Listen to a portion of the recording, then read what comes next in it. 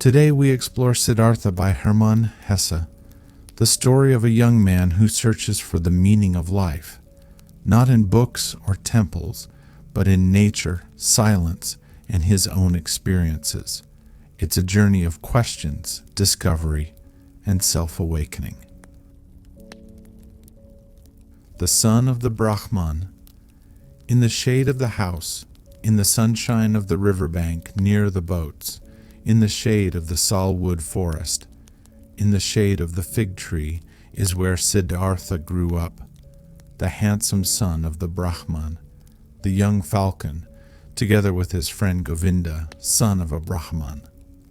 The sun tanned his light shoulders by the banks of the river when bathing, performing the sacred ablutions, the sacred offerings.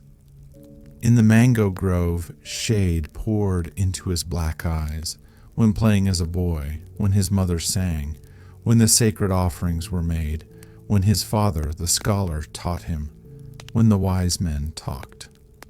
For a long time, Siddhartha had been partaking in the discussions of the wise men, practicing debate with Govinda, practicing with Govinda the art of reflection, the service of meditation. He already knew how to speak the Om silently, the word of words, to speak it silently into himself while inhaling, to speak it silently out of himself while exhaling with all the concentration of his soul, the forehead surrounded by the glow of the clear thinking spirit.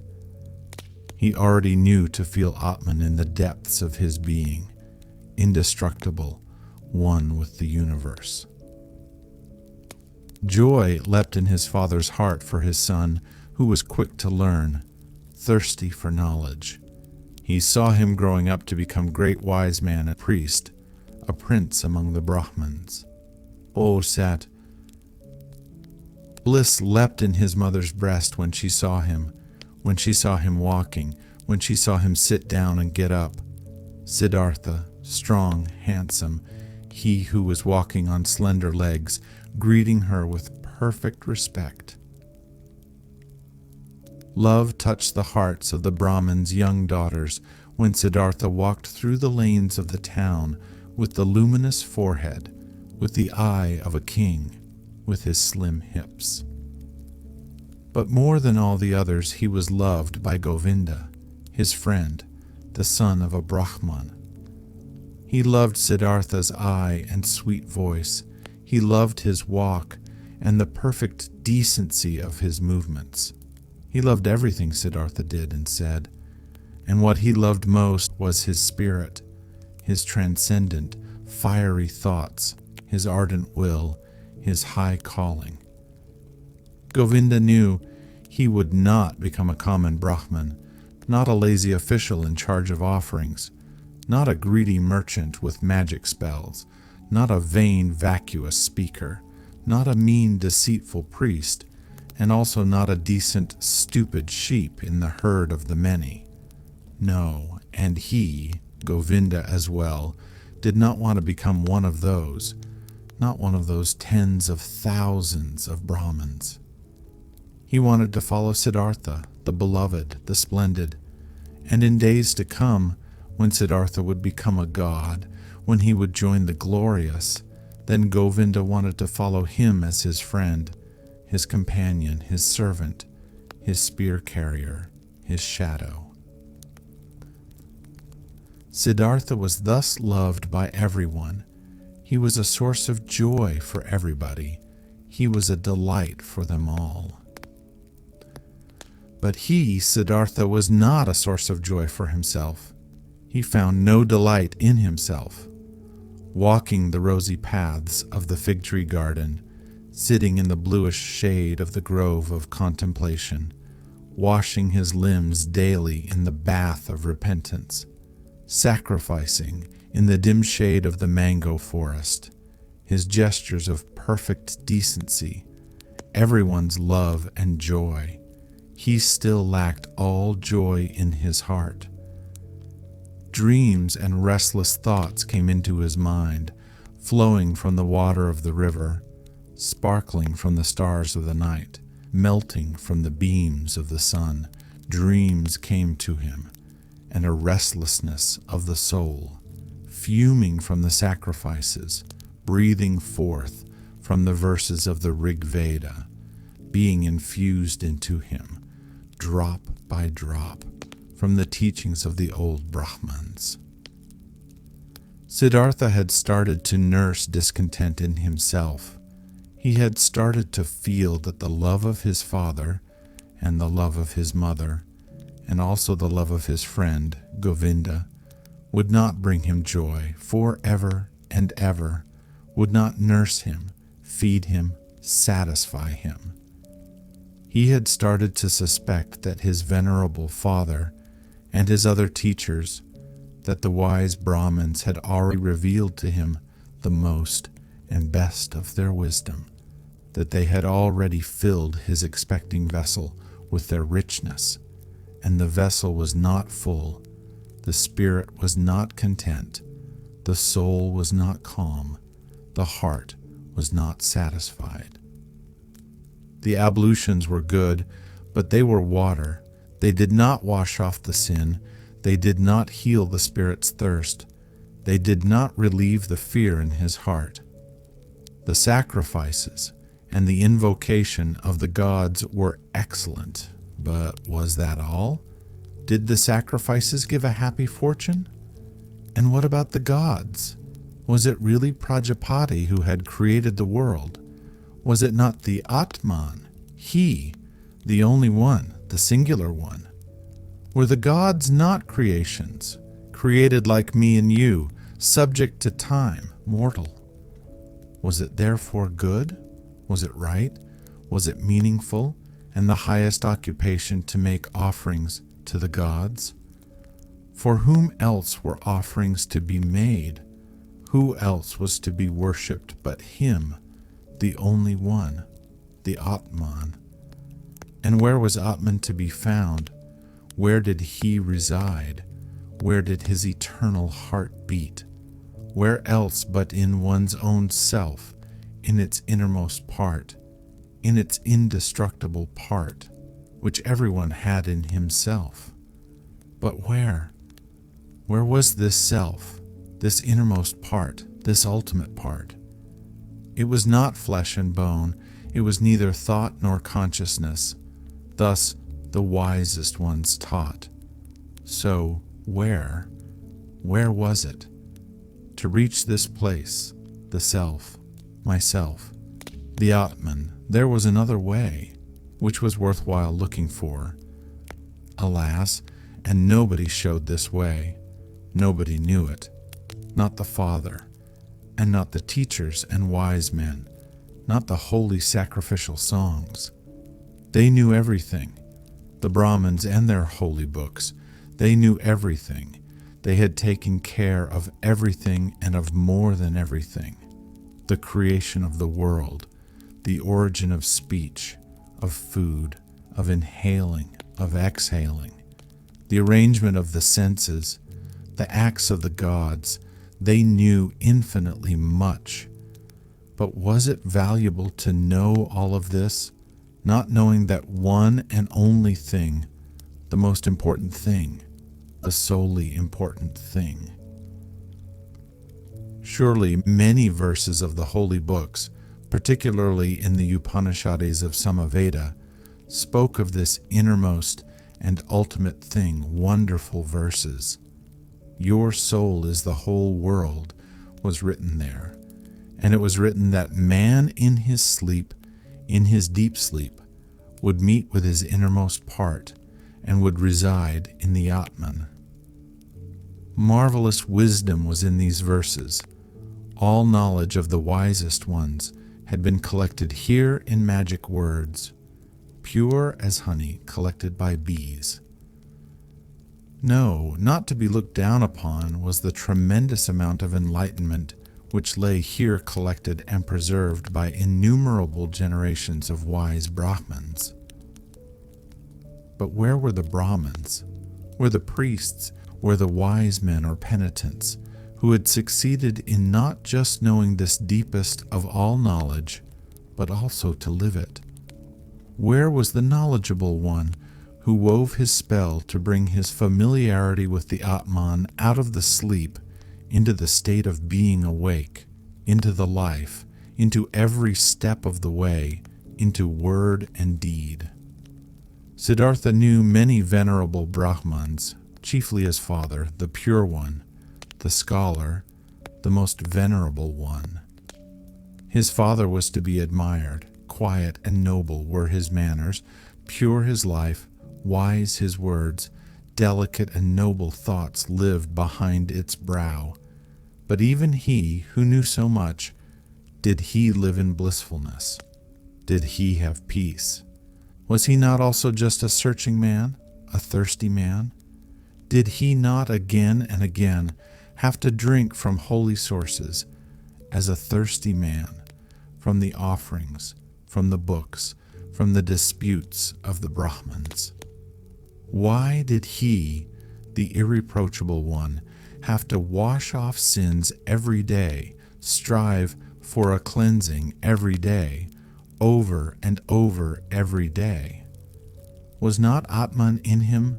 Did not the pristine source spring from his heart?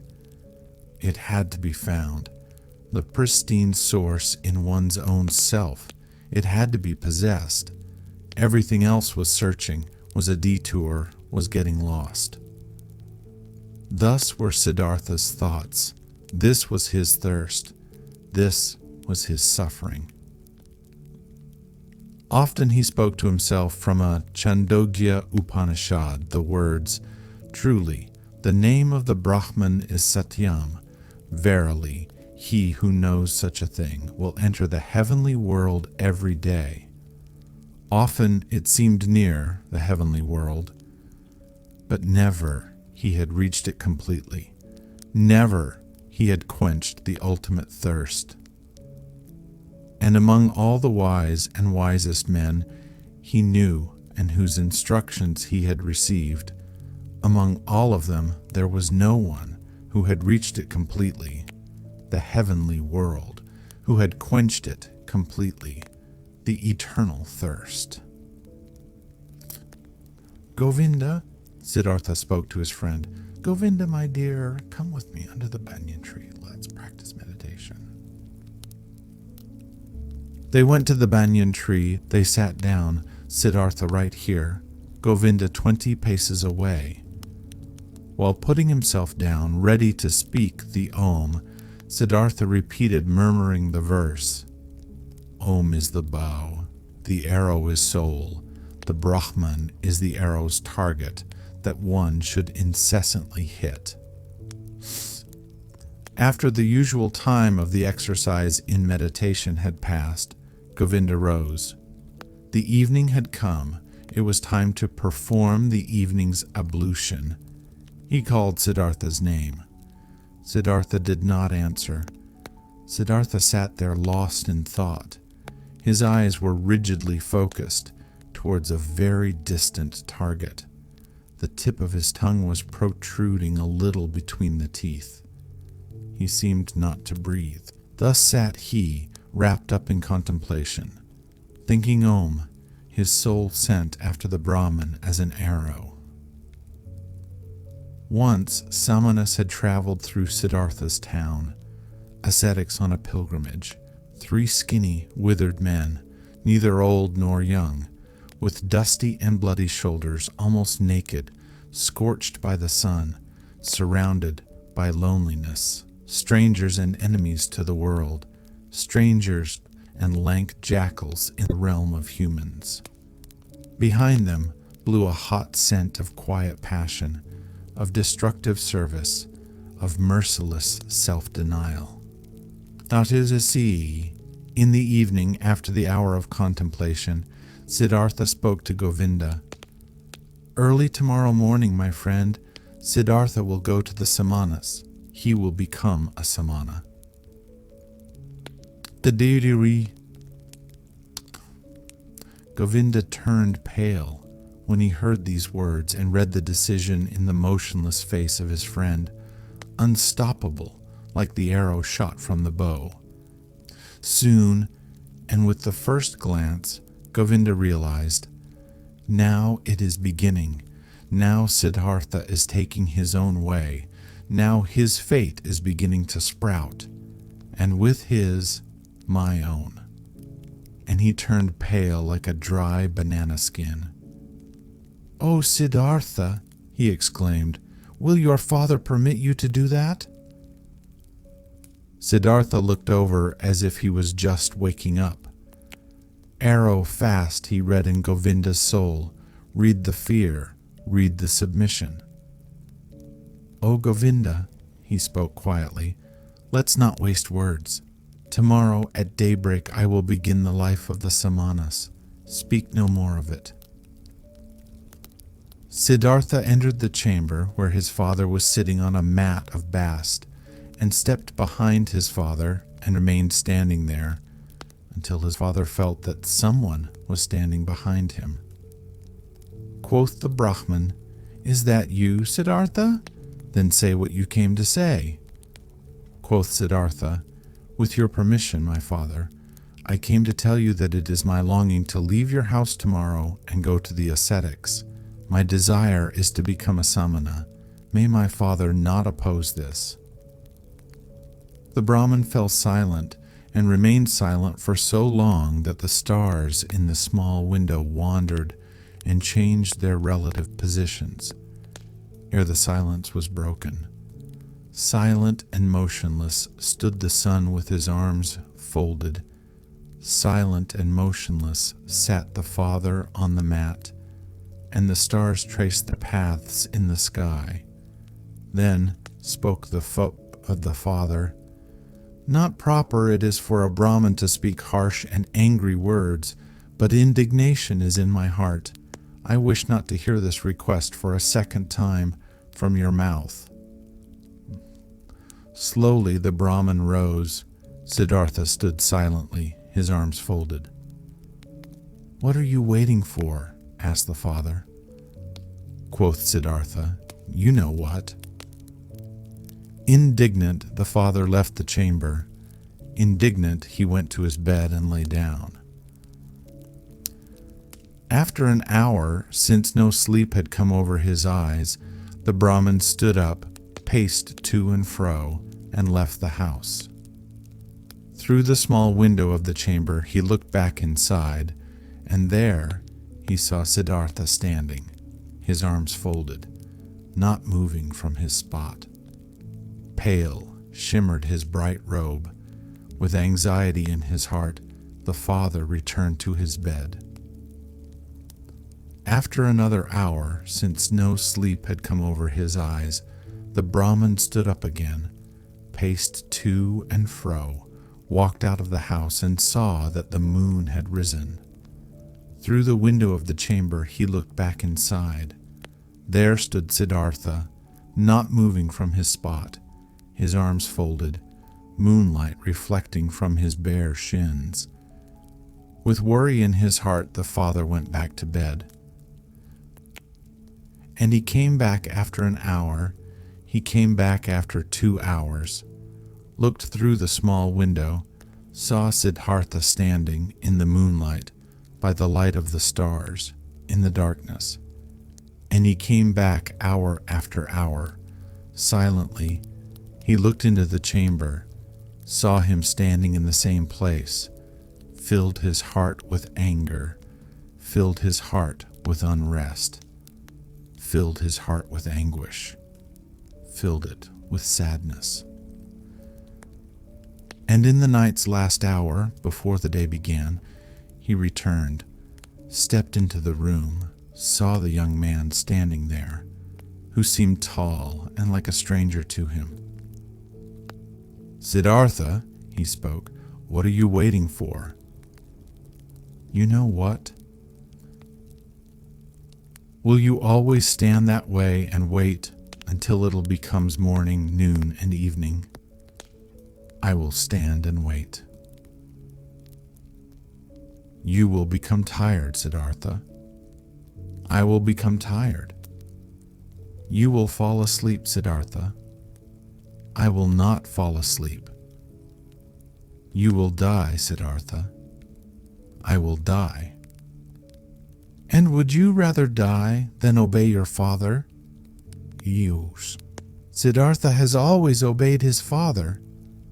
So will you abandon your plan? Siddhartha will do what his father will tell him to do. The first light of day shone into the room. The Brahmin saw that Siddhartha was trembling softly in his knees. In Siddhartha's face, he saw no trembling. His eyes were fixed on a distant spot. Then his father realized that even now Siddhartha no longer dwelt with him in his home, that he had already left him. At Turton? The father touched Siddhartha's shoulder. You will, he spoke, go into the forest and be a samana.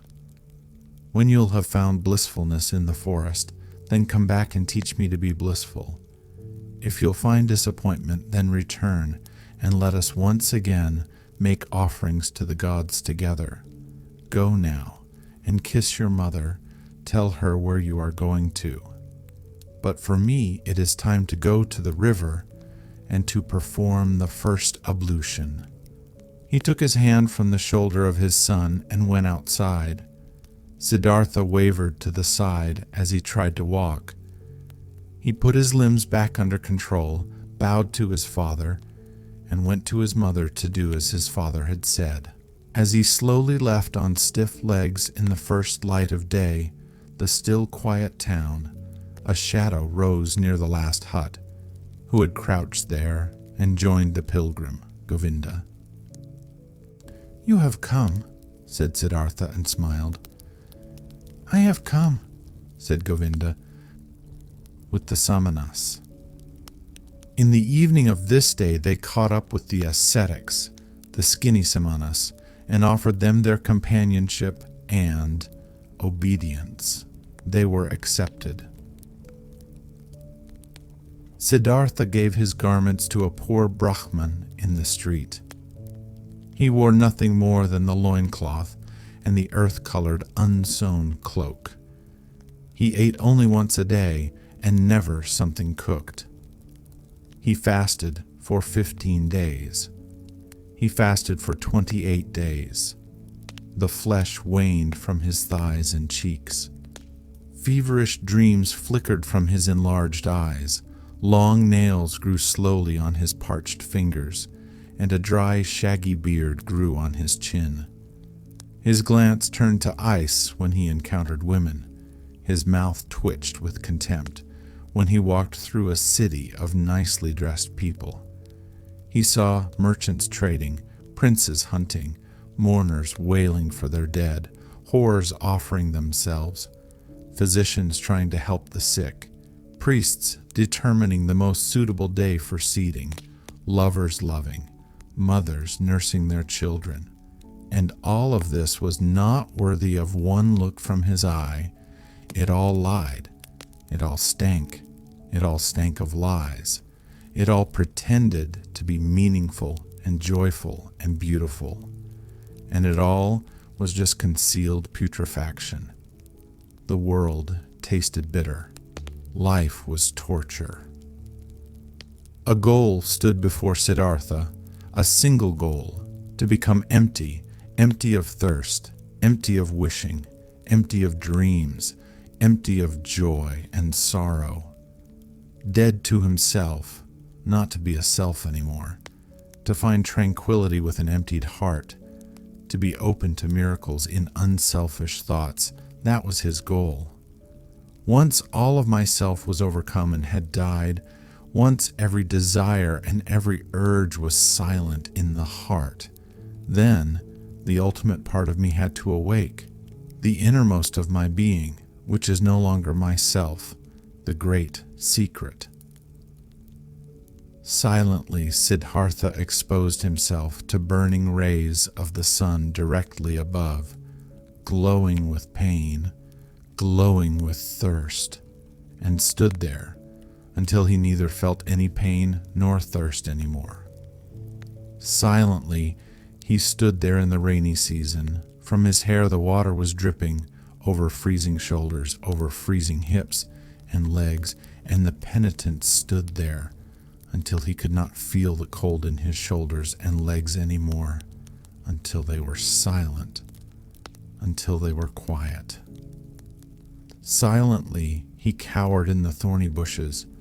Blood dripped from the burning skin, from festering wounds dripped pus, and Siddhartha stayed rigidly, stayed motionless, until no blood flowed anymore, until nothing stung anymore, until nothing burned anymore. Denanotin first denantin tidist.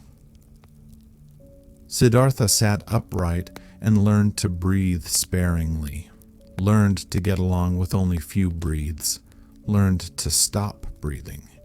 He learned, beginning with the breath, to calm the beat of his heart, learned to reduce the beats of his heart until they were only a few and almost none. Soto.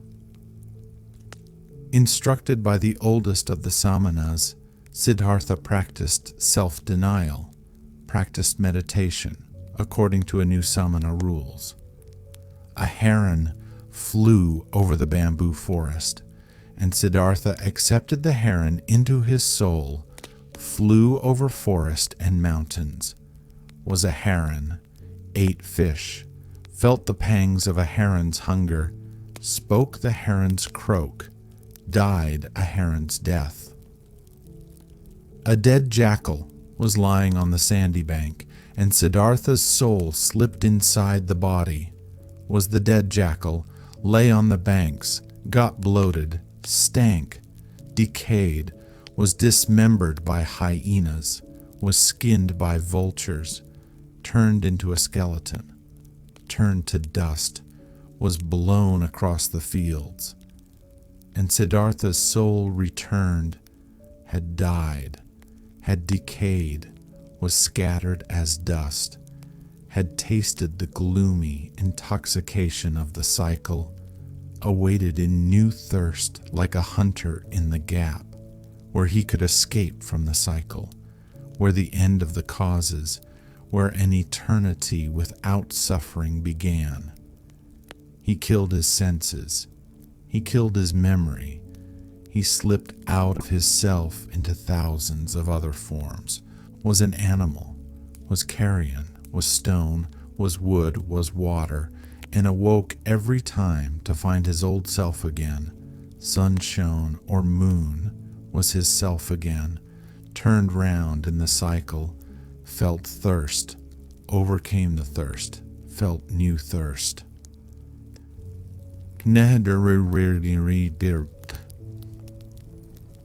Siddhartha learned a lot when he was with the samanas. Many ways leading away from the self he learned to go. He went the way of self-denial by means of pain, through voluntarily suffering and overcoming pain, hunger, thirst, tiredness. He went the way of self-denial by means of meditation, through imagining the mind to be void of all conceptions. These and other ways he learned to go. 1,000 times he left his self. For hours and days he remained in the non-self. But though the ways led away from the self, their end nevertheless always led back to the self. Though Siddhartha fled from the self 1,000 times, stayed in nothingness, stayed in the animal, in the stone, the return was inevitable. Inescapable was the hour when he found himself back in the sunshine or in the moonlight, in the shade or in the rain, and was once again his self, and Siddhartha, and again felt the agony of the cycle which had been forced upon him. By his side lived Govinda, his shadow, walked the same paths, undertook the same efforts. They rarely spoke to one another than the service and the exercises required. Occasionally the two of them went through the villages to beg for food for themselves and their teachers. "How do you think, Govinda?"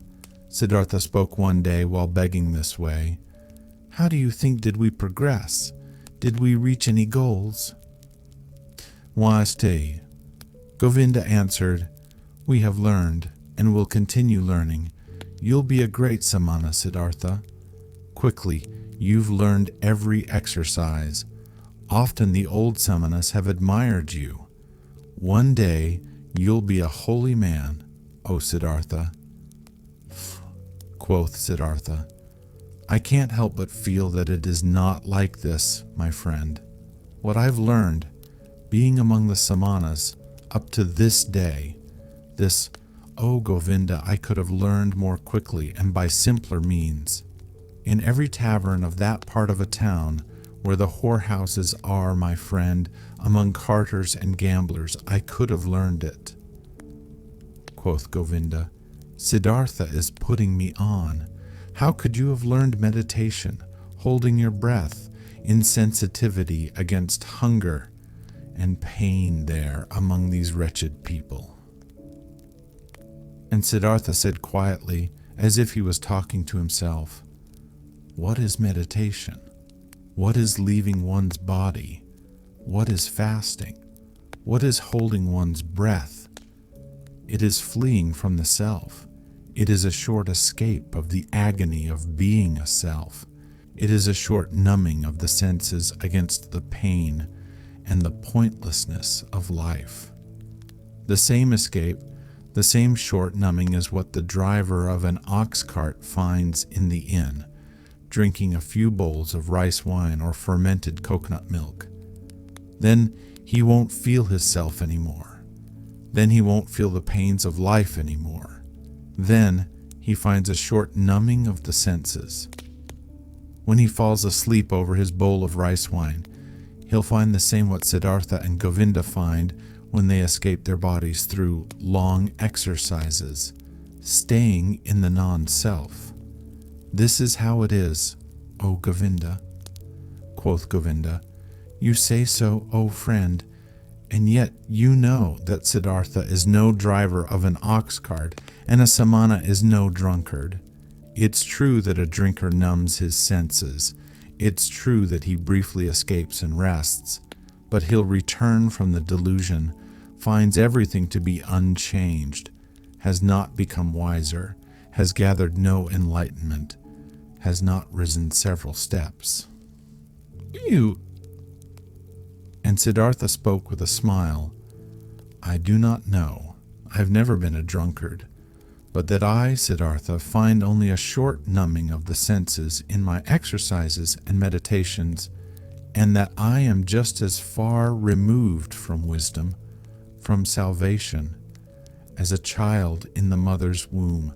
This I know, O Govinda, this I know. And once again, another time, when Siddhartha left the forest together with Govinda to beg for some food in the village for their brothers and teachers, Siddhartha began to speak and said, What now, O Govinda? Might we be on the right path? Might we get closer to enlightenment? Might we get closer to salvation? Or do we perhaps live in a circle? We who have thought we were escaping the cycle. Quoth Govinda, We have learned a lot, Siddhartha. There is still much to learn.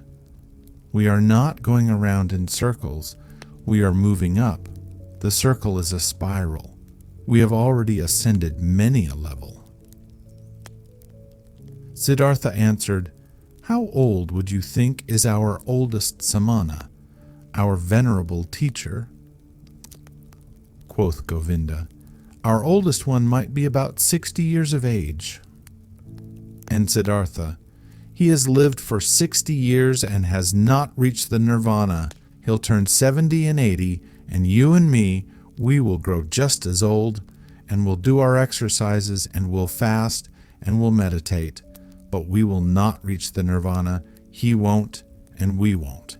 O Govinda, I believe out of all the samanas out there, perhaps not a single one will reach the nirvana. We find comfort, we find numbness, we learn feats to deceive others. But the most important thing, the path of paths, we will not find. If you only, spoke Govinda, wouldn't speak such terrible words, Siddhartha. How could it be that among so many learned men, among so many Brahmins, among so many austere and venerable samanas, among so many who are searching, so many who are eagerly trying, so many holy men, no one will find the path of paths? But Siddhartha said in a voice which contained just as much sadness as mockery, with a quiet, a slightly sad, a slightly mocking voice, "Soon, Govinda, your friend will leave the path of the samanas. He has walked along your side for so long. I'm suffering of thirst, O Govinda, and on this long path of a samana, my thirst has remained as strong as ever. I always thirsted for knowledge. I have always been full of questions. I have asked the Brahmins year after year, and I have asked the holy Vedas year after year, and I have asked the devout samanas year after year. Perhaps, O Govinda, it had been just as well, had been just as smart and just as profitable, if I had asked the hornbill bird or the chimpanzee. It took me a long time, and I'm not finished learning this yet. O Govinda, that there is nothing to be learned. There is indeed no such thing, so I believe, as what we refer to as a learning. There is, O my friend, just one knowledge. This is everywhere. This is Atman. This is within me and within you and within every creature. And so I'm starting to believe that this knowledge has no worser enemy than the desire to know it, than learning." At this, Govinda stopped on the path, rose his hands, and spoke. "If you, Siddhartha, only would not bother your friend with this kind of talk. Truly, you words stir up fear in my heart. And just consider, what would become of the sanctity of prayer? What of the venerability of the Brahmin's caste? What of the holiness of the samanas, if it was as you say, if there was no learning? What, O Siddhartha, what would then become of all of this? What is holy?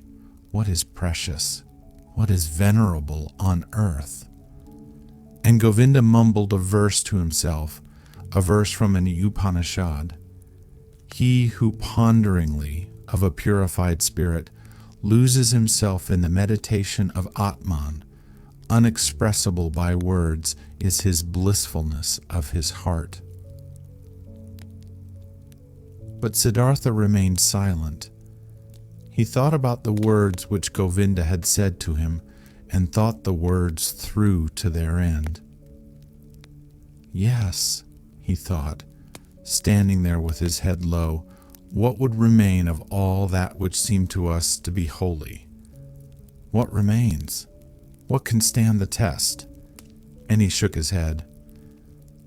At one time, when the two young men had lived among the samanas for about 3 years and had shared their exercises, some news, a rumor, a myth reached them after being retold many times.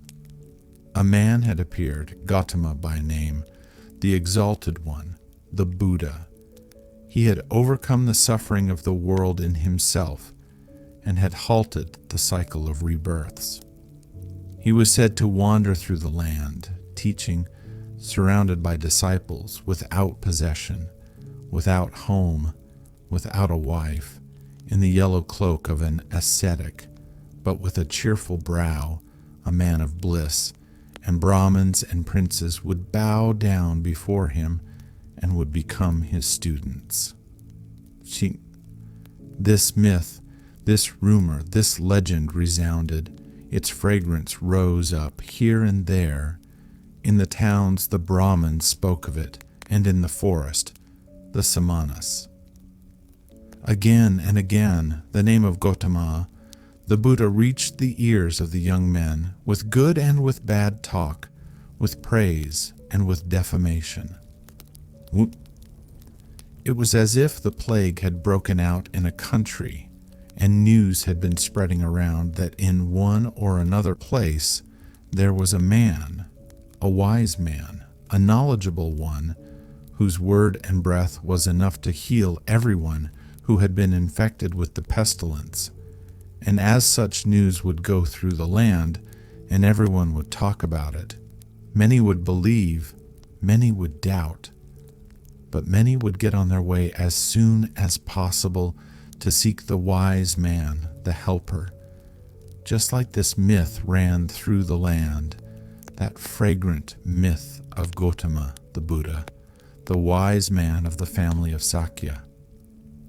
He possessed, so the believers said, the highest enlightenment.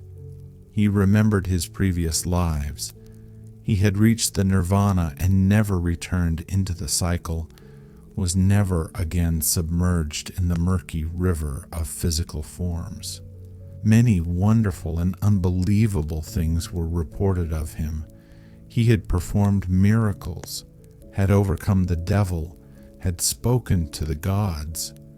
But his enemies and disbelievers said, this Gautama was a vain seducer who spent his days in luxury, scorned the offerings, was without learning, and knew neither exercises nor self-castigation. The myth of Buddha sounded sweet. The scent of magic flowed from these reports. After all, the world was sick, life was hard to bear, and behold, here a source seemed to spring forth. Here a messenger seemed to call out, comforting, mild, full of noble promises. Everywhere where the rumor of Buddha was heard, everywhere in the lands of India, the young men listened up, felt a longing, felt hope, and among the Brahman sons of the towns and villages, every pilgrim and stranger was welcome when he brought news of him, the exalted one, the Sakyamuni. The myth had also reached the Samanas in the forest, and also Siddhartha, and also Govinda, slowly, drop by drop, every drop laden with hope, every drop laden with doubt. They rarely talked about it because the oldest one of the Samanas did not like this myth. He had heard that this alleged Buddha used to be an ascetic before and had lived in the forest, but had then turned back to luxury and worldly pleasures, and he had no high opinion of this Gautama. "O Siddhartha," Govinda spoke one day to his friend, "today I was in the village, and a Brahmin invited me into his house, and in his house there was the son of a Brahmin from Magadha, who has seen the Buddha with his own eyes and has heard him teach. Verily, this made my chest ache when I breathed, and thought to myself, if only I would too, if only we both would too, Siddhartha and me, live to see the hour when we will hear the teachings from the mouth of this perfected man. Speak, friend, wouldn't we want to go there too and listen to the teachings from the Buddha's mouth?" Quoth Siddhartha, "Always, O Govinda, I had thought Govinda would stay with the Samanas. Always I had believed his goal was to live to be 60 and 70 years of age, and to keep on practicing those feats and exercises which are becoming a samana. But behold, I had not known Govinda well enough. I knew little of his heart. So now you, my faithful friend, want to take a new path and go there, where the Buddha spreads his teachings." Quoth Govinda, "You're mocking me. Mock me if you like, Siddhartha. But have you not also developed a desire and eagerness to hear these teachings? And have you not at one time said to me, you would not walk the path of the Samanas for much longer?" At this, Siddhartha laughed in his very own manner, in which his voice assumed a touch of sadness and a touch of mockery, and said, "Well, Govinda, you've spoken well, you've remembered correctly. If you only remembered the other thing as well, you've heard from me, which is that I have grown distrustful and tired against teachings and learning, and that my faith in words, which are brought to us by teachers, is small. But let's do it, my dear. I am willing to listen to these teachings, though in my heart I believe that we've already tasted the best fruit of these teachings. Quoth Govinda, your willingness delights my heart. But tell me, how should this be possible? How should the Gautama's teachings, even before we have heard them, have already revealed their best fruit to us? Quoth Siddhartha, let us eat this fruit and wait for the rest, O Govinda. But this fruit, which we already now received thanks to the Gautama, consisted in him calling us away from the samanas. Whether he has also other and better things to give us, O friend, let us await with calm hearts. On this very same day, Siddhartha informed the oldest one of the samanas of his decision that he wanted to leave him. He informed the oldest one with all the courtesy and modesty becoming to a younger one and a student. But the samana became angry because the two young men wanted to leave him and talked loudly and used crude swear words. Govinda was startled and became embarrassed, but Siddhartha put his mouth close to Govinda's ear and whispered to him, now, I want to show the old man that I've learned something from him. Positioning himself closely in front of the samana with a concentrated soul, he captured the old man's glance with his glances, deprived him of his power, made him mute, took away his free will, subdued him under his own will, commanded him to do silently whatever he demanded him to do. The old man became mute, his eyes became motionless, his will was paralyzed, his arms were hanging down. Without power, he had fallen victim to Siddhartha's spell. But Siddhartha's thoughts brought the samana under their control. He had to carry out what they commanded. And thus, the old man made several bows, performed gestures of blessing, spoke stammeringly a godly wish for a good journey. And the young men returned the bows with thanks, returned the wish, went on their way with salutations. On the way, Govinda said, O Siddhartha, you have learned more from the samanas than I knew. It is very hard to cast a spell on an old samana. Truly, if you had stayed there, you would soon have learned to walk on water. I do not seek to walk on water, said Siddhartha.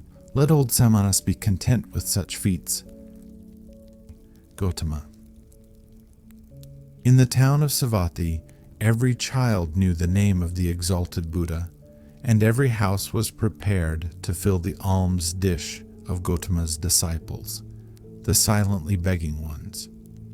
Near the town was Gautama's favorite place to stay, the grove of Jetavana, which the rich merchant Anathapindika, an obedient worshipper of the Exalted One, had given him and his people for a gift. All tales and answers which the two young ascetics had received in their search for Gautama's abode had pointed them towards this area, and arriving at Savatthi in the very first house, before the door of which they stopped to beg, food has been offered to them, and they accepted the food, and Siddhartha asked the woman who handed them the food, We would like to know, O charitable one, where the Buddha dwells, the most venerable one, for we are two samanas from the forest and have come to see him, the perfected one, and to hear the teachings from his mouth. Quoth the woman, Here, you have truly come to the right place, you samanas from the forest. You should know in Jetavana, in the garden of Anathapindika, is where the Exalted One dwells. There you pilgrims shall spend the night, for there is enough space for the innumerable who flock here to hear the teachings from his mouth. This made Govinda happy, and full of joy he exclaimed, Well so, Thus we have reached our destination, and our path has come to an end. But tell us, O Mother of the Pilgrims, do you know him, the Buddha? Have you seen him with your own eyes?" Quoth the woman, "Many times I have seen him, the Exalted One. On many days I have seen him, walking through the alleys in silence, wearing his yellow cloak, presenting his alms dish in silence at the doors of the houses, leaving with a filled dish." Delightedly, Govinda listened and wanted to ask and hear much more, but Siddhartha urged him to walk on. They thanked and left, and hardly had to ask for directions, for rather many pilgrims and monks as well from Gautama's community were on their way to the Jetavana. And since they reached it at night, there were constant arrivals, shouts, and talk of those who sought shelter and got it. The two samanas, accustomed to life in the forest, found quickly and without making any noise a place to stay, and rested there until the morning. At sunrise they saw with astonishment what a large crowd of believers and curious people had spent the night here. On all paths of the marvelous grove, monks walked in yellow robes. Under the trees they sat here and there in deep contemplation, or in a conversation about spiritual matters. The shady gardens looked like a city, full of people, bustling like bees. The majority of the monks went out with their alms dish to collect food in town for their lunch, the only meal of the day. The Buddha himself, the enlightened one, was also in the habit of taking this walk to beg in the morning.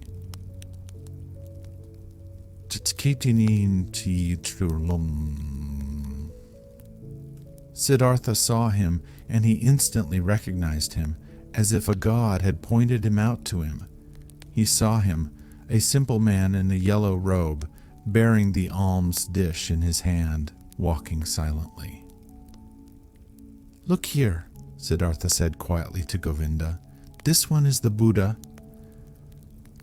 Attentively, Govinda looked at the monk in the yellow robe, who seemed to be in no way different from the hundreds of other monks. And soon, Govinda also realized, this is the one. And they followed him and observed him. The Buddha went on his way modestly and deep in his thoughts. His calm face was neither happy nor sad. It seemed to smile quietly and inwardly. With a hidden smile, quiet, calm, somewhat resembling a healthy child, the Buddha walked, wore the robe, and placed his feet just as all of his monks did, according to a precise rule. But his face and his walk, his quietly lowered glance, his quietly dangling hand, and even every finger of his quietly dangling hand expressed peace, expressed perfection, did not search, did not imitate, breathed softly in an unwithering calm, in an unwithering light, an untouchable peace. Thus Gautama walked towards the town to collect alms, and the two samanas recognized him solely by the perfection of his calm, by the quietness of his appearance, in which there was no searching, no desire, no imitation, no effort to be seen, only light and peace. "Today we'll hear the teachings from his mouth," said Govinda. Siddhartha did not answer. He felt little curiosity for the teachings.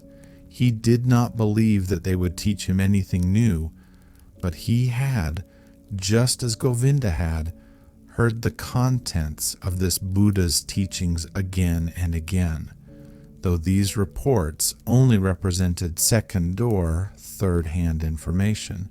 But attentively he looked at Gautama's head, his shoulders, his feet, his quietly dangling hand, and it seemed to him as if every joint of every finger of this hand was of these teachings, spoke of, breathed of, exhaled the fragrant of, glistened of truth. This man, this Buddha, was truthful down to the gesture of his last finger. This man was holy. Never before Siddhartha had venerated a person so much. Never before he had loved a person as much as this one. They both followed the Buddha until they reached the town and then returned in silence, for they themselves intended to abstain from on this day. They saw Gautama returning. What he ate could not even have satisfied a bird's appetite, and they saw him retiring into the shade of the mango trees. But in the evening, when the heat cooled down and everyone in the camp started to bustle about and gathered around, they heard the Buddha teaching. They heard his voice, and it was also perfected, was of perfect calmness, was full of peace. Gautama taught the teachings of suffering, of the origin of suffering, of the way to relieve suffering. Calmly and clearly, his quiet speech flowed on. Suffering was life. Full of suffering was the world, but salvation from suffering had been found. Salvation was obtained by him who would walk the path of the Buddha. With a soft yet firm voice, the Exalted One spoke, taught the 4 main doctrines, taught the Eightfold Path. Patiently he went the usual path of the teachings, of the examples, of the repetitions. Brightly and quietly his voice hovered over the listeners, like a light, like a starry sky. When the Buddha, night had already fallen, ended his speech, many a pilgrim stepped forward and asked to be accepted into the community, sought refuge in the teachings, and Gautama accepted them by speaking. You have heard the teachings well. It has come to you well. Thus join us and walk in holiness to put an end to all suffering. Behold, then Govinda the Shy One also stepped forward and spoke. I also take my refuge in the Exalted One and his teachings. And he asked to be accepted into the community of his disciples, and was accepted. Right afterwards, when the Buddha had retired for the night, Govinda turned to Siddhartha and spoke eagerly. Siddhartha, it is not my place to scold you. We have both heard the Exalted One. We have both perceived the teachings. Govinda has heard the teachings. He has taken refuge in it. But you, my honored friend, don't you also want to walk the path of salvation? Would you want to hesitate? Do you want to wait any longer? Siddhartha awakened as if he had been asleep when he heard Govinda's words. For a long time he looked into Govinda's face. Then he spoke quietly, in a voice without mockery. Govinda, my friend, now you have taken this step. Now you have chosen this path. Always, O Govinda, you've been my friend. You've always walked one step behind me. Often I have thought, won't Govinda for once also take a step by himself without me, out of his own soul? Behold, now you've turned into a man, and are choosing your path for yourself. I wish that you would go it up to its end, O my friend, that you shall find salvation. Govinda, not completely understanding it yet, repeated his question in an impatient tone. Speak up, I beg you, my dear. Tell me, since it could not be any other way, that you also, my learned friend, will take your refuge with the exalted Buddha. Siddhartha placed his hand on Govinda's shoulder. You failed to hear my good wish for you, O Govinda. I'm repeating it. I wish that you would go this path up to its end, that you shall find salvation. In this moment, Govinda realized that his friend had left him, and he started to weep. "Siddhartha!" he exclaimed lamentingly. Siddhartha kindly spoke to him. "Don't forget, Govinda, that you are now one of the samanas of the Buddha. You have renounced your home and your parents, renounced your birth and possessions, renounced your free will, renounced all friendship.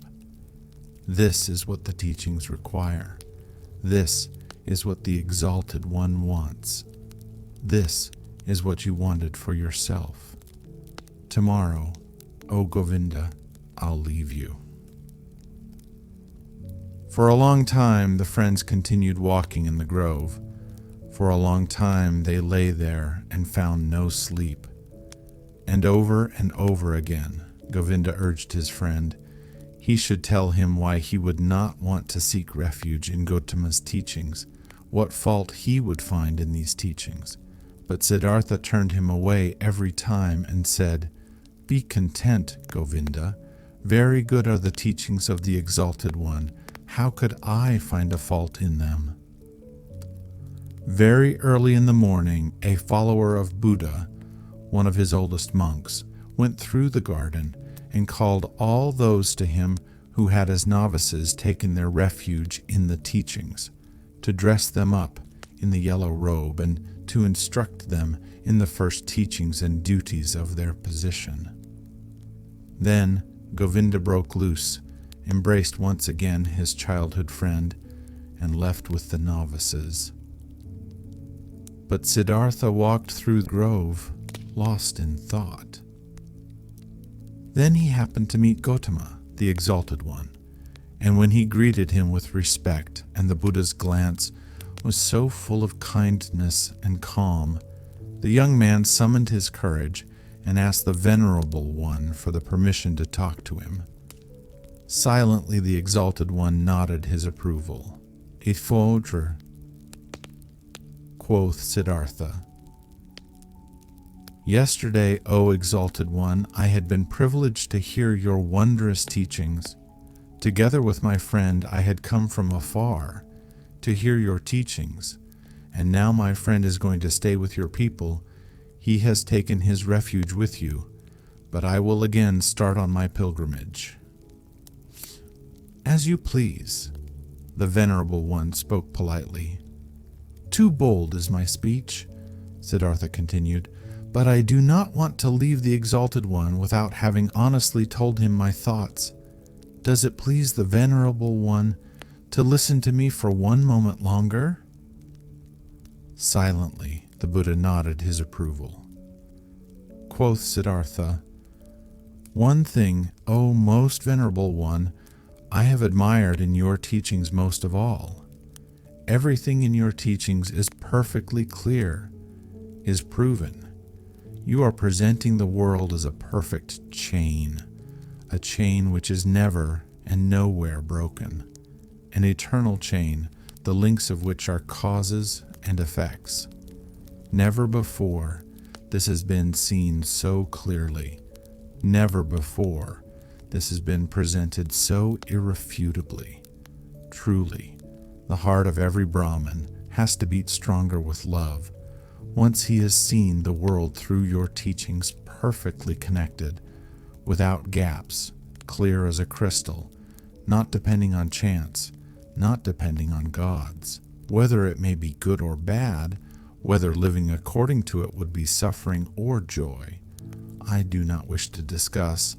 Possibly this is not essential, but the uniformity of the world, that everything which happens is connected, that the great and the small things are all encompassed by the same forces of time, by the same law of causes, of coming into being and of dying. This is what shines brightly out of your exalted teachings, O perfected one. But according to your very own teachings, this unity and necessary sequence of all things is nevertheless broken in one place, through a small gap, that this world of unity is invaded by something alien, something new, something which had not been there before, and which cannot be demonstrated and cannot be proven. These are your teachings of overcoming the world. of salvation. But with this small gap, with this small breach, the entire eternal and uniform law of the world is breaking apart again and becomes void. Please forgive me for expressing this objection. Quietly, Gautama had listened to him, unmoved. Now he spoke, the perfected one, with his polite and clear voice. You've heard the teachings, O son of a Brahman, and good for you that you've thought about it thus deeply. You've found a gap in it, an error. You should think about this further. But be warned, O seeker of knowledge, of the thicket of opinions and of arguing about words. There is nothing to opinions. They may be beautiful or ugly, smart or foolish. Everyone can support them or discard them. But the teachings you've heard from me are no opinion, and their goal is not to explain the world to those who seek knowledge. They have a different goal. Their goal is salvation from suffering. This is what Gautama teaches, nothing else. Bookworm, I wish that you, O exalted one, would not be angry with me, said the young man. I have not spoken to you like this to argue with you, to argue about words. You are truly right. There is little to opinions. But let me say this one more thing. I have not doubted in you for a single moment. I have not doubted for a single moment that you are Buddha, that you have reached the goal, the highest goal, towards which so many thousands of Brahmins and sons of Brahmins are on their way. You have found salvation from death. It has come to you in the course of your own search, on your own path, through thoughts, through meditation, through realizations, through enlightenment. It has not come to you by means of teachings. And thus is my thought, O exalted one, nobody will obtain salvation by means of teachings.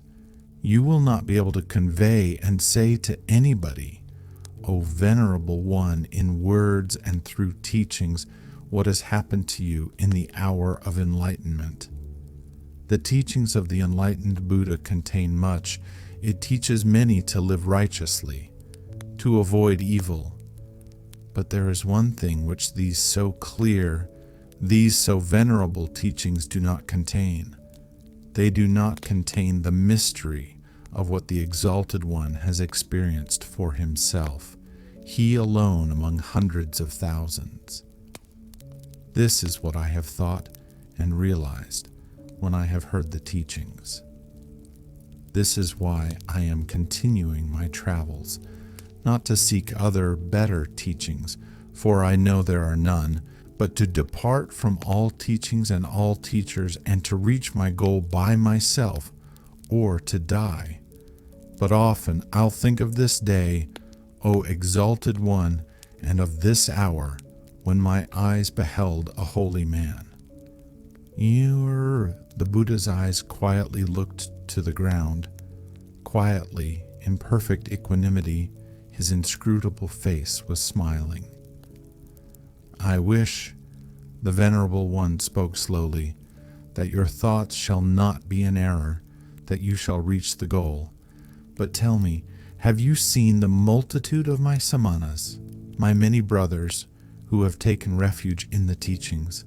And do you believe, O stranger, O samana, do you believe that it would be better for them all to abandon the teachings and to return into the life, the world, and of desires? Far is such a thought from my mind, exclaimed Siddhartha. I wish that they shall all stay with the teachings, that they shall reach their goal. It is not my place to judge another person's life.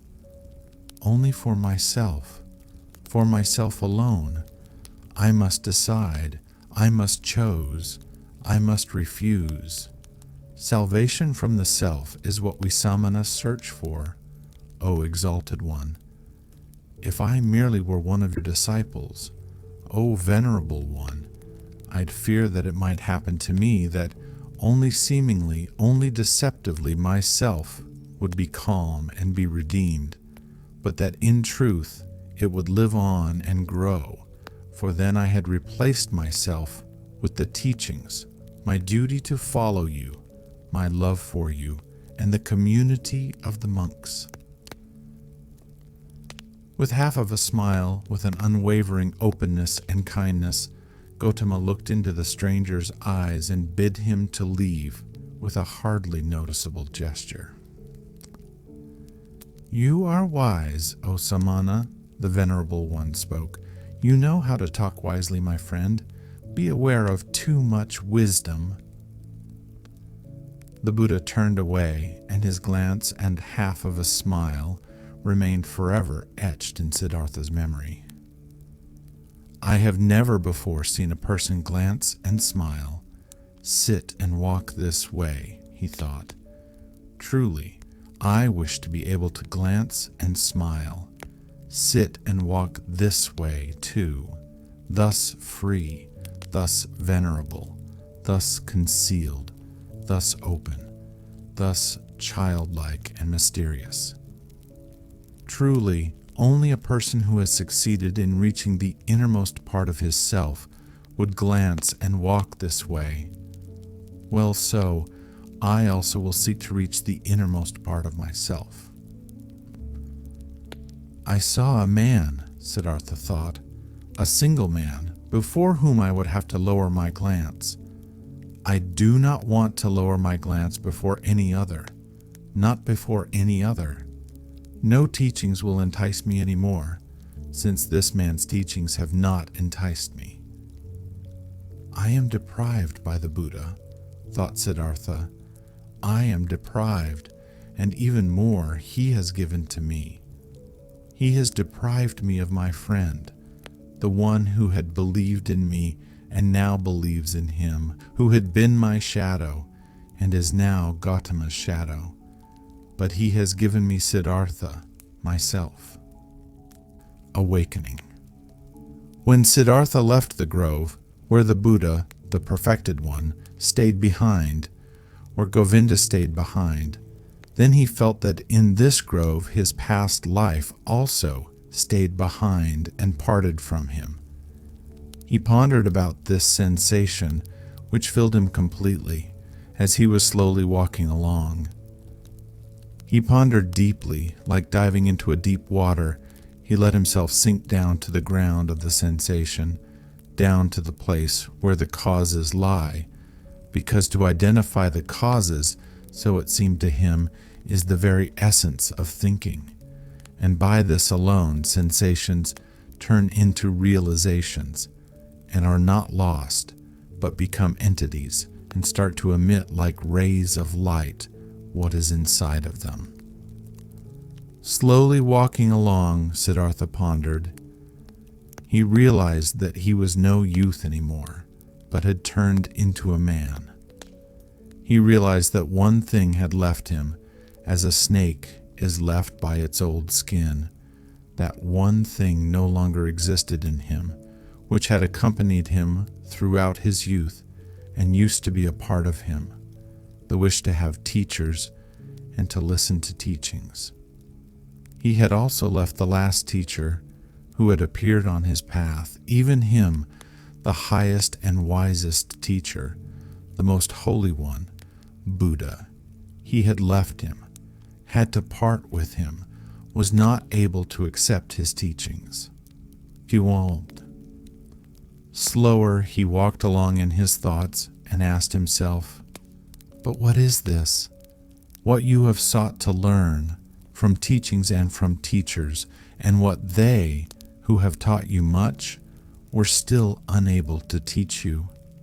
And he found it was the self, the purpose and essence of which I sought to learn. It was the self I wanted to free myself from, which I sought to overcome. But I was not able to overcome it, could only deceive it, could only flee from it, only hide from it. Truly, no thing in this world has kept my thoughts thus busy, as this my very own self, this mystery of me being alive, of me being one and being separated and isolated from all others, of me being Siddhartha, and there is no thing in this world I know less about than about me, about Siddhartha. Having been pondering while slowly walking along, he now stopped as these thoughts caught hold of him, and right away another thought sprang forth from these, a new thought, which was that I know nothing about myself, that Siddhartha has remained thus alien and unknown to me, stems from one cause, a single cause. I was afraid of myself. I was fleeing from myself. I searched Atman. I searched Brahman. I was willing to dissect myself and peel off all of its layers to find the core of all peels in its unknown interior, the Atman, life, the divine part, the ultimate part. But I have lost myself in the process. Siddhartha opened his eyes and looked around. A smile filled his face, and a feeling of awakening from long dreams flowed through him from his head down to his toes. And it was not long before he walked again, walked quickly, like a man who knows what he has got to do. Oh, he thought, taking a deep breath, now I would not let Siddhartha escape from me again. No longer. I want to begin my thoughts and my life with Atman and with the suffering of the world. I do not want to kill and dissect myself any longer to find a secret behind the ruins. Neither Yoga Veda shall teach me any more, nor Atharva Veda, nor the ascetics, nor any kind of teachings. I want to learn from myself, want to be my student, want to get to know myself. The secret of Siddhartha. He looked around as if he was seeing the world for the first time. Beautiful was the world, colorful was the world, strange and mysterious was the world. Here was blue, here was yellow, here was green. The sky and the river flowed. The forest and the mountains were rigid. All of it was beautiful. All of it was mysterious and magical, and in its midst was he, Siddhartha, the awakening one, on the path to himself. All this yellow and blue, river and forest, entered Siddhartha for the first time through the eyes, was no longer a spell of Mara, was no longer the veil of Maya, was no longer a pointless and coincidental diversity of mere appearances, despicable to the deeply thinking Brahman, who scorns diversity, who seeks unity. Blue was blue, river was river, and if also in the blue and the river, in Siddhartha, the singular and divine lived hidden, so it was still that very divinity's way and purpose, to be here yellow, here blue, there sky, there forest, and here Siddhartha.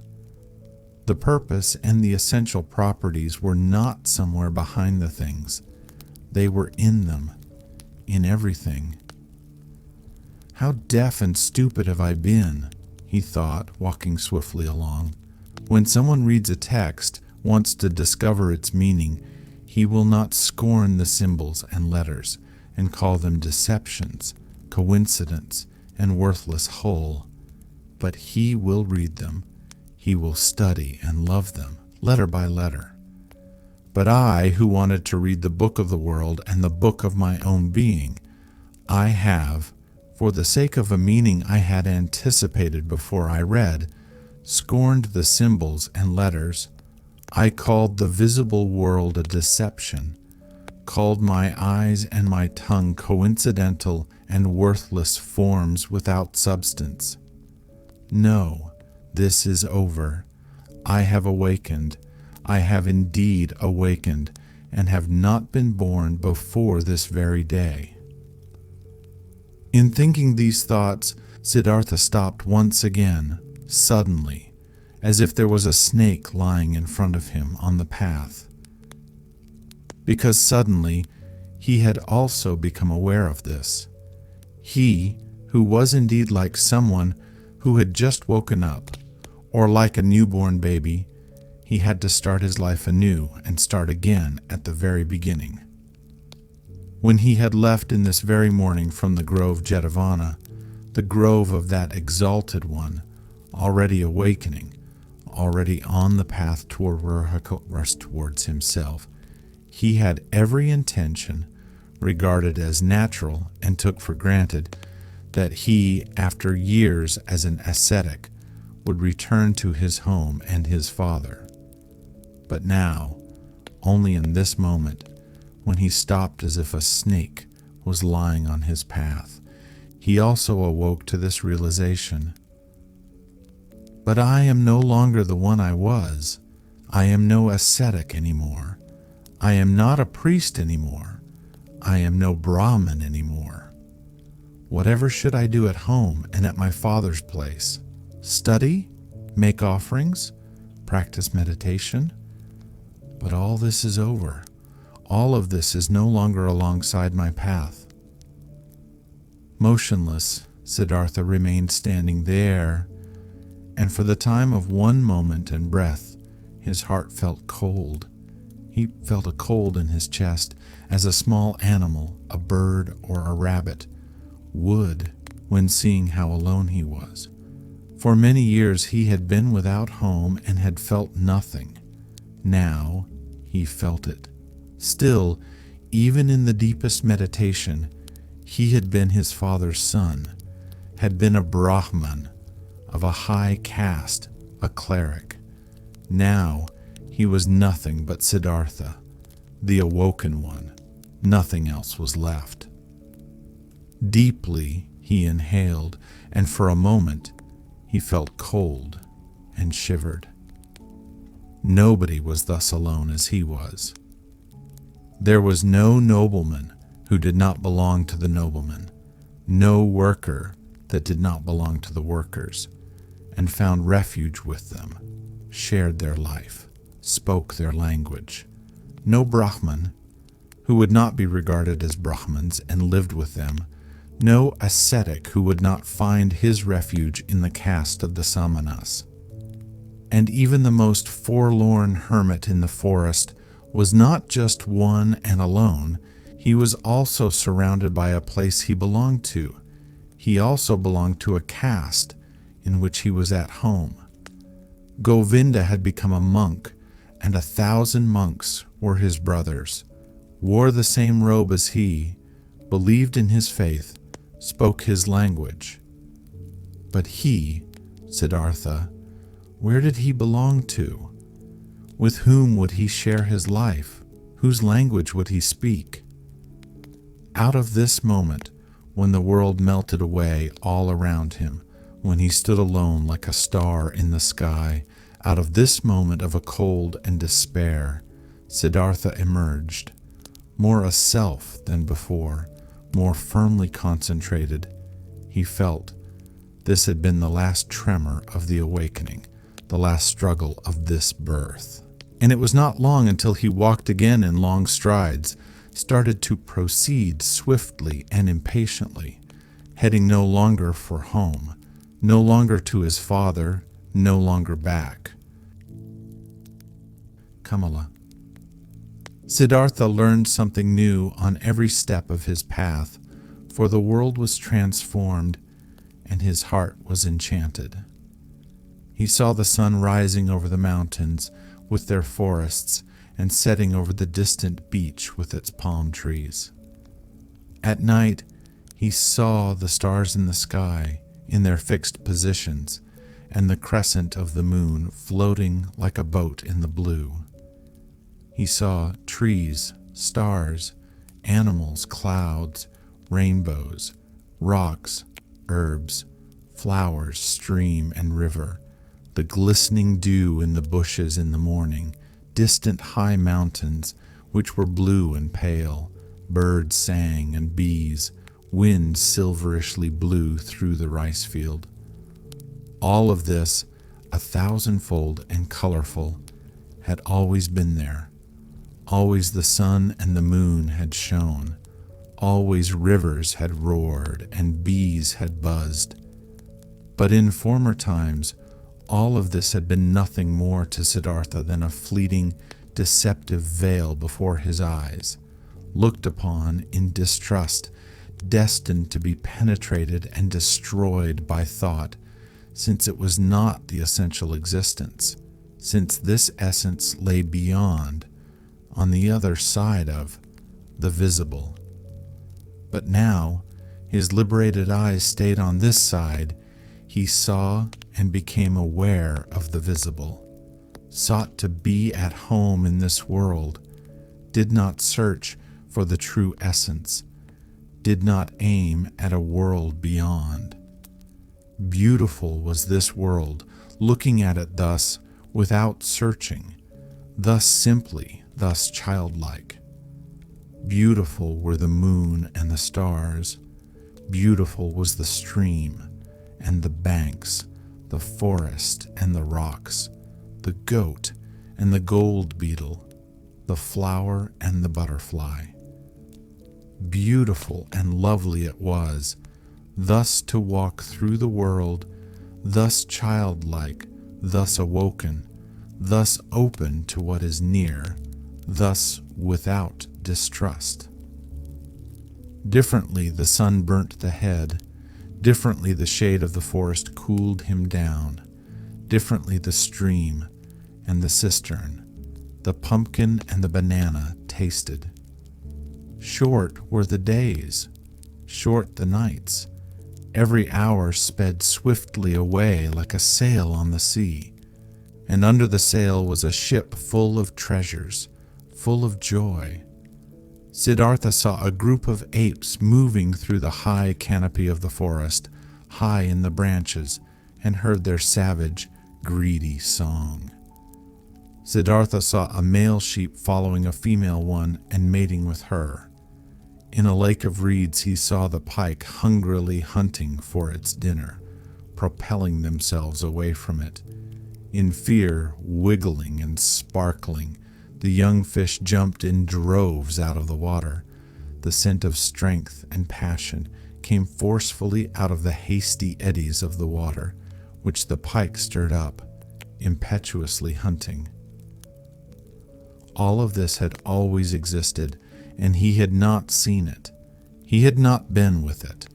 Now he was with it. He was part of it. Light and shadow ran through his eyes. Stars and moon ran through his heart. On the way, Siddhartha also remembered everything he had experienced in the garden Jetavana, the teaching he had heard there, the divine Buddha, the farewell from Govinda, the conversation with the Exalted One. Again, he remembered his own words. He had spoken to the Exalted One, every word, and with astonishment, he became aware of the fact that there he had said things which he had not really known yet at this time.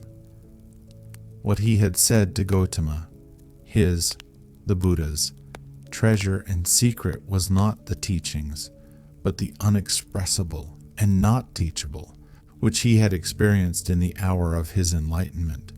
It was nothing but this very thing which he had now gone to experience, what he now began to experience. Now he had to experience his self. It is true that he had already known for a long time that his self was Atman, in its essence bearing the same eternal characteristics as Brahman.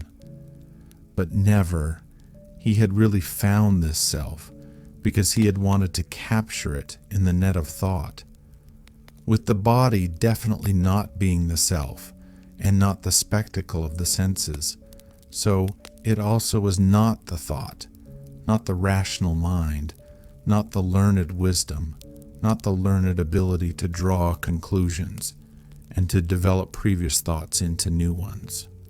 No, This world of thought was also still on this side, and nothing could be achieved by killing the random self of the senses, if the random self of thoughts and learned knowledge was fattened on the other hand. Both, the thoughts as well as the senses, were pretty things. The ultimate meaning was hidden behind both of them. Both had to be listened to, both had to be played with, both neither had to be scorned nor overestimated, from both the secret voices of the innermost truth had to be attentively perceived. He wanted to strive for nothing except for what the voice commanded him to strive for, dwell on nothing except where the voice would advise him to do so. Why had Gautama at that time, in the hour of all hours, sat down under the bo tree where the enlightenment hit him? He had heard a voice in his own heart, which had commanded him to seek rest under this tree, and he had neither preferred self-castigation, offerings, ablutions, nor prayer, neither food nor drink, neither sleep nor dream. He had obeyed the voice. To obey like this, not to an external command, only to the voice. To be ready like this was good.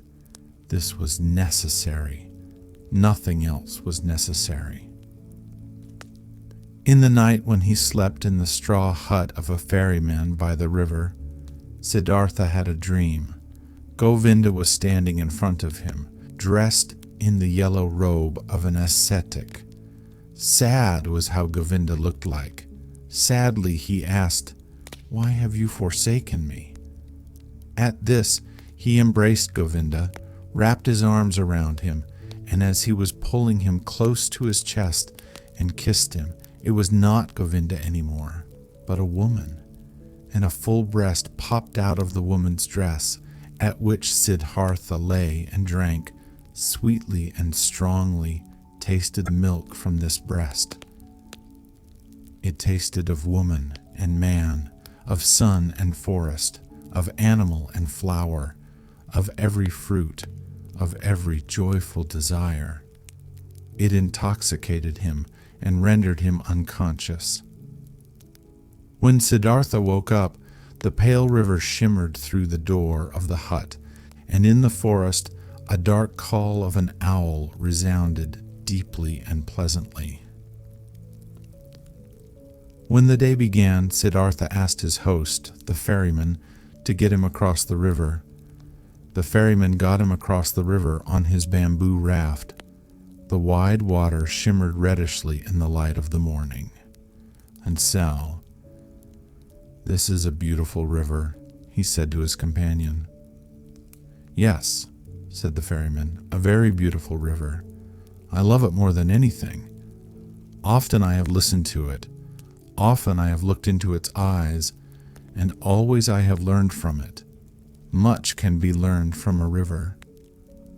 "I thank you, my benefactor," spoke Siddhartha, disembarking on the other side of the river. "I have no gift I could give you for your hospitality, my dear, and also no payment for your work. I am a man without a home, a son of a Brahman and a Samana. Anna, I did see it," spoke the ferryman, "and I haven't expected any payment from you, and no gift which would be the custom for guests to bear. You will give me the gift another time." "Do you think so?" asked Siddhartha amusedly. "Surely. This too I have learned from the river. Everything is coming back. You too, Samana, will come back. Now farewell. Let your friendship be my reward. Commemorate me when you will make offerings to the gods. Stuart." Smiling, they parted. Smiling, Siddhartha was happy about the friendship and the kindness of the ferryman. "He is like Govinda," he thought with a smile. "All I meet on my path are like Govinda. All are thankful, though they are the ones who would have a right to receive thanks. All are submissive. All would like to be friends, like to obey, think little. like children are all people. At about noon he came through a village. In front of the mud cottages, children were rolling about in the street, were playing with pumpkin seeds and seashells, screamed and wrestled, but they all timidly fled from the unknown Samana. In the end of the village, the path led through a stream, and by the side of the stream a young woman was kneeling and washing clothes. When Siddhartha greeted her, she lifted her head and looked up to him with a smile, so that he saw the white in her eyes glistening. He called out a blessing to her, as it is the custom among travelers, and asked how far he still had to go to reach the large city. Then she got up and came to him. Beautifully, her wet mouth was shimmering in her young face. She exchanged humorous banter with him, asked whether he had eaten already, and whether it was true that the samana slept alone in the forest at night, and were not allowed to have any women with them. While talking, she put her left foot on his right one, and made a movement as a woman does who would want to initiate that kind of sexual pleasure with a man, which the textbooks call climbing a tree. Siddhartha felt his blood heating up, and since in this moment he had to think of his dream again, he bent slightly down to the woman and kissed with his lips the brown nipple of her breast. Looking up, he saw her face smiling full of lust, and her eyes, with contracted pupils, begging with desire. Not.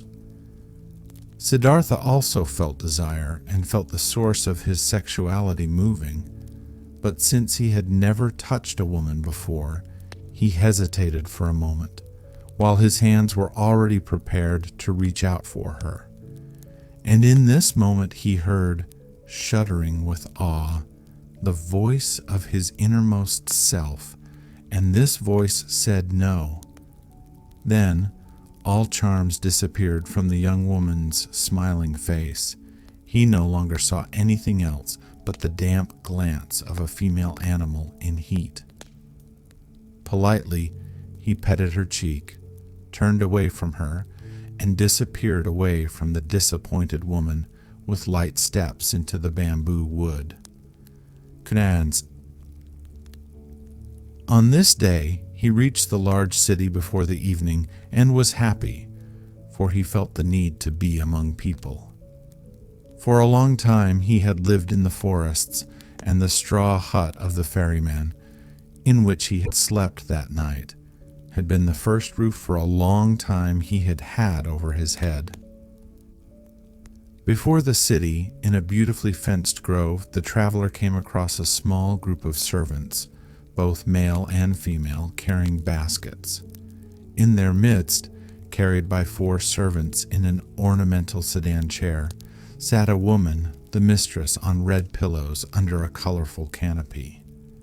Siddhartha stopped at the entrance to the pleasure garden and watched the parade, saw the servants, the maids, the baskets, saw the sedan chair, and saw the lady in it. Under black hair, which made to tower high on her head, he saw a very fair, very delicate, very smart face, a brightly red mouth, like a freshly cracked fig, eyebrows which were well tended and painted in a high arch, smart and watchful dark eyes, a clear, tall neck rising from a green and golden garment, resting fair hands, long and thin, with wide golden bracelets over the wrists. Siddhartha saw how beautiful she was, and his heart rejoiced. He bowed deeply when the sedan chair came closer, and straightening up again, he looked at the fair, charming face, read for a moment in the smart eyes with the high arcs above, breathed in a slight, fragrant. He did not know. With a smile, the beautiful woman nodded for a moment and disappeared into the grove, and then the servants as well. Thus I am entering this city, Siddhartha thought, with a charming omen. He instantly felt drawn into the grove, but he thought about it, and only now he became aware of how the servants and maids had looked at him at the entrance. How despicable, how distrustful, how rejecting. I am still a samana, he thought. I am still an ascetic and beggar. I must not remain like this. I will not be able to enter the grove like this. And he laughed. The next person who came along this path, he asked about the grove, and for the name of the woman, and was told that this was the grove of Kamala, the famous courtesan, and that aside from the grove, she owned a house in the city. Skinkistit. Then he entered the city. Now he had a goal. Tiskawiyu, pursuing his goal, he allowed the city to suck him in, drifted through the flow of the streets, stood still on the squares, rested on the stairs of stone by the river. When the evening came, he made friends with Barber's assistant, whom he had seen working in the shade of an arch in a building, whom he found again praying in a temple of Vishnu, whom he told about stories of Vishnu and the Lakshmi. Among the boats by the river he slept this night, and early in the morning, before the first customers came into his shop, he had the barber's assistant shave his beard and cut his hair, comb his hair, and anoint it with fine oil. Then he went to take his bath in the river. When late in the afternoon beautiful Kamala approached her grove in her sedan chair, Siddhartha was standing at the entrance, made a bow, and received the courtesan's greeting. But that servant who walked at the very end of her train, he motioned to him and asked him to inform his mistress that a young Brahmin would wish to talk to her. After a while, the servant returned, asked him who had been waiting to follow him, conducted him, who was following him, without a word into a pavilion where Kamala was lying on a couch, and left him alone with her. "Weren't you already standing out there yesterday, greeting me?" asked Kamala. "It's true that I've already seen and greeted you yesterday, Poet, but didn't you yesterday wear a beard and long hair, and dust in your hair? You have observed well. You have seen everything. You have seen Siddhartha, the son of a Brahman, who has left his home to become a samana, and who has been a samana for 3 years. But now I have left that path and came into this city, and the first one I met, even before I had entered the city, was you. To say this, I have come to you, O Kamala. You are the first woman whom Siddhartha is not addressing, with his eyes turned to the ground. Never again I want to turn my eyes to the ground when I'm coming across a beautiful woman." Kamala smiled and played with her fan of peacock's feathers, and asked, "And only to tell me this, Siddhartha has come to me to tell you this, and to thank you for being so beautiful. And if it doesn't displease you, Kamala, I would like to ask you to be my friend and teacher, for I know nothing yet of that art which you have mastered in the highest degree." At this, Kamala laughed aloud. "Never before this has happened to me, my friend, that a samana from the forest came to me and wanted to learn from me. Never before this has happened to me, that a samana came to me with long hair and an old torn loincloth. Many young men come to me, and there are also sons of Brahmans among them, but they come in beautiful clothes. They come in fine shoes. They have perfume in their hair and money in their pouches. This is, O Samana, how the young men are like who come to me." Quoth Siddhartha, "Already I am starting to learn from you. Even yesterday I was already learning. I have already taken off my beard, have combed the hair, have oil in my hair. There is little which is still missing in me.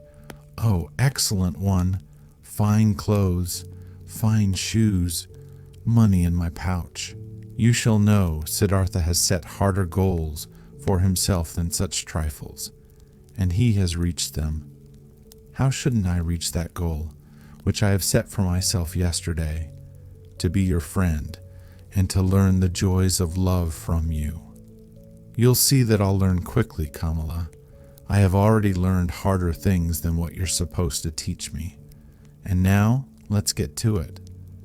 You aren't satisfied with Siddhartha as he is, with oil in his hair, but without clothes, without shoes, without money? Laughing, Kamala exclaimed, "No, my dear, he doesn't satisfy me yet. Clothes are what he must have, pretty clothes, and shoes, pretty shoes, and lots of money in his pouch, and gifts for Kamala. Do you know it now, Samana from the forest? Did you mark my words?" "Gi? Yes, I have marked your words," Siddhartha exclaimed. "How should I not mark words which are coming from such a mouth?" "Your mouth is like a freshly cracked fig, Kamala. My mouth is red and fresh as well. It will be a suitable match for yours, you'll see. But tell me, beautiful Kamala, aren't you at all afraid of the Samana from the forest, who has come to learn how to make love?" "Ewer, whatever for should I be afraid of a Samana, a stupid Samana from the forest, who is coming from the jackals and doesn't even know yet what women are?" "Oh, he's strong, the Samana, and he isn't afraid of anything. He could force you, beautiful girl. He could kidnap you. He could hurt you." "No, Samana, I am not afraid of this. Did any Samana or Brahman ever fear someone might come and grab him and steal his learning and his religious devotion and his depth of thought?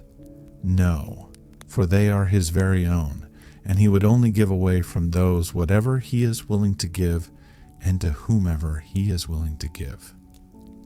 Like this it is, precisely like this, it is also with Kamala and with the pleasures of love.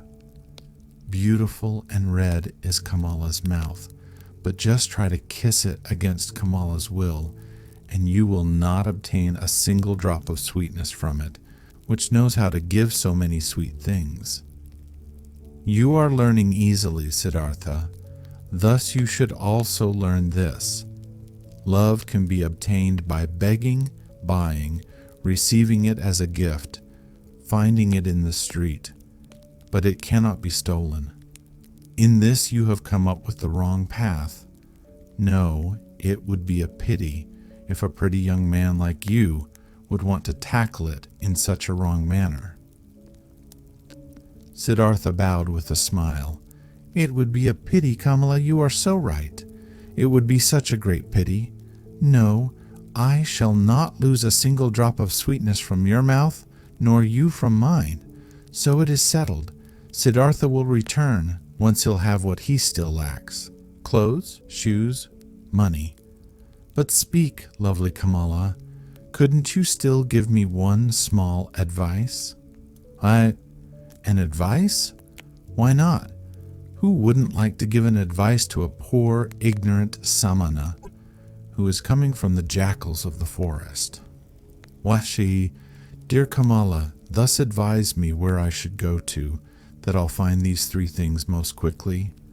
For, friend, many would like to know this. You must do what you've learned and ask for money, clothes, and shoes in return. There is no other way for a poor man to obtain money. What might you be able to do? I can think. I can wait. I can fast. Nothing else? Nothing. But yes, I can also write poetry. Would you like to give me a kiss for a poem? I would like to, if I'll like your poem. What would be its title? Siddhartha spoke, after he had thought about it for a moment, these verses. Into her shady grove stepped the pretty Kamala. At the grove's entrance stood the brown Samana. Deeply, seeing the lotus's blossom, bowed that man, and smiling, Kamala thanked. More lovely, thought the young man, than offerings for gods, more lovely as offering to pretty Kamala. Kamala loudly clapped her hands so that the golden bracelets clanged. Beautiful are your verses, O brown Samana, and truly I'm losing nothing when I'm giving you a kiss for them. She beckoned him with her eyes. He tilted his head so that his face touched hers and placed his mouth on that mouth which was like a freshly cracked fig. For a long time Kamala kissed him, and with a deep astonishment Siddhartha felt how she taught him, how wise she was, how she controlled him, rejected him, lured him, and how after this first one there was to be a well-ordered, well-tested sequence of kisses, everyone different from the others, he was still to receive. Breathing deeply, he remained standing where he was, and was in this moment astonished, like a child about the cornucopia of knowledge and things worth learning, which revealed itself before his eyes. Very beautiful are your verses, exclaimed Kamala. If I was rich, I would give you pieces of gold for them, but it will be difficult for you to earn thus much money with verses as you need, for you need a lot of money if you want to be Kamala's friend. The way you're able to kiss, Kamala, stammered Siddhartha. Yes, this I am able to do. Therefore I do not lack clothes, shoes, bracelets, and all beautiful things. But what will become of you? Aren't you able to do anything else but thinking, fasting, making poetry? I also know the sacrificial songs, said Siddhartha, but I do not want to sing them anymore. I also know magic spells, but I do not want to speak them anymore. I have read the scriptures. Stop, Kamala interrupted him. You are able to read and write? Certainly, I can do this. Many people can do this. Most people can't. I also can't do it. It is very good that you're able to read and write. Very good. You will also still find use for the magic spells. Desout. In this moment, a maid came running in and whispered a message into her mistress's ear. There's a visitor for me, exclaimed Kamala. Hurry and get yourself away, Siddhartha. Nobody may see you in here. Remember this. Tomorrow I'll see you again. Was far? But to the maid she gave the order to give the pious Brahman white upper garments. Without fully understanding what was happening to him, Siddhartha found himself being dragged away by the maid, brought into a garden house avoiding the direct path, being given upper garments as a gift, led into the bushes, and urgently admonished to get himself out of the grove as soon as possible without being seen. Contently he did as he had been told. Being accustomed to the forest, he managed to get out of the grove and over the hedge without making a sound. Contently, he returned to the city, carrying the rolled-up garments under his arm. At the inn where travelers stay, he positioned himself by the door. Without words, he asked for food. Without a word, he accepted a piece of rice cake. Perhaps, as soon as tomorrow, he thought, I will ask no one for food anymore. Suddenly, pride flared up in him. He was no samana anymore. It was no longer becoming to him to beg. He gave the rice cake to a dog and remained without food. Simple is the life which people lead in this world here, thought Siddhartha. It presents no difficulties. Everything was difficult, toilsome, and ultimately hopeless when I was still a samana. Now, everything is easy, easy like that lesson in kissing, which Kamala is giving me. I need clothes and money, nothing else. These are small, near goals. They won't make a person lose any sleep. He had already discovered Kamala's house in the city long before. There he turned up the following day. "Things are working out well," she called out to him. "They are expecting you at Kamaswami's. He is the richest merchant of the city. If he'll like you, he'll accept you into his service. Be smart, Brown Samana. I had others tell him about you. Be polite towards him. He is very powerful, but don't be too modest.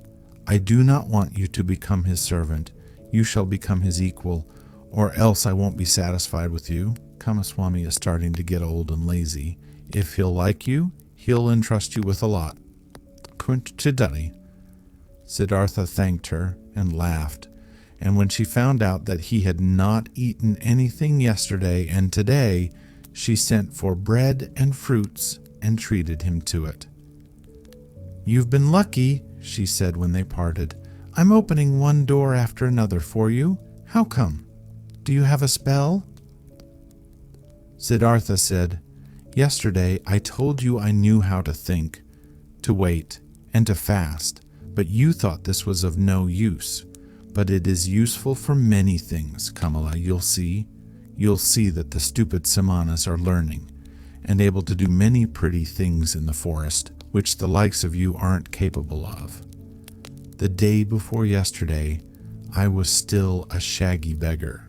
As soon as yesterday, I have kissed Kamala, and soon I'll be a merchant and have money and all those things you insist upon. No? Well, yes, she admitted, but where would you be without me? What would you be if Kamala wasn't helping you?" "Dear Kamala," said Siddhartha and straightened up to his full height, "when I came to you into your grove, I did the first step. It was my resolution to learn love from this most beautiful woman. From that moment on, when I had made this resolution, I also knew that I would carry it out. I knew that you would help me at your first glance at the entrance of the grove. I already knew it. But what if I hadn't been willing? You were willing. Look, Kamala, when you throw a rock into the water, it will speed on the fastest course to the bottom of the water. This is how it is when Siddhartha has a goal, a resolution. Siddhartha does nothing. He waits, he thinks, he fasts, but he passes through the things of the world like a rock through water without doing anything, without stirring. He is drawn. He lets himself fall. His goal attracts him because he doesn't let anything enter his soul which might oppose the goal. This is what Siddhartha has learned among the samanas. This is what fools call magic, and of which they think it would be affected by means of the demons. Nothing is affected by demons. There are no demons. Everyone can perform magic. Everyone can reach his goals, if he is able to think, if he is able to wait, if he is able to fast." Kamala listened to him.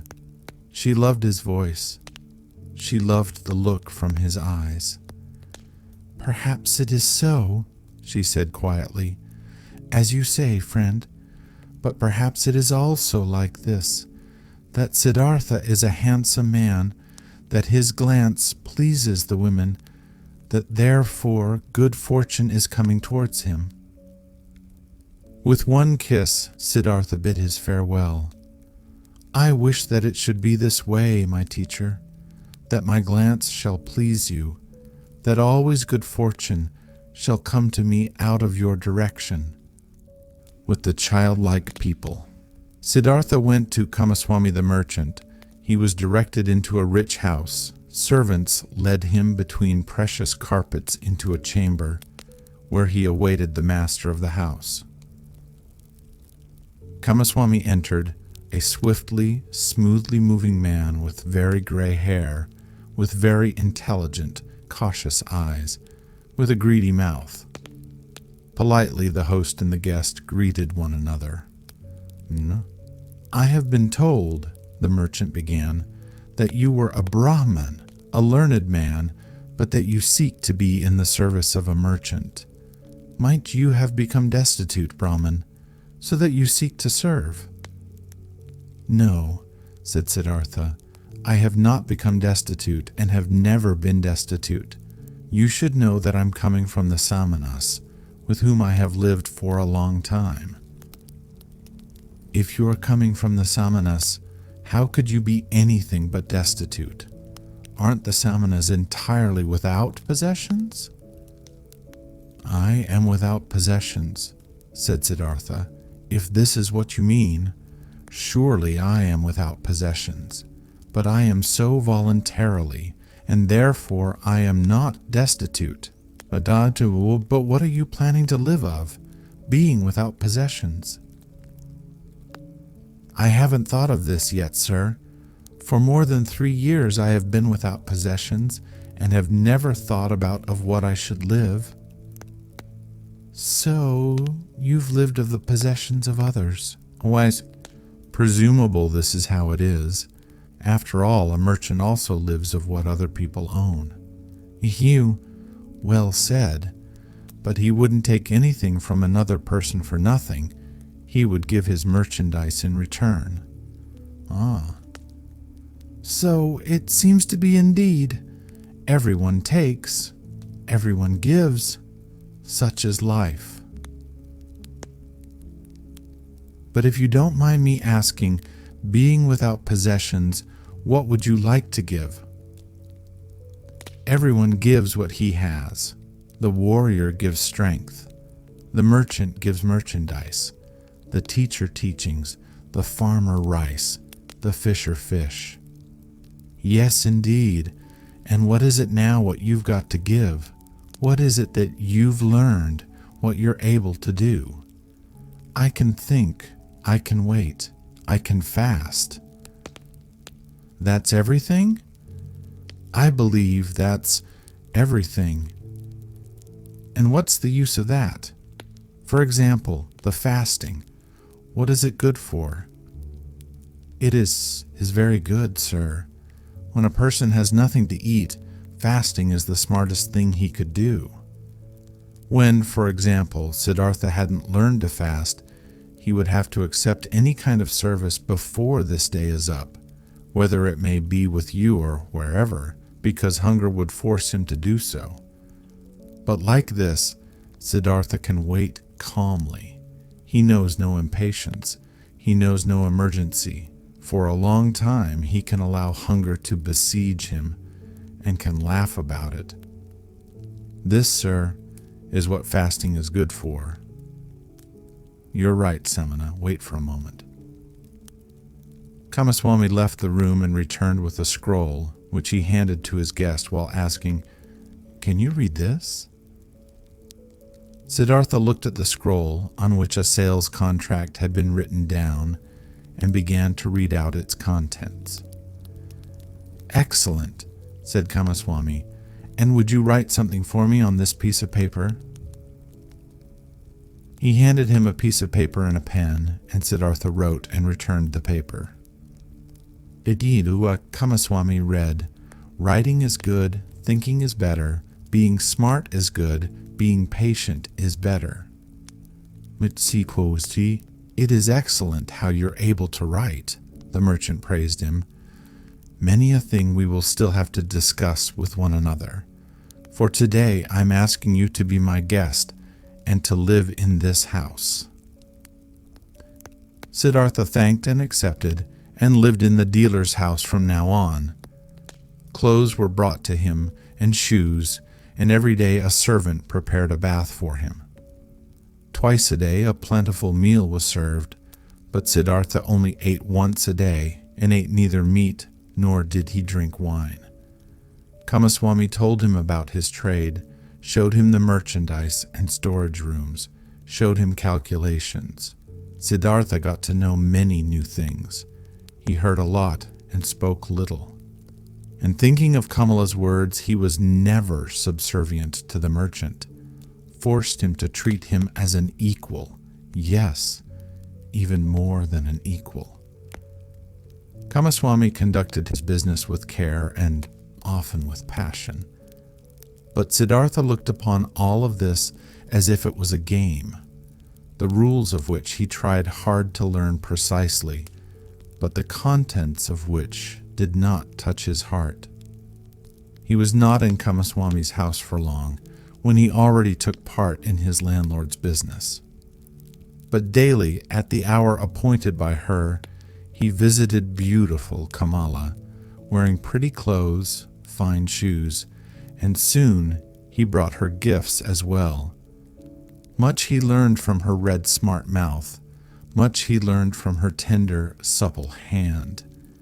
Him who was, regarding love, still a boy and had a tendency to plunge blindly and insatiably into lust like into a bottomless pit. Him she taught, thoroughly starting with the basics, about that school of thought which teaches that pleasure cannot be taken without giving pleasure, and that every gesture, every caress, every touch, every look, every spot of the body, however small it was, had its secret, which would bring happiness to those who know about it and unleash it. She taught him that lovers must not part from one another after celebrating love, without one admiring the other, without being just as defeated as they have been victorious, so that none of them should start feeling fed up or bored and get that evil feeling of having abused or having been abused. Wonderful hours he spent with the beautiful and smart artist, became her student, her lover, her friend. Here with Kamala was the worth and purpose of his present life, not with the business of Kamaswami. St. The merchant passed duties of writing important letters and contracts on to him, and got into the habit of discussing all important affairs with him. He soon saw that Siddhartha knew little about rice and wool, shipping and trade, but that he acted in a fortunate manner, and that Siddhartha surpassed him, the merchant, in calmness and equanimity, and in the art of listening and deeply understanding previously unknown people. This Brahman, he said to a friend, is no proper merchant, and will never be one. There is never any passion in his soul when he conducts our business, but he has that mysterious quality of those people to whom success comes all by itself, whether this may be a good star of his birth, magic, or something he has learned among samanas. He always seems to be merely playing with our business affairs. They never fully become a part of him. They never rule over him. He is never afraid of failure. He is never upset by a loss. The friend advised the merchant, "Give him from the business he conducts for you a third of the profits, but let him also be liable for the same amount of the losses when there is a loss. Then he'll become more zealous." Kamaswami followed the advice, but Siddhartha cared little about this. When he made a profit, he accepted it with equanimity. When he made losses, he laughed and said, "Well, look at this. So this one turned out badly." It seemed indeed as if he did not care about the business. At one time he traveled to a village to buy a large harvest of rice there. But when he got there, the rice had already been sold to another merchant. Nevertheless, Siddhartha stayed for several days in that village, treated the farmers for a drink, gave copper coins to their children, joined in the celebration of a wedding, and returned extremely satisfied from his trip. Kamaswami held against him that he had not turned back right away, that he had wasted time and money. Siddhartha answered, "Stop scolding, dear friend. Nothing was ever achieved by scolding. If a loss has occurred, let me bear that loss. I am very satisfied with this trip. I have gotten to know many kinds of people. A Brahmin has become my friend. Children have sat on my knees. Farmers have shown me their fields. Nobody knew that I was a merchant." "That's all very nice," exclaimed Kamaswami indignantly.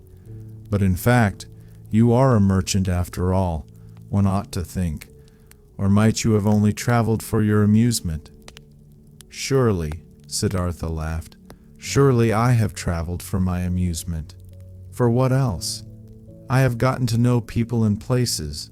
I have received kindness and trust. I have found friendship. Look, my dear, if I had been Kamaswami, I would have traveled back, being annoyed and in a hurry, as soon as I had seen that my purchase had been rendered impossible, and time and money would indeed have been lost. But like this, I've had a few good days. I've learned, had joy.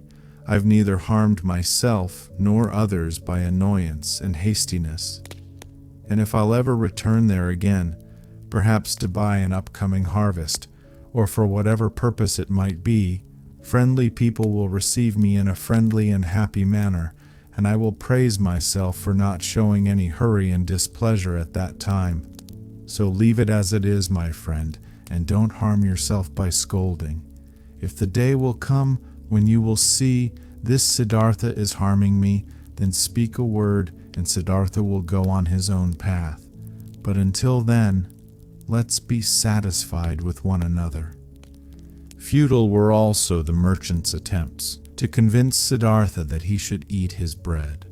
Siddhartha ate his own bread, or rather, they both ate other people's bread, all people's bread.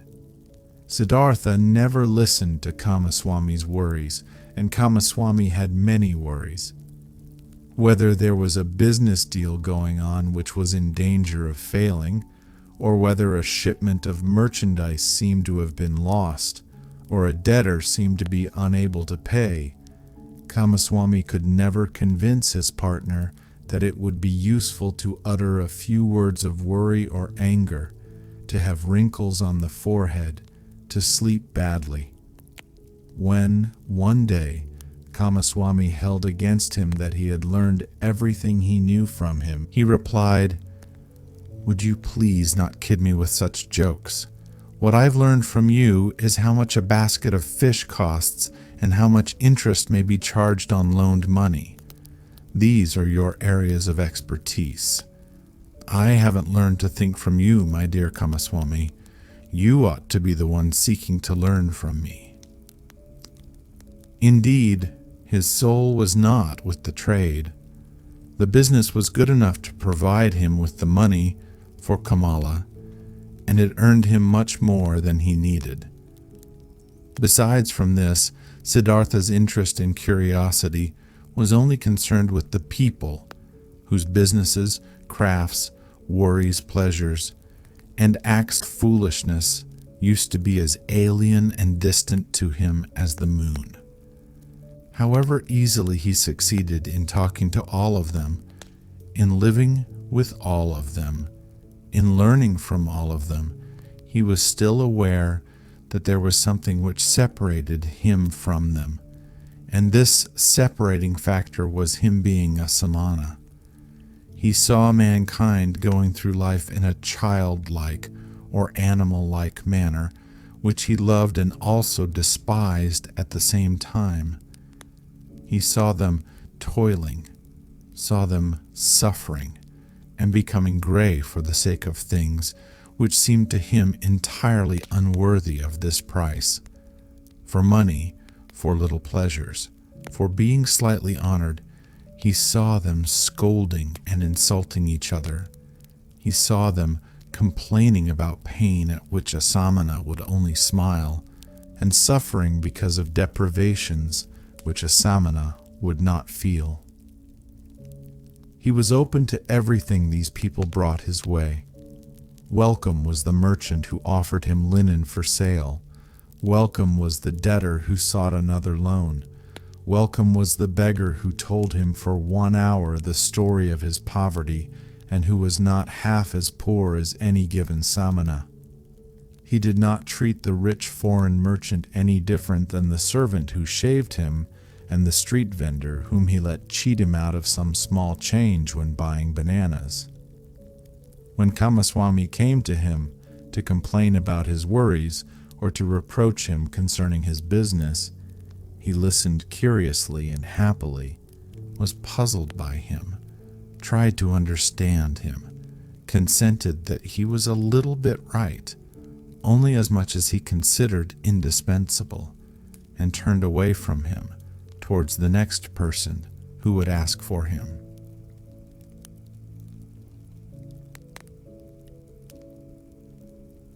And there were many who came to him, many to do business with him, many to cheat him, many to draw some secret out of him, many to appeal to his sympathy, many to get his advice. He gave advice, he pitied, he made gifts, he let them cheat him a bit. And this entire game and the passion with which all people played this game occupied his thoughts just as much as the gods and Brahmins used to occupy them. At times he felt, deep in his chest, a dying, quiet voice which admonished him quietly, lamented quietly. He hardly perceived it. And then, for an hour, he became aware of the strange life he was leading, of him doing lots of things which were only a game, of, though being happy and feeling joy at times, real life still passing him by and not touching him. As a ball player plays with his balls, he played with his business deals, with the people around him, watched them, found amusement in them. With his heart, with the source of his being, he was not with them. The source ran somewhere, far away from him, ran and ran invisibly, had nothing to do with his life anymore. And at several times he suddenly became scared on account of such thoughts, and wished that he would also be gifted with the ability to participate in all of these childlike, naive occupations of the daytime with passion and with his heart, really to live, really to act, really to enjoy and to live, instead of just standing by as a spectator. But again and again he came back to beautiful Kamala, learned the art of love, practiced the cult of lust, in which more than in anything else giving and taking becomes one, chatted with her, learned from her, gave her advice, received advice. She understood him better than Govinda used to understand him. She was more similar to him. Fuesiu. Once he said to her, "You are like me, you are different from most people. You are Kamala, nothing else. And inside of you there is a peace and refuge to which you can go at every hour of the day and be at home at yourself, as I can also do. Few people have this, and yet all could have it." "Not all people are smart," said Kamala. "No," said Siddhartha, "that's not the reason why. Kamaswami is just as smart as I, and still has no refuge in himself. Others have it, who are small children with respect to their mind. Most people, Kamala, are like a falling leaf, which is blown and is turning around through the air, and wavers and tumbles to the ground. But others, a few, are like stars. They go on a fixed course. No wind reaches them. In themselves they have their law and their course." Among all the learned men and samanas, of which I knew many, there was one of this kind, a perfected one. I'll never be able to forget him. It is that Gautama, the exalted one, who is spreading those teachings. Thousands of followers are listening to his teachings every day, follow his instructions every hour, but they are all falling leaves. Not in themselves, they have teachings and a law. Kamala looked at him with a smile. Again, you're talking about him, she said. Again, you're having a samana's thoughts. Siddhartha said nothing, and they played the game of love, one of the 30 or 40 different games Kamala knew. Her body was flexible like that of a jaguar, and like the bow of a hunter. He who had learned from her how to make love was knowledgeable of many forms of lust, many secrets. For a long time, she played with Siddhartha, enticed him, rejected him, forced him, embraced him, enjoyed his masterful skills until he was defeated and rested exhausted by her side. The courtesan bent over him, took a long look at his face, at his eyes, which had grown tired. "You are the best lover," she said thoughtfully, "I ever saw. You're stronger than others, more supple, more willing. You've learned my art well, Siddhartha. At some time, when I'll be older, I'd want to bear your child. And yet, my dear, you've remained a samana, and yet you do not love me, you love nobody. Isn't it so?" "It might very well be so," Siddhartha said tiredly. "I am like you. You also do not love. How else could you practice love as a craft? Perhaps people of our kind can't love. The childlike people can. That's their secret." Sansara. For a long time, Siddhartha had lived the life of the world and of lust, though without being a part of it. His senses, which he had killed off in hot years as a samana, had awoken again. He had tasted riches, had tasted lust, had tasted power. Nevertheless, he had still remained in his heart for a long time a samana. Kamala, being smart, had realized this quite right. It was still the art of thinking, of waiting, of fasting, which guided his life. Still the people of the world, the childlike people, had remained alien to him as he was alien to them. Years passed by.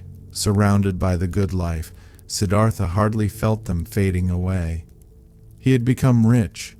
For quite a while he possessed a house of his own, and his own servants, and a garden before the city by the river. The people liked him. They came to him whenever they needed money or advice, but there was nobody close to him except Kamala. That high, bright state of being awake, which he had experienced that one time at the height of his youth, in those days after Gautama's sermon, after the separation from Govinda, that tense expectation, that proud state of standing alone without teachings and without teachers, that supple willingness to listen to the divine voice in his own heart, had slowly become a memory, had been fleeting. Distant and quiet, the holy source murmured, which used to be near, which used to murmur within himself. Nevertheless, many things he had learned from the samanas. He had learned from Gautama. He had learned from his father, the Brahman, had remained within him for a long time afterwards. Moderate living, joy of thinking, hours of meditation, secret knowledge of the self, of his eternal entity, which is neither body nor consciousness. Many a part of this he still had, but one part after another had been submerged and had gathered dust. Just as a potter's wheel, once it has been set in motion, will keep on turning for a long time and only slowly lose its vigor and come to a stop, thus Siddhartha's soul had kept on turning the wheel of asceticism, the wheel of thinking, the wheel of differentiation for a long time, still turning, but it turned slowly and hesitantly and was close to coming to a standstill.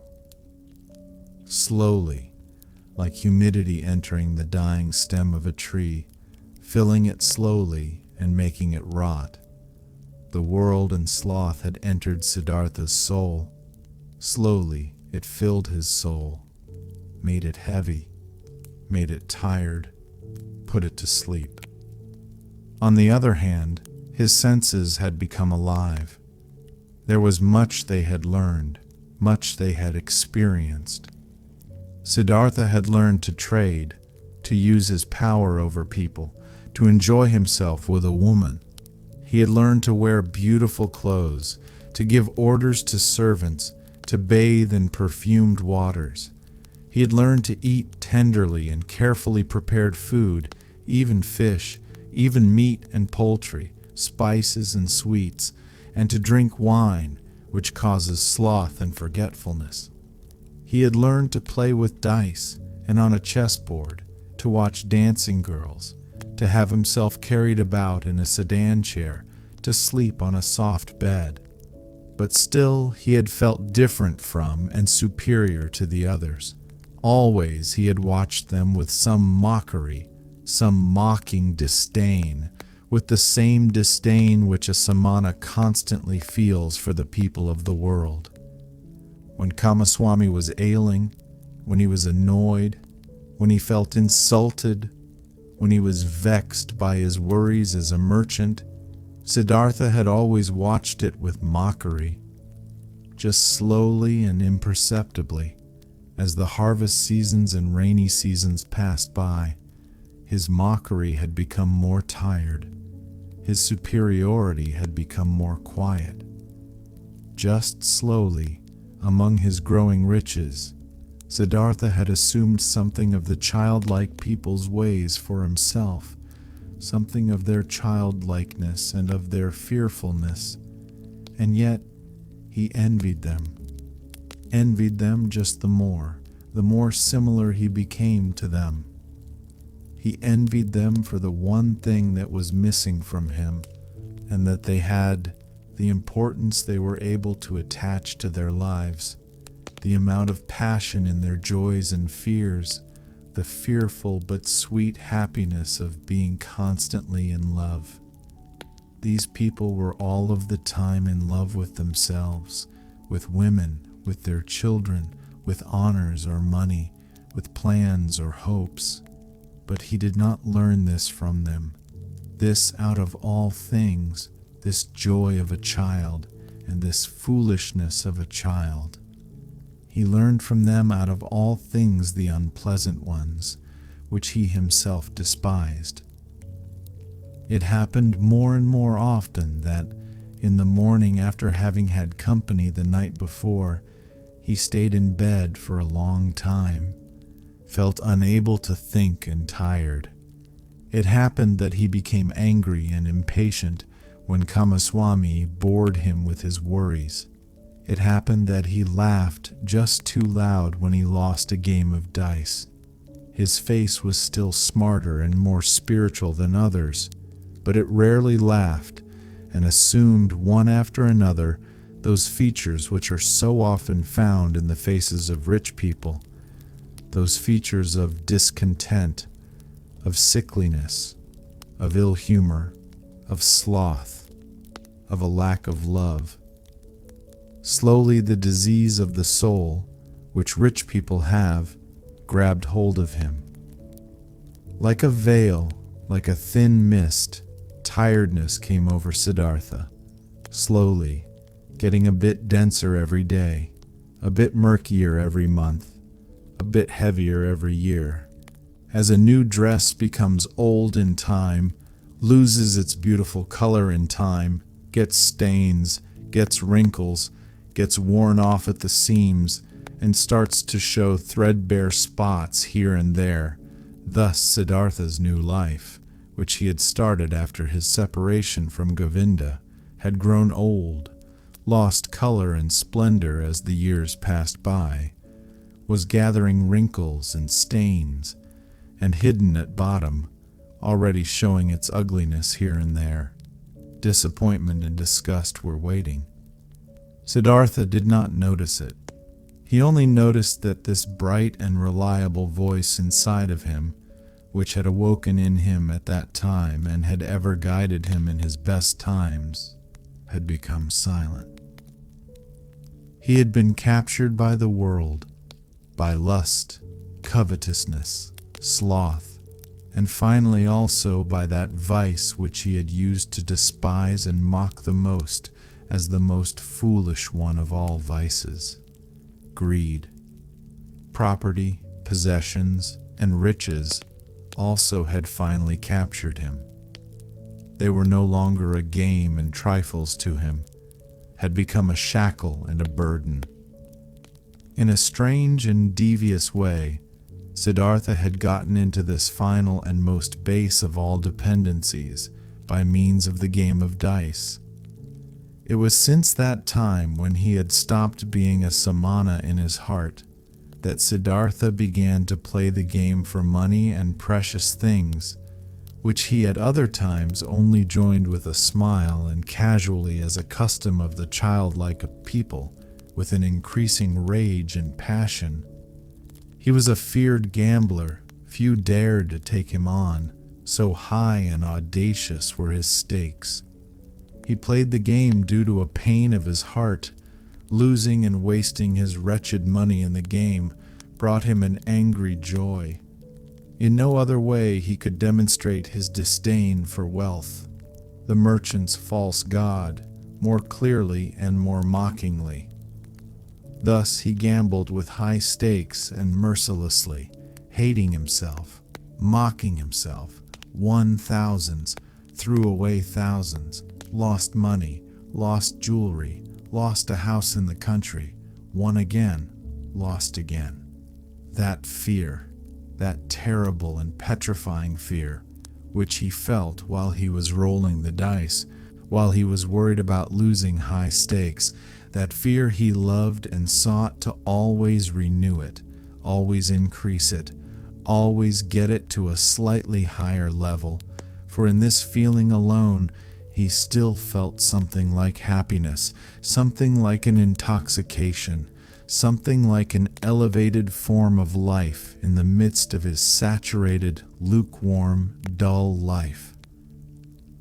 And after each big loss, his mind was set on new riches, pursued the trade more zealously, forced his debtors more strictly to pay because he wanted to continue gambling, he wanted to continue squandering, continue demonstrating his disdain of wealth.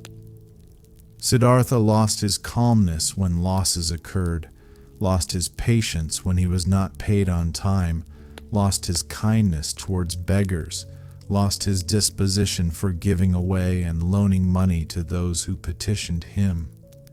He, who gambled away tens of thousands at one roll of the dice and laughed at it, became more strict and more petty in his business, occasionally dreaming at night about money. And whenever he woke up from this ugly spell, whenever he found his face in the mirror at the bedroom's wall to have aged and become more ugly, whenever embarrassment and disgust came over him, he continued fleeing into a new game, fleeing into a numbing of his mind brought on by sex, by wine, and from there he fled back into the urge to pile up and obtain possessions.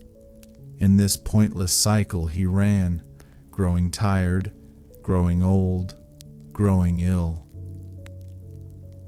Then the time came when a dream warned him.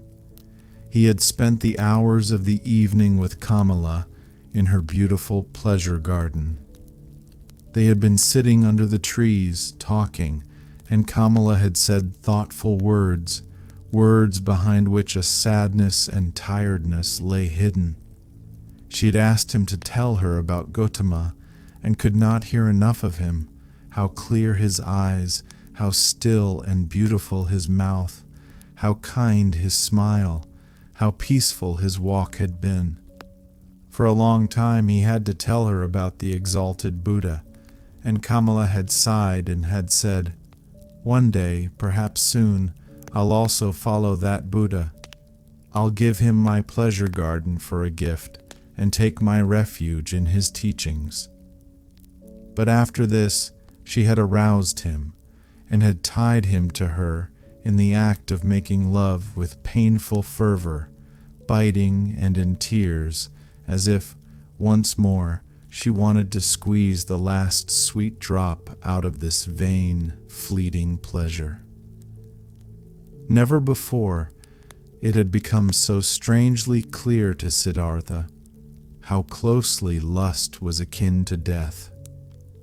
Then he had lain by her side, and Kamala's face had been close to him, and under her eyes and next to the corners of her mouth he had, as clearly as never before, read a fearful inscription, an inscription of small lines, of slight grooves, an inscription reminiscent of autumn and old age, just as Siddhartha himself, who was only in his 40s, had already noticed here and there gray hairs among his black ones. Tiredness was written on Kamala's beautiful face, tiredness from walking a long path which has no happy destination, tiredness and the beginning of withering, and concealed, still unsaid, perhaps not even conscious anxiety, fear of old age, fear of the autumn, fear of having to die. With a sigh, he had bid his farewell to her, the soul full of reluctance and full of concealed anxiety. Then Siddhartha had spent the night in his house with dancing girls and wine, had acted as if he was superior to them towards the fellow members of his caste, though this was no longer true, had drunk much wine and gone to bed a long time after midnight, being tired and yet excited, close to weeping and despair, and had for a long time sought to sleep in vain, his heart full of misery which he thought he could not bear any longer, full of a disgust which he felt penetrating his entire body like the lukewarm, repulsive taste of the wine, the just too sweet, dull music, the just too soft smile of the dancing girls, the just too sweet scent of their hair and breasts.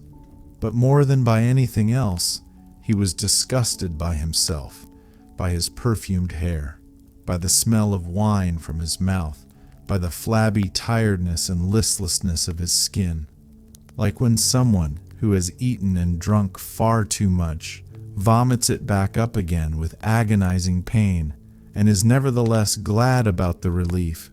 Thus this sleepless man wished to free himself of these pleasures, these habits, and all of this pointless life and himself, in an immense burst of disgust. Not until the light of the morning and the beginning of the first activities in the street before his city house, he had slightly fallen asleep, had found for a few moments a half unconsciousness, a hint of sleep. In those moments, he had a dream. Kamala owned a small, rare singing bird in a golden cage. Of this bird, he dreamt. He dreamt this bird had become mute, who at other times always used to sing in the morning, and since this arose his attention, he stepped in front of the cage and looked inside. There, the small bird was dead and lay stiff on the ground. He took it out, weighed it for a moment in his hand, and then threw it away, out in the street, and in the same moment he felt terribly shocked, and his heart hurt, as if he had thrown away from himself all value and everything good by throwing out this dead bird. Starting up from this dream, he felt encompassed by a deep sadness. Worthless, so it seemed to him, worthless and pointless was the way he had been going through life. Nothing which was alive, nothing which was in some way delicious or worth keeping he had left in his hands. Alone he stood there and empty like a castaway on the shore. With a gloomy mind, Siddhartha went to the pleasure garden he owned, locked the gate, sat down under a mango tree, felt death in his heart and horror in his chest, sat and sensed how everything died in him, withered in him, came to an end in him. By and by he gathered his thoughts, and in his mind he once again went the entire path of his life, starting with the first days he could remember. When was there ever a time when he had experienced happiness, felt a true bliss? Oh yes, several times he had experienced such a thing. In his years as a boy, he had had a taste of it. When he had obtained praise from the Brahmins, he had felt it in his heart. There is a path in front of the one who has distinguished himself in the recitation of the holy verses, in the dispute with the learned ones, as an assistant in the offerings. Then he had felt it in his heart. There is a path in front of you. You are destined for. The gods are awaiting you. And again, as a young man, when the ever-rising, upward-fleeing goal of all thinking had ripped him out of and up from the multitude of those seeking the same goal, when he wrestled in pain for the purpose of Brahman, when every obtained knowledge only kindled new thirst in him, then again he had, in the midst of the thirst, in the midst of the pain, felt this very same thing. Go on, go on, you are called upon. He had heard this voice when he had left his home and had chosen the life of a samana, and again when he had gone away from the samanas to that perfected one, and also when he had gone away from him to the uncertain. For how long had he not heard this voice any more? For how long had he reached no height any more? How even and dull was the manner in which his path had passed through life for many long years, without a high goal, without thirst, without elevation, content with small lustful pleasures and yet never satisfied. For all of these many years, without knowing it himself, he had tried hard and longed to become a man, like those many, like those children, and in all this, his life had been much more miserable and poorer than theirs, and their goals were not his, nor their worries.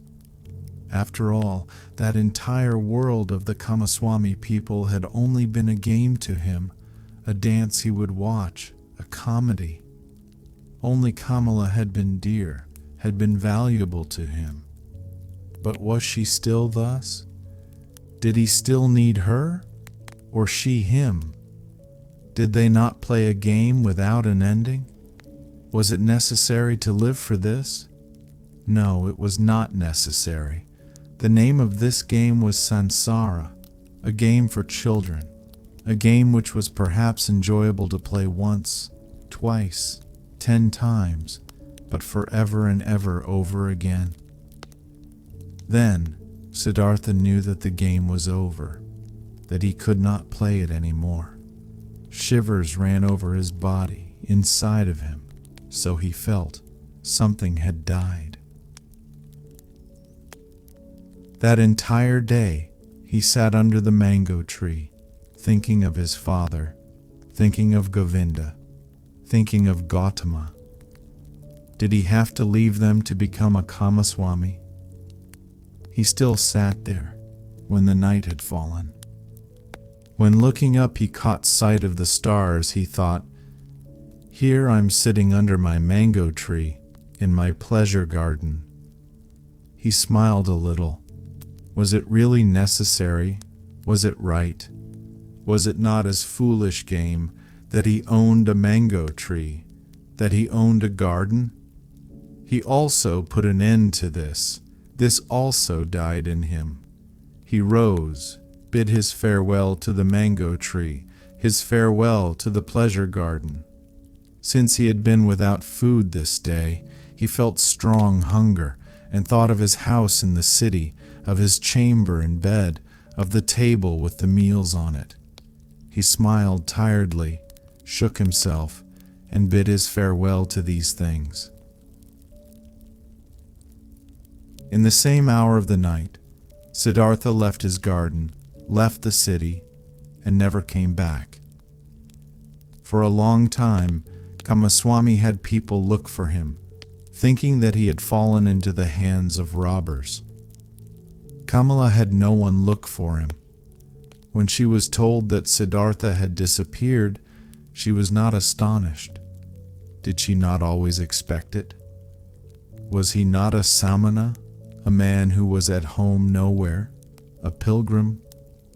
And most of all, she had felt this the last time they had been together, and she was happy, in spite of all the pain of the loss, that she had pulled him so affectionately to her heart for this last time, that she had felt one more time to be so completely possessed and penetrated by him.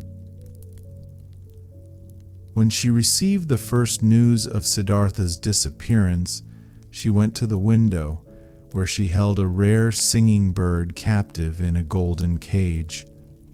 She opened the door of the cage, took the bird out, and let it fly. For a long time she gazed after it, the flying bird. From this day on, she received no more visitors and kept her house locked. But after some time, she became aware that she was pregnant from the last time she was together with Siddhartha. By the river. Siddhartha walked through the forest, was already far from the city, and knew nothing but that one thing, that there was no going back for him, that this life, as he had lived it for many years until now, was over and done away with, and that he had tasted all of it, sucked everything out of it until he was disgusted with it. Dead was the singing bird he had dreamt of. Dead was the bird in his heart. Deeply he had been entangled in samsara. He had sucked up disgust and death from all sides into his body, like a sponge sucks up water until it is full. And full he was, full of the feeling of being sick of it, full of misery, full of death. There was nothing left in this world which could have attracted him, given him joy, given him comfort. Passionately he wished to know nothing about himself anymore, to have rest, to be dead. If there only was a lightning bolt to strike him dead, if there only was a tiger to devour him, if there only was a wine, a poison which would numb his senses, bring him forgetfulness and sleep, and no awakening from that. Was there still any kind of filth he had not soiled himself with, a sin or foolish act he had not committed, a dreariness of the soul he had not brought upon himself? Was it still at all possible to be alive? Was it possible to breathe in again and again, to breathe out, to feel hunger, to eat again, to sleep again, to sleep with a woman again? Was this cycle not exhausted and brought to a conclusion for him? Siddhartha reached the large river in the forest, the same river over which a long time ago, when he had still been a young man and came from the town of Gautama, a ferryman had conducted him. By this river he stopped. Hesitantly, he stood at the bank. Tiredness and hunger had weakened him, and whatever for should he walk on, wherever to which goal? No, there were no more goals. There was nothing left but the deep, painful yearning to shake off this whole desolate dream, to spit out this stale wine, to put an end to this miserable and shameful life. A hang bent over the bank of the river, a coconut tree. Siddhartha leaned against its trunk with his shoulder, embraced the trunk with one arm, and looked down into the green water which ran and ran under him, looked down and found himself to be entirely filled with the wish to let go and to drown in these waters. A frightening emptiness was reflected back at him by the water, answering to the terrible emptiness in his soul. Yes, he had reached the end. There was nothing left for him except to annihilate himself except to smash the failure into which he had shaped his life, to throw it away before the feet of mockingly laughing gods. This was the great vomiting he had longed for, death, the smashing to bits of the form he hated. Let him be food for fishes, this dog Siddhartha, this lunatic, this depraved and rotten body, this weakened and abused soul. Let him be food for fishes and crocodiles. Let him be chopped to bits by the demons. With a distorted face, he stared into the water, saw the reflection of his face, and spit at it. In deep tiredness, he took his arm away from the trunk of the tree and turned a bit in order to let himself fall straight down, in order to finally drown. With his eyes closed, he slipped towards death. Then, out of remote areas of his soul, out of past times of his now weary life, a sound stirred up. It was a word, a syllable which he, without thinking, with a slurred voice, spoke to himself, the old word which is the beginning and the end of all prayers of the Brahmins, the holy Om, which roughly means that what is perfect, or the completion. And in the moment when the sound of Om touched Siddhartha's ear, his dormant spirit suddenly woke up and realized the foolishness of his actions. Siddhartha was deeply shocked. So this was how things were with him. So doomed was he. So much he had lost his way and was forsaken by all knowledge, that he had been able to seek death, that this wish of a child, had been able to grow in him, to find rest by annihilating his body. What all agony of these recent times, all sobering realizations, all desperation had not brought about, this was brought on by this moment when the Om entered his consciousness. He became aware of himself in his misery and in his error. Om, he spoke to himself, Om. And again he knew about Brahman, knew about the indestructibility of life, knew about all that is divine, which he had forgotten. But this was only a moment flash. By the foot of the coconut tree, Siddhartha collapsed, struck down by tiredness, mumbling Om, placed his head on the root of the tree and fell into a deep sleep. Deep was his sleep, and without dreams. For a long time he had not known such a sleep any more. When he woke up after many hours, he felt as if 10 years had passed. He heard the water quietly flowing, did not know where he was and who had brought him here, opened his eyes, saw with astonishment that there were trees in the sky above him, and he remembered where he was and how he got here. But it took him a long while for this, and the past seemed to him as if it had been covered by a veil, infinitely distant, infinitely far away, infinitely meaningless.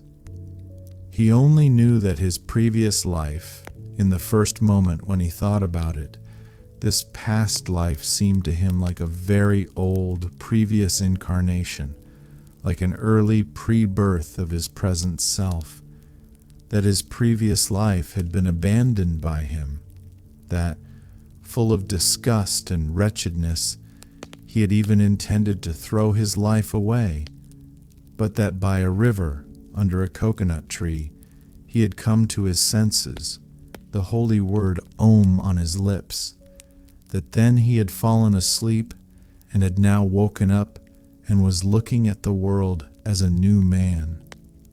Quietly, he spoke the word Om to himself, speaking which he had fallen asleep, and it seemed to him as if his entire long sleep had been nothing but a long meditative recitation of Om, a thinking of Om, a submergence and complete entering into Om, into the nameless, the perfected. what a wonderful sleep had this been! Never before by sleep he had been thus refreshed, thus renewed, thus rejuvenated. Perhaps he had really died, had drowned and was reborn in a new body. But no, he knew himself. He knew his hands and his feet, knew the place where he lay, knew this self in his chest, this Siddhartha, the eccentric, the weird one. But this Siddhartha was nevertheless transformed, was renewed, was strangely well rested, strangely awake, joyful, and curious. Siddhartha straightened up. Then he saw a person sitting opposite to him, an unknown man, a monk in a yellow robe with a shaven head, sitting in the position of pondering. He observed the man, who had neither hair on his head nor a beard, and he had not observed him for long when he recognized this monk as Govinda, the friend of his youth, Govinda, who had taken his refuge with the exalted Buddha. Govinda had aged, he too, but still his face bore the same features, expressed zeal, faithfulness, searching, timidness. But when Govinda now, sensing his gaze, opened his eyes and looked at him, Siddhartha saw that Govinda did not recognize him. Govinda was happy to find him awake. Apparently, he had been sitting here for a long time and been waiting for him to wake up, though he did not know him. "I have been sleeping," said Siddhartha. "However did you get here?" "You have been sleeping," answered Govinda. "It is not good to be sleeping in such places where snakes often are and the animals of the forest have their paths. I, O sir, am a follower of the exalted Gautama, the Buddha, the Sakyamuni, and have been on a pilgrimage together with several of us on this path. When I saw you lying and sleeping in a place where it is dangerous to sleep, therefore I sought to wake you up, O sir, and since I saw that your sleep was very deep, I stayed behind from my group and sat with you. And then, so it seems, I have fallen asleep myself, I who wanted to guard your sleep. Badly I have served you. Tiredness has overwhelmed me. But now that you're awake, let me go to catch up with my brothers." "I thank you, Samana, for watching out over my sleep," spoke Siddhartha. "You're friendly, you followers of the Exalted One. Now you may go then." "I'm going, sir. May you, sir, always be in good health." "I thank you, Samana." Govinda made the gesture of a salutation and said, "Farewell." "Farewell, Govinda," said Siddhartha. The monk stopped. "Permit me to ask, sir, from where do you know my name?" "Now," Siddhartha smiled, "I know you, O Govinda, from your father's hut, and from the school of the Brahmins, and from the offerings, and from our walk to the Samanas, and from that hour when you took your refuge with the Exalted One in the grove Jetavana." "You're Siddhartha," Govinda exclaimed loudly. "Now I'm recognizing you, and don't comprehend any more how I couldn't recognize you right away. Be welcome, Siddhartha. My joy is great to see you again." "It also gives me joy to see you again. You've been the guard of my sleep. Again, I thank you for this, though I wouldn't have required any guard. Where are you going to, O friend?" "I'm going nowhere. We monks are always traveling. Whenever it is not the rainy season, we always move from one place to another, live according to the rules of the teachings passed on to us, accept alms, move on. It is always like this. But you, Siddhartha, where are you going to?" Quoth Siddhartha, "With me too, friend. It is as it is with you. I'm going nowhere. I'm just traveling. I'm on a pilgrimage." Govinda spoke. "You're saying you're on a pilgrimage, and I believe you. But forgive me, O Siddhartha, you do not look like a pilgrim. You're wearing a rich man's garments, you're wearing the shoes of a distinguished gentleman, and your hair, with the fragrance of perfume, is not a pilgrim's hair, not the hair of a samana."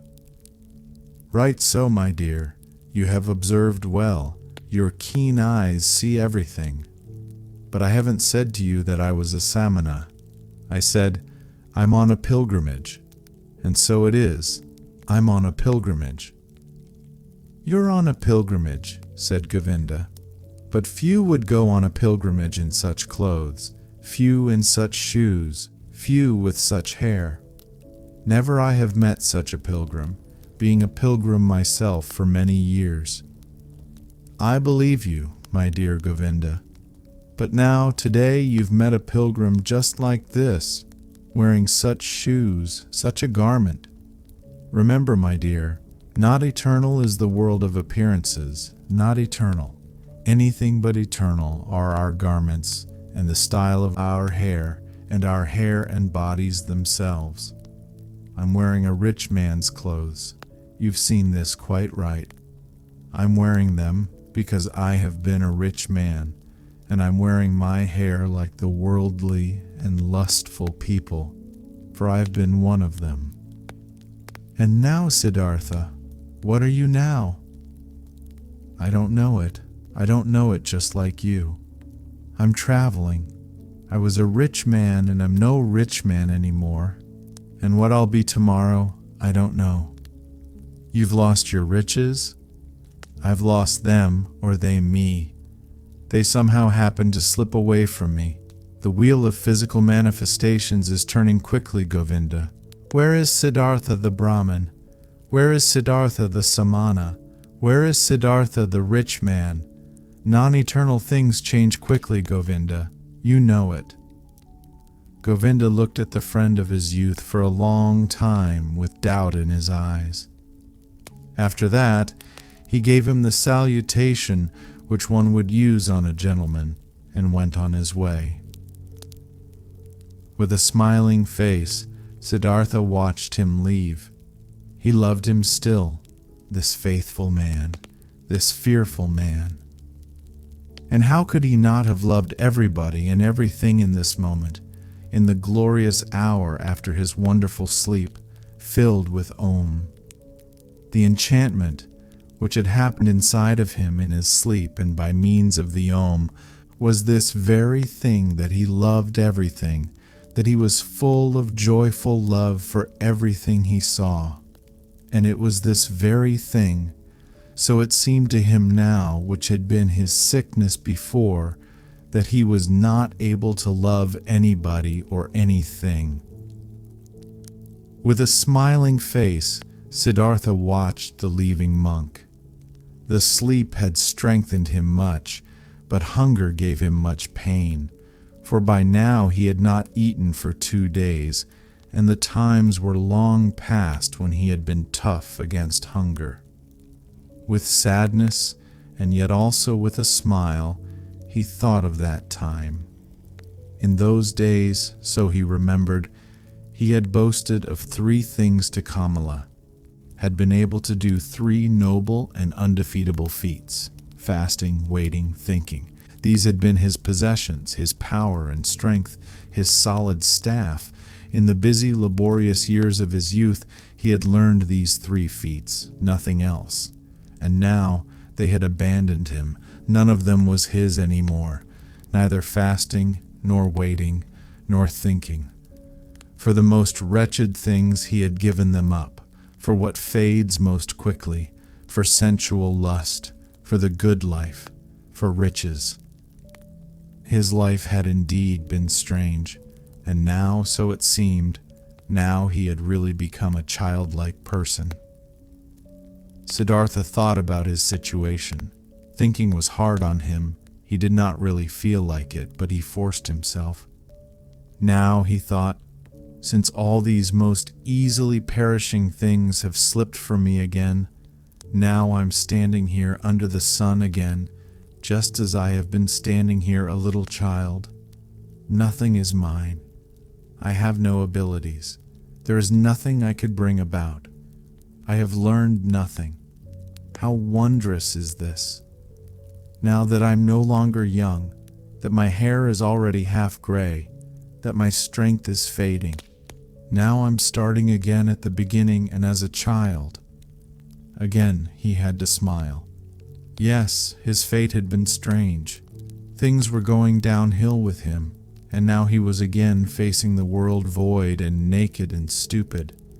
But he could not feel sad about this. No, he even felt a great urge to laugh about himself, to laugh about this strange, foolish world.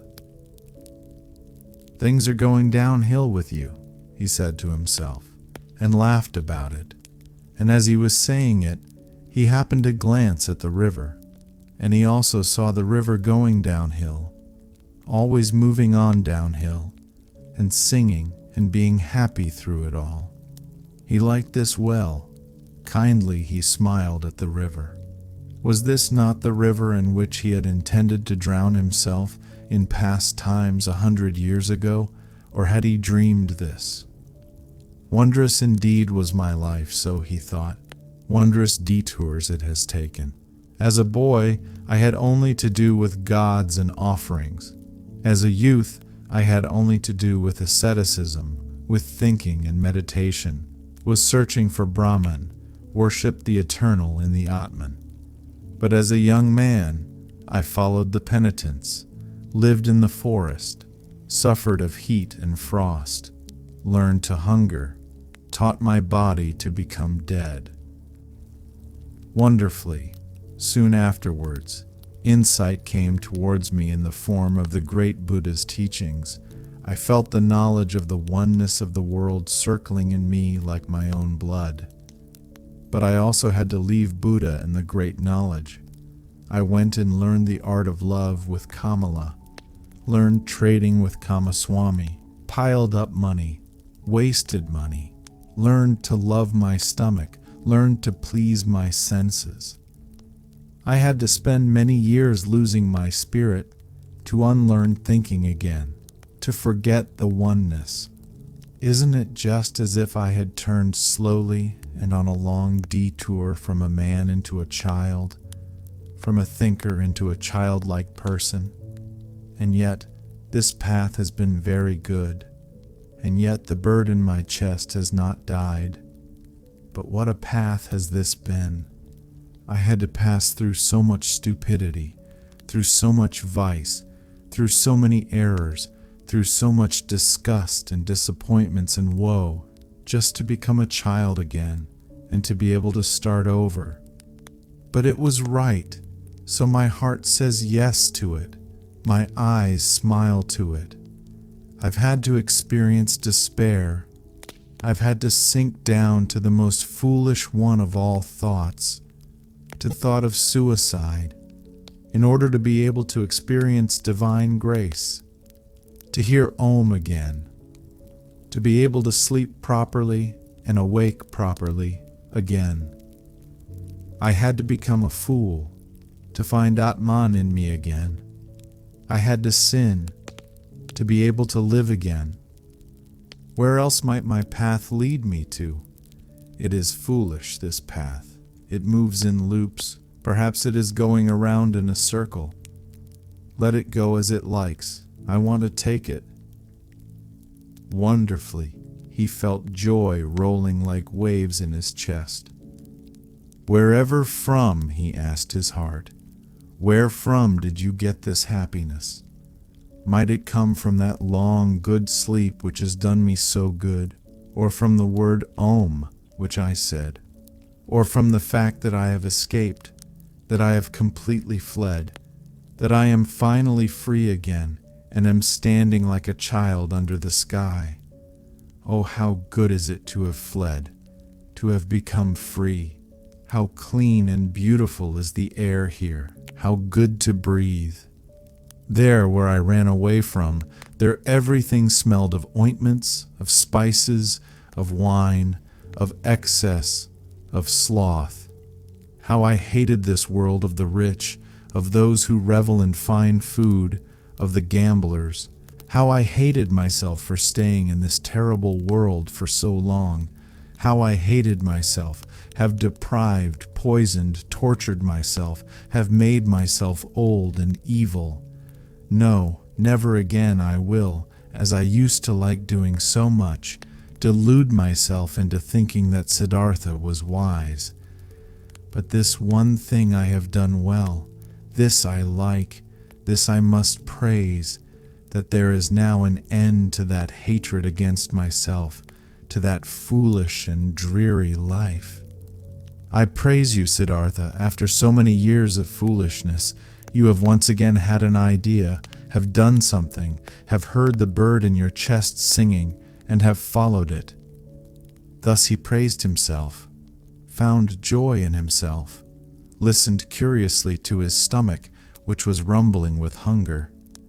He had now, so he felt, in these recent times and days, completely tasted and spit out, devoured up to the point of desperation and death, a piece of suffering, a piece of misery. Like this, it was good. For much longer, he could have stayed with Kamaswami, made money, wasted money, filled his stomach, and let his soul die of thirst.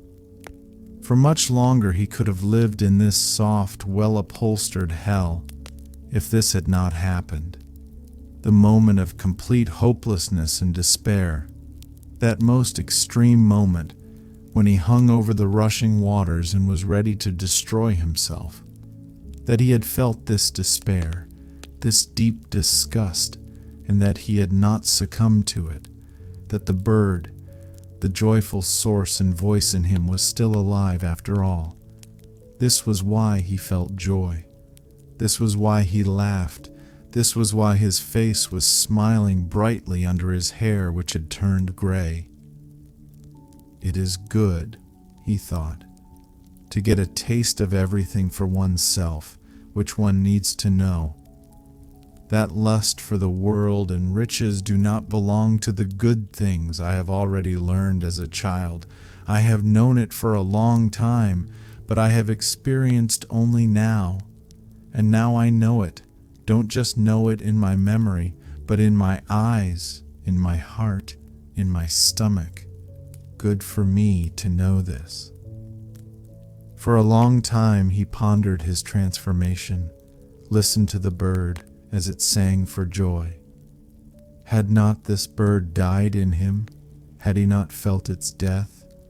No, something else from within him had died, something which already for a long time had yearned to die. Was it not this what he used to intend to kill in his ardent years as a penitent?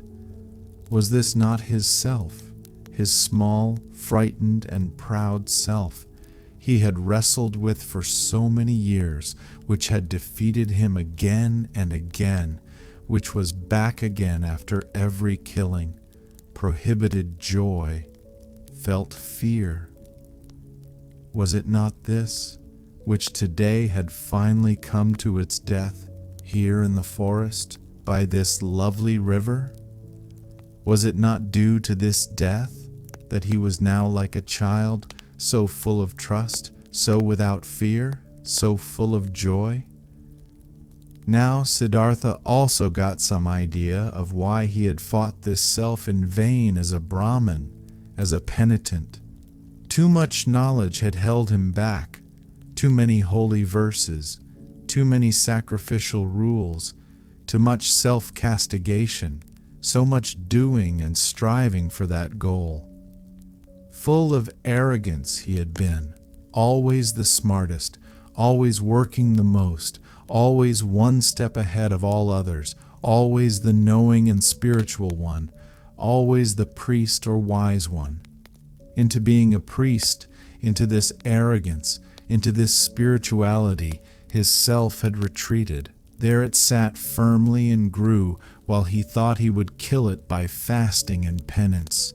Now he saw it, and saw that the secret voice had been right. that no teacher would ever have been able to bring about his salvation. Therefore, he had to go out into the world, lose himself to lust and power, to woman and money, had to become a merchant, a dice gambler, a drinker, and a greedy person, until the priest and samana in him was dead. Therefore he had to continue bearing these ugly years, bearing the disgust, the teachings, the pointlessness of a dreary and wasted life up to the end, up to bitter despair, until Siddhartha the lustful, Siddhartha the greedy could also die. He had died, a new Siddhartha had woken up from the sleep. He would also grow old. He would also eventually have to die. Mortal was Siddhartha. Mortal was every physical form. But today he was young, was a child, the new Siddhartha, and was full of joy. He thought these thoughts, listened with a smile to his stomach, listened gratefully to a buzzing bee. Cheerfully he looked into the rushing river. Never before he had liked a water so well as this one. Never before he had perceived the voice and the parable of the moving water thus strongly and beautifully. It seemed to him as if the river had something special to tell him, something he did not know yet, which was still awaiting him. In this river, Siddhartha had intended to drown himself. In it, the old, tired, desperate Siddhartha had drowned today. But the new Siddhartha felt a deep love for this rushing water and decided for himself not to leave it very soon. The ferryman. By this river I want to stay, thought Siddhartha. It is the same which I have crossed a long time ago on my way to the childlike people. A friendly ferryman had guided me then. He is the one I want to go to, starting out from his hut. My path had led me at that time into a new life, which had now grown old and is dead. My present path, my present new life, shall also take its start there. Tenderly, he looked into the rushing water, into the transparent green, into the crystal lines of its drawing, so rich in secrets. Bright pearls he saw rising from the deep, quiet bubbles of air floating on the reflecting surface, the blue of the sky being depicted in it. With 1,000 eyes, the river looked at him, with green ones, with white ones, with crystal ones, with sky blue ones. How did he love this water? How did it delight him? How grateful was he to it?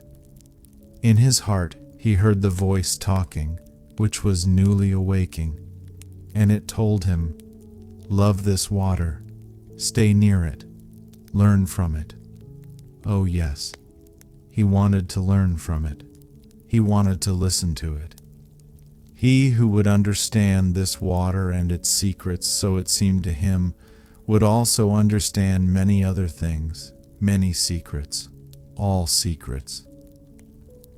But out of all secrets of the river, he today only saw one. This one touched his soul. He saw this water ran and ran, incessantly it ran, and was nevertheless always there, was always at all times the same and yet new in every moment. Great be he who would grasp this, understand this. He understood and grasped it not, only felt some idea of it stirring, a distant memory, divine voices. Siddhartha rose. The workings of hunger in his body became unbearable.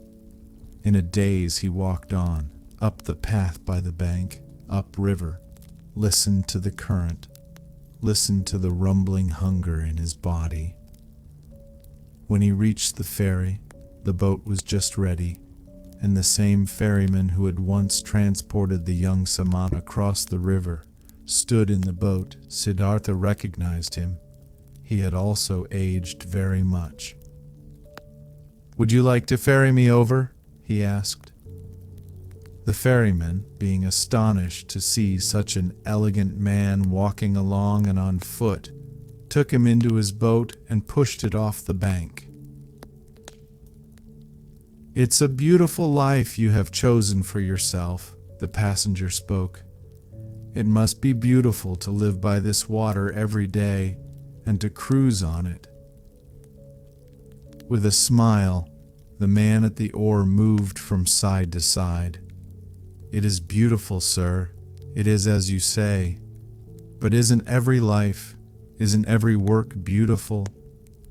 This may be true, but I envy you for yours.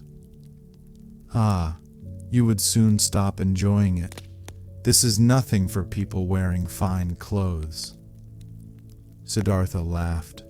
"Once before, I have been looked upon today because of my clothes. I have been looked upon with distrust. Wouldn't you, ferryman, like to accept these clothes, which are a nuisance to me, from me? For you must know I have no money to pay your fare." "You're joking, sir," the ferryman laughed. "I'm not joking, friend.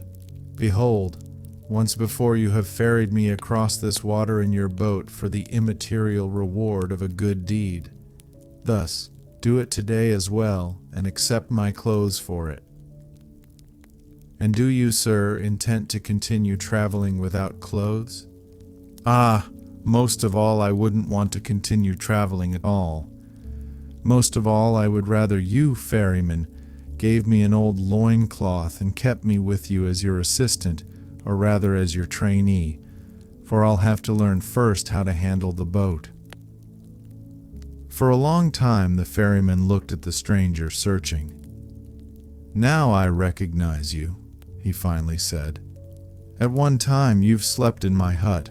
This was a long time ago, possibly more than 20 years ago, and you've been ferried across the river by me, and we parted like good friends. Haven't you been a samana? I can't think of your name anymore." "My name is Siddhartha, and I was a samana when you've last seen me." "So be welcome, Siddhartha. My name is Vasudeva. You will, so I hope, be my guest today as well, and sleep in my hut, and tell me where you're coming from, and why these beautiful clothes are such a nuisance to you." They had reached the middle of the river, and Vasudeva pushed the oar with more strength in order to overcome the current. He worked calmly, his eyes fixed in on the front of the boat, with brawny arms. Siddhartha sat and watched him, and remembered how once before, on that last day of his time as a samana, love for this man had stirred in his heart. Gratefully he accepted Vasudeva's invitation. When they had reached the bank, he helped him to tie the boat to the stakes. After this, the ferryman asked him to enter the hut, offered him bread and water, and Siddhartha ate with eager pleasure, and also ate with eager pleasure of the mango fruits Vasudeva offered him. Afterwards, it was almost the time of the sunset. They sat on a log by the bank, and Siddhartha told the ferryman about where he originally came from and about his life, as he had seen it before his eyes today, in that hour of despair. Until late at night lasted his tale. Vasudeva listened with great attention. Listening carefully, he let everything enter his mind, birthplace and childhood, all that learning, all that searching, all joy, all distress. This was among the ferryman's virtues one of the greatest. Like only a few, he knew how to listen. Without him having spoken a word, the speaker sensed how Vasudeva let his words enter his mind. Quiet, open, waiting. How he did not lose a single one, awaited not a single one with impatience, did not add his praise or rebuke, was just listening.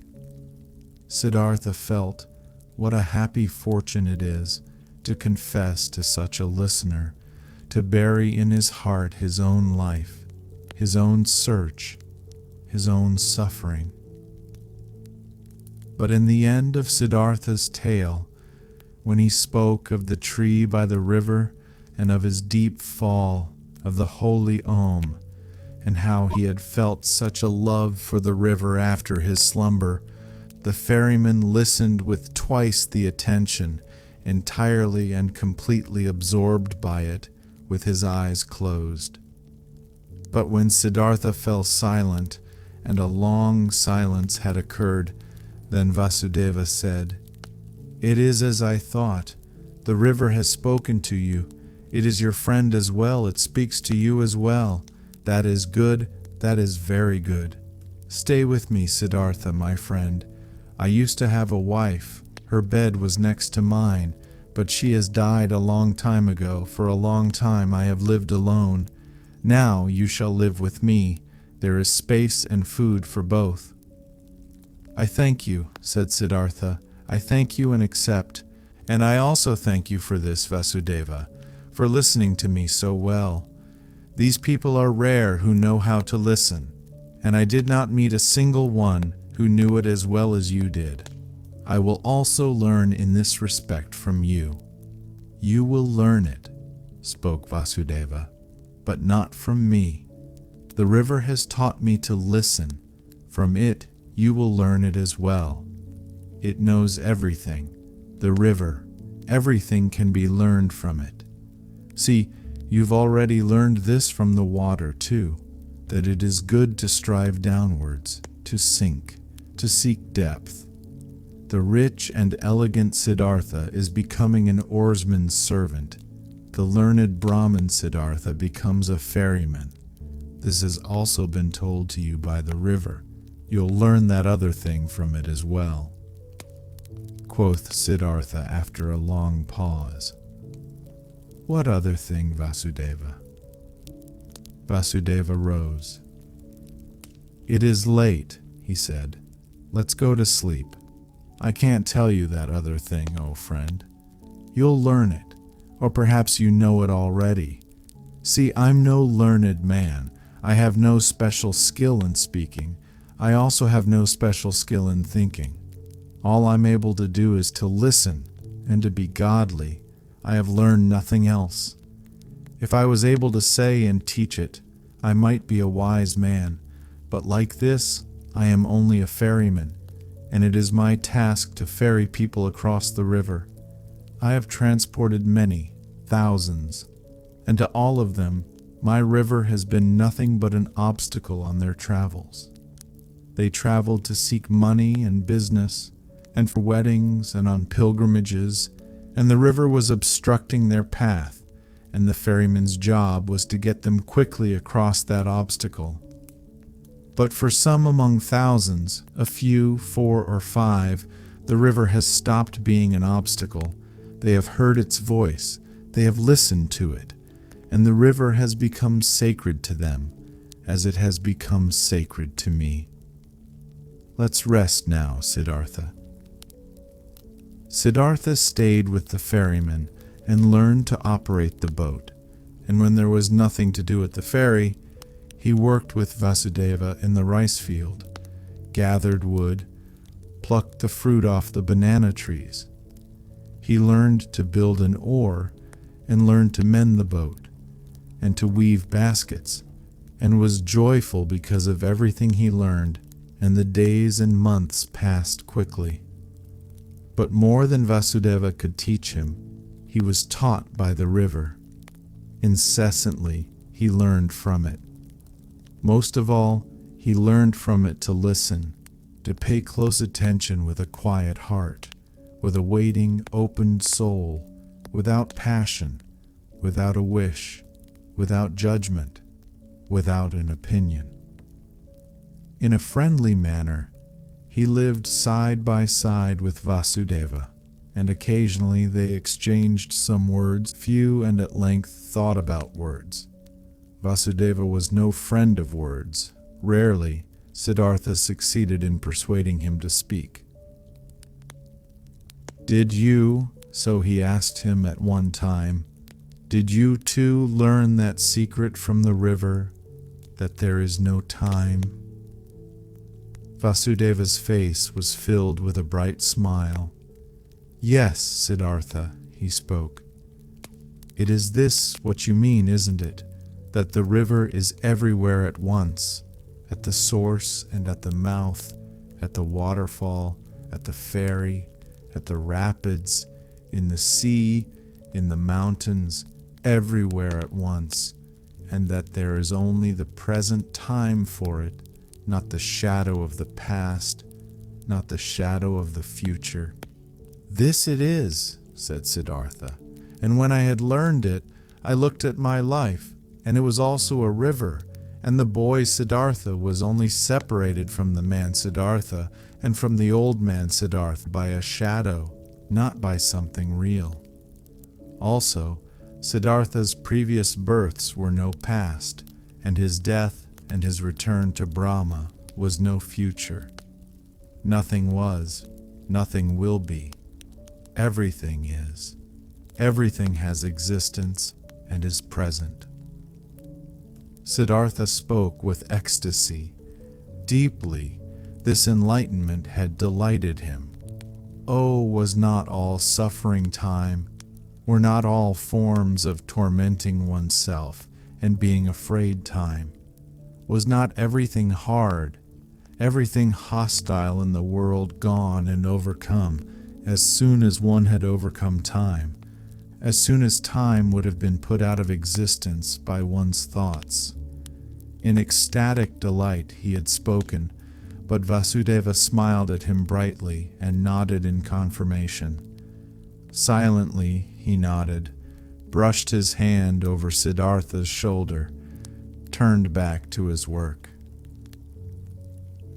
And once again, when the river had just increased its flow in the rainy season and made a powerful noise, then said Siddhartha, "Isn't it so, O friend?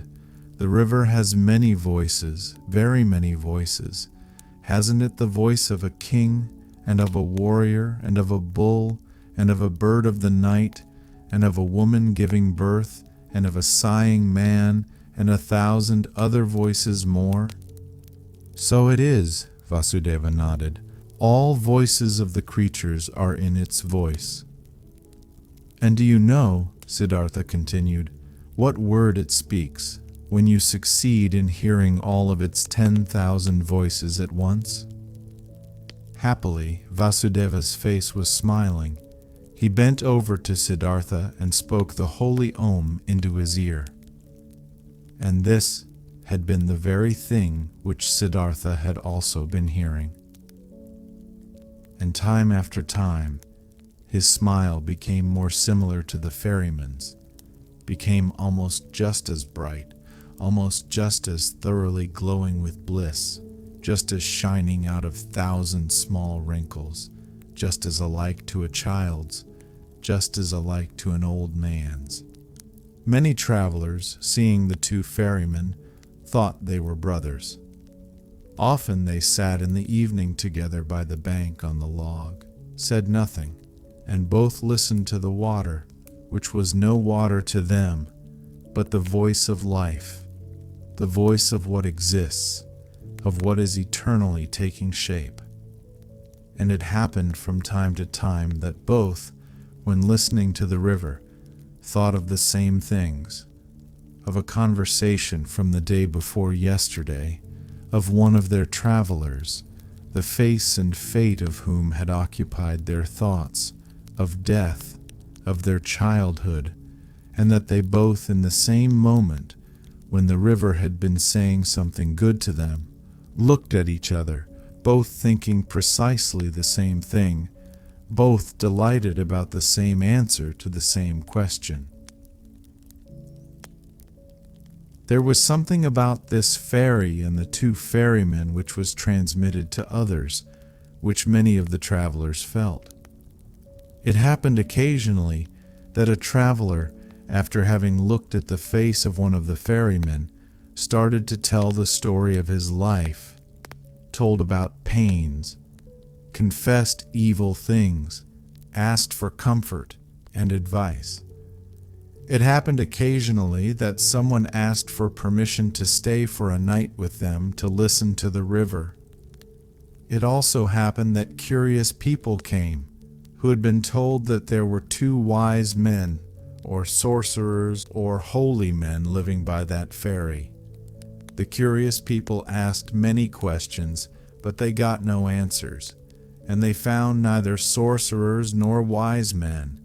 They only found 2 friendly little old men who seemed to be mute and to have become a bit strange and gaga. And the curious people laughed and were discussing how foolishly and gullibly the common people were spreading such empty rumors. The years passed by, and nobody counted them.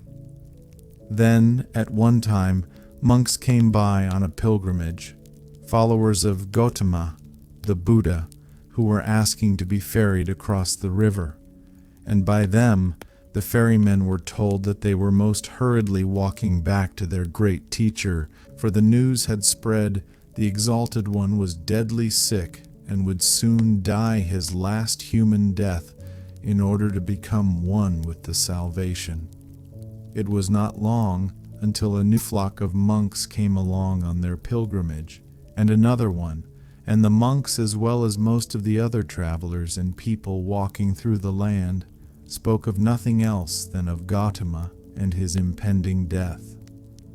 And as people are flocking from everywhere and from all sides when they are going to war or to the coronation of a king, and are gathering like ants in droves, thus they flocked, like being drawn on by a magic spell, to where the great Buddha was awaiting his death, where the huge event was to take place, and the great perfected one of an era was to become one with the glory.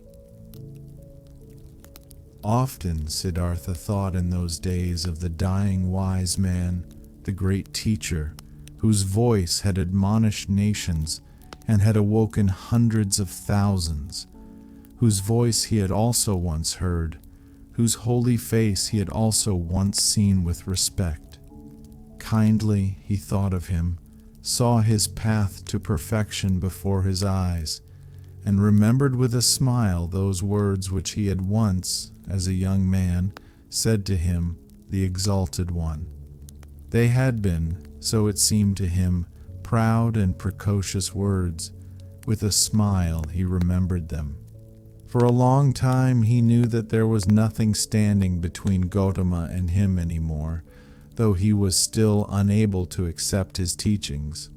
No, there was no teaching a truly searching person, someone who truly wanted to find, could accept.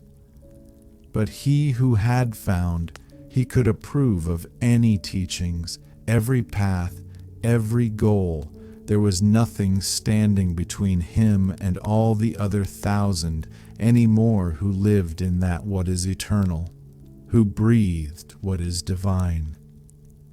On one of these days when so many went on a pilgrimage to the dying Buddha, Kamala also went to him, who used to be the most beautiful of the courtesans. A long time ago, she had retired from her previous life, had given her garden to the monks of Gautama as a gift, had taken her refuge in the teachings, was among the friends and benefactors of the pilgrims. Together with Siddhartha the boy, her son, she had gone on her way due to the news of the near death of Gautama, in simple clothes, on foot. With her little son, she was traveling by the river, but the boy had soon grown tired, desired to go back home, desired to rest, desired to eat, became disobedient, and started whining. Kamala often had to take a rest with him. He was accustomed to having his way against her. She had to feed him, had to comfort him, had to scold him. He did not comprehend why he had to go on this exhausting and sad pilgrimage with his mother to an unknown place, to a stranger who was holy and about to die. So what if he died? How did this concern the boy?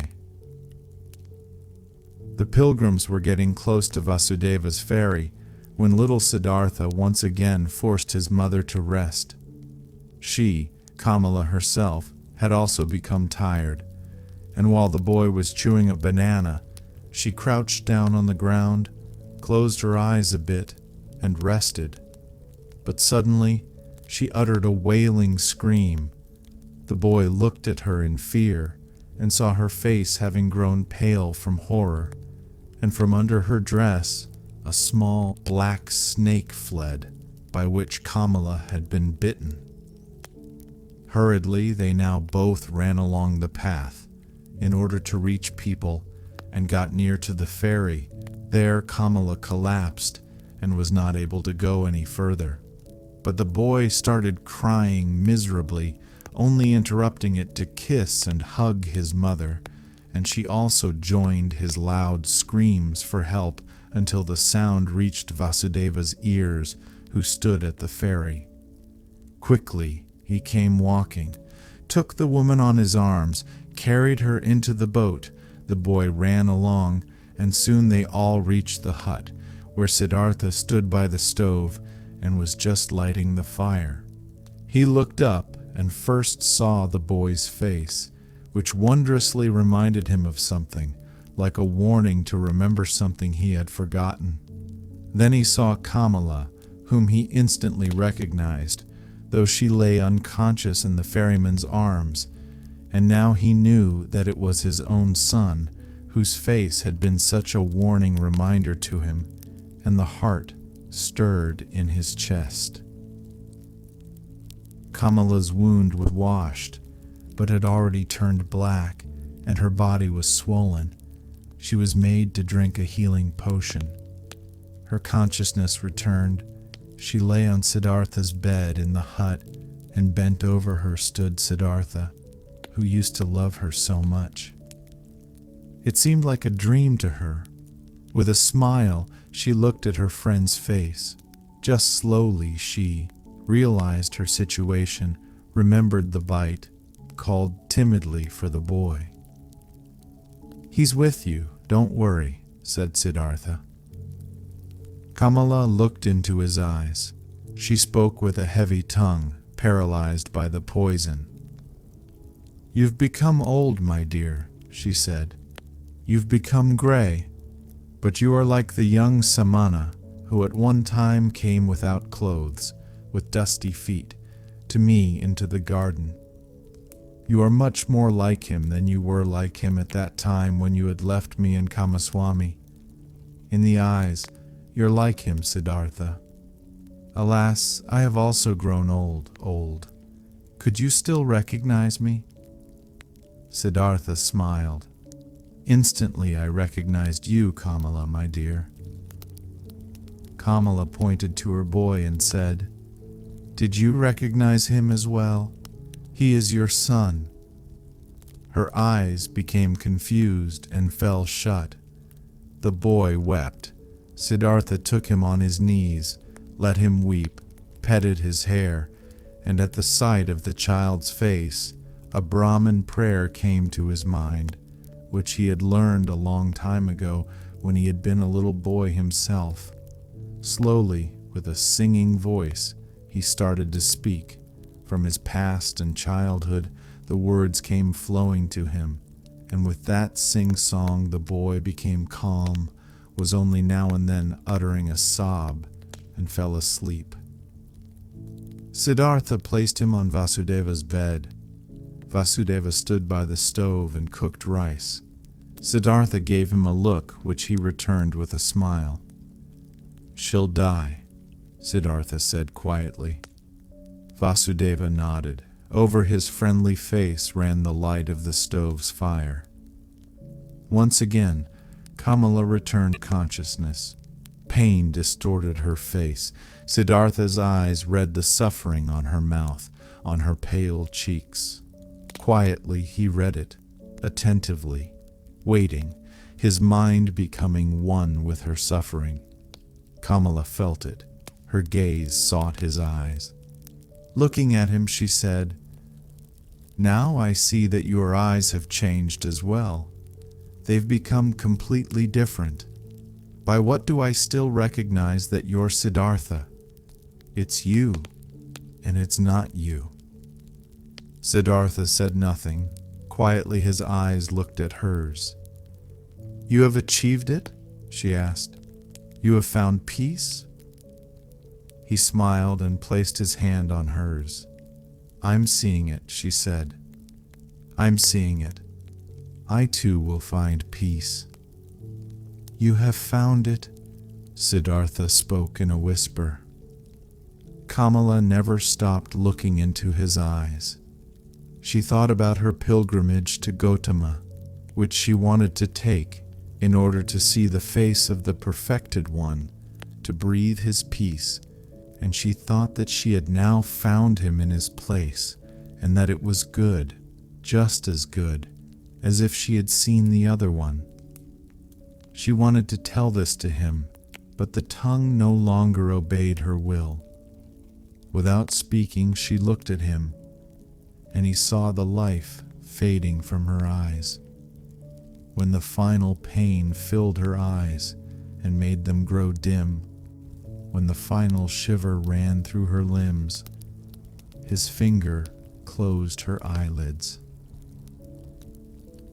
For a long time, he sat and looked at her peacefully dead face. For a long time, he observed her mouth, her old, tired mouth, with those lips which had become thin, and he remembered that he used to, in the spring of his years, compare this mouth with a freshly cracked fig. For a long time he sat, red in the pale face, in the tired wrinkles, filled himself with this sight, saw his own face lying in the same manner, just as white, just as quenched out, and saw at the same time his face and hers being young, with red lips, with fiery eyes, and the feeling of this both being present and at the same time real. The feeling of eternity completely filled every aspect of his being. Deeply he felt, more deeply than ever before, in this hour, the indestructibility of every life, the eternity of every moment. When he rose, Vasudeva had prepared rice for him, but Siddhartha did not eat. In the stable where their goat stood, the two old men prepared beds of straw for themselves, and Vasudeva lay himself down to sleep. But Siddhartha went outside and sat this night before the hut, listening to the river, surrounded by the past, touched and encircled by all times of his life at the same time. But occasionally he rose, stepped to the door of the hut, and listened, whether the boy was sleeping. Early in the morning, even before the sun could be seen, Vasudeva came out of the stable and walked over to his friend. "You haven't slept," he said. "No, Vasudeva, I sat here. I was listening to the river. A lot it has told me. Deeply it has filled me with the healing thought, with the thought of oneness. You've experienced suffering, Siddhartha, but I see no sadness has entered your heart. No, my dear, how should I be sad? I, who have been rich and happy, have become even richer and happier now. My son has been given to me. Your son shall be welcome to me as well. But now, Siddhartha, let's get to work. There is much to be done. Kamala has died on the same bed on which my wife had died a long time ago. Let us also build Kamala's funeral pile on the same hill on which I had then built my wife's funeral pile." While the boy was still asleep, they built the funeral pile. The son. Timid and weeping, the boy had attended his mother's funeral. Gloomy and shy, he had listened to Siddhartha, who greeted him as his son and welcomed him at his place in Vasudeva's hut. Pale, he sat for many days by the hill of the dead, did not want to eat, gave no open look, did not open his heart, met his fate with resistance and denial. Siddhartha spared him and let him do as he pleased. He honored his mourning. Siddhartha understood that his son did not know him, that he could not love him like a father. Slowly, he also saw and understood that the 11-year-old was a pampered boy, a mother's boy, and that he had grown up in the habits of rich people, accustomed to finer food, to a soft bed, accustomed to giving orders to servants. Siddhartha understood that the mourning, pampered child could not suddenly and willingly be content with a life among strangers and in poverty. He did not force him. He did many a chore for him, always picked the best piece of the meal for him. Slowly, he hoped to win him over by friendly patience. Rich and happy, he had called himself when the boy had come to him. Since time had passed on in the meantime, and the boy remained a stranger and in a gloomy disposition, since he displayed a proud and stubbornly disobedient heart, did not want to do any work, did not pay his respect to the old men, stole from Vasudeva's fruit trees, then Siddhartha began to understand that his son had not brought him happiness and peace, but suffering and worry. But he loved him, and he preferred the suffering and worries of love over happiness and joy without the boy. Since young Siddhartha was in the hut, the old man had split the work. Vasudeva had again taken on the job of the ferryman all by himself, and Siddhartha, in order to be with his son, did the work in the hut and the field. For a long time, for long months, Siddhartha waited for his son to understand him, to accept his love, to perhaps reciprocate it. For long months, Vasudeva waited, watching, waited, and said nothing. One day, when Siddhartha the younger had once again tormented his father very much with spite and an unsteadiness in his wishes, and had broken both of his rice bowls, Vasudeva took in the evening his friend aside and talked to him. "Pardon me," he said, "from a friendly heart, I'm talking to you. I'm seeing that you are tormenting yourself. I'm seeing that you're in grief. Your son, my dear, is worrying you, and he is also worrying me. That young bird is accustomed to a different life, to a different nest. He has not, like you, run away from riches and the city, being disgusted and fed up with it. Against his will, he had to leave all this behind. I asked the river, oh friend, many times I have asked it, but the river laughs. It laughs at me. It laughs at you and me, and is shaking with laughter at our foolishness. Water wants to join water. Youth wants to join youth. Your son is not in the place where he can prosper. You too should ask the river. You too should listen to it." Ishramolfo, troubled, Siddhartha looked into his friendly face, in the many wrinkles of which there was incessant cheerfulness. "How could I part with him?" he said quietly, ashamed. "Give me some more time, my dear. See, I'm fighting for him. I'm seeking to win his heart. With love and with friendly patience, I intend to capture it. One day, the river shall also talk to him. He also is called upon." Vasudeva's smile flourished more warmly. "Oh yes, he too is called upon. He too is of the eternal life. But do we, you and me, know what he is called upon to do? What path to take? What actions to perform? What pain to endure? Not a small one. His pain will be. After all, his heart is proud and hard.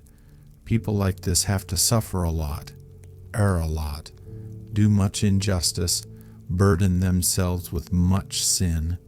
Tell me, my dear, you're not taking control of your son's upbringing. You don't force him. You don't beat him. You don't punish him. No, Vasudeva, I don't do anything of this. Or, I knew it. You don't force him. Don't beat him.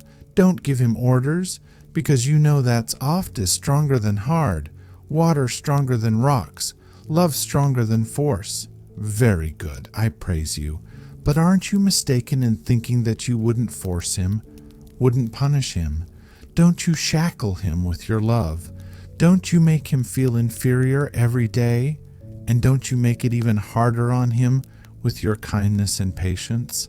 Don't you force him, the arrogant and pampered boy, to live in a hut with 2 old banana eaters, to whom even rice is a delicacy, whose thoughts can't be his, whose hearts are old and quiet and beat in a different pace than his. Isn't he forced? Isn't he punished by all this? Troubled, Siddhartha looked to the ground. Quietly, he asked, "What do you think should I do?" Quoth Vasudeva, "Bring him into the city, bring him into his mother's house. There'll still be servants around, give him to them. And when there aren't any around anymore, bring him to a teacher, not for the teaching's sake, but so that he shall be among other boys, and among girls, and in the world which is his own. Have you never thought of this?" "You're seeing into my heart," Siddhartha spoke sadly. "Often I have thought of this. But look, how shall I put him, who had no tender heart anyhow, into this world? Won't he become exuberant? Won't he lose himself to pleasure and power? Won't he repeat all of his father's mistakes? Won't he perhaps get entirely lost in samsara?" Brightly, the ferryman's smile lit up. Softly, he touched Siddhartha's arm and said, "Ask the river about it, my friend. Hear it laugh about it. Would you actually believe that you had committed your foolish acts in order to spare your son from committing them too? And could you in any way protect your son from samsara? How could you? By means of teachings, prayer, admonition. My dear, have you entirely forgotten that story containing so many lessons, that story about Siddhartha, a Brahmin's son, which you once told me here on this very spot? Who has kept the Samana Siddhartha safe from samsara, from sin, from greed, from foolishness? Were his father's religious devotion, his teacher's warnings, his own knowledge, his own search able to keep him safe? Which father, which teacher had been able to protect him from living his life for himself, from soiling himself with life, from burdening himself with guilt, from drinking the bitter drink for himself, from finding his path for himself? Would you think, my dear, anybody might perhaps be spared from taking this path? That perhaps your little son would be spared because you love him, because you would like to keep him from suffering and pain and disappointment. But even if you would die 10 times for him, you would not be able to take the slightest part of his destiny upon yourself. Fog, never before, Vasudeva had spoken so many words. Kindly, Siddhartha thanked him, went troubled into the hut, could not sleep for a long time. Vasudeva had told him nothing he had not already thought and known for himself. But this was a knowledge he could not act upon. Stronger than the knowledge was his love for the boy. Stronger was his tenderness, his fear to lose him. Had he ever lost his heart so much to something? Had he ever loved any person thus blindly, thus sufferingly, thus unsuccessfully, and yet thus happily? Siddhartha could not heed his friend's advice. He could not give up the boy. He let the boy give him orders. He let him disregard him. He said nothing and waited, Daily, he began the mute struggle of friendliness, the silent war of patience. Vasudeva also said nothing and waited, friendly, knowing, patient. They were both masters of patience. At one time, when the boy's face reminded him very much of Kamala, Siddhartha suddenly had to think of a line which Kamala, a long time ago, in the days of their youth, had once said to him. "You cannot love," she had said to him, and he had agreed with her and had compared himself with a star, while comparing the childlike people with falling leaves, and nevertheless he had also sensed an accusation in that line. Indeed, he had never been able to lose or devote himself completely to another person, to forget himself, to commit foolish acts for the love of another person.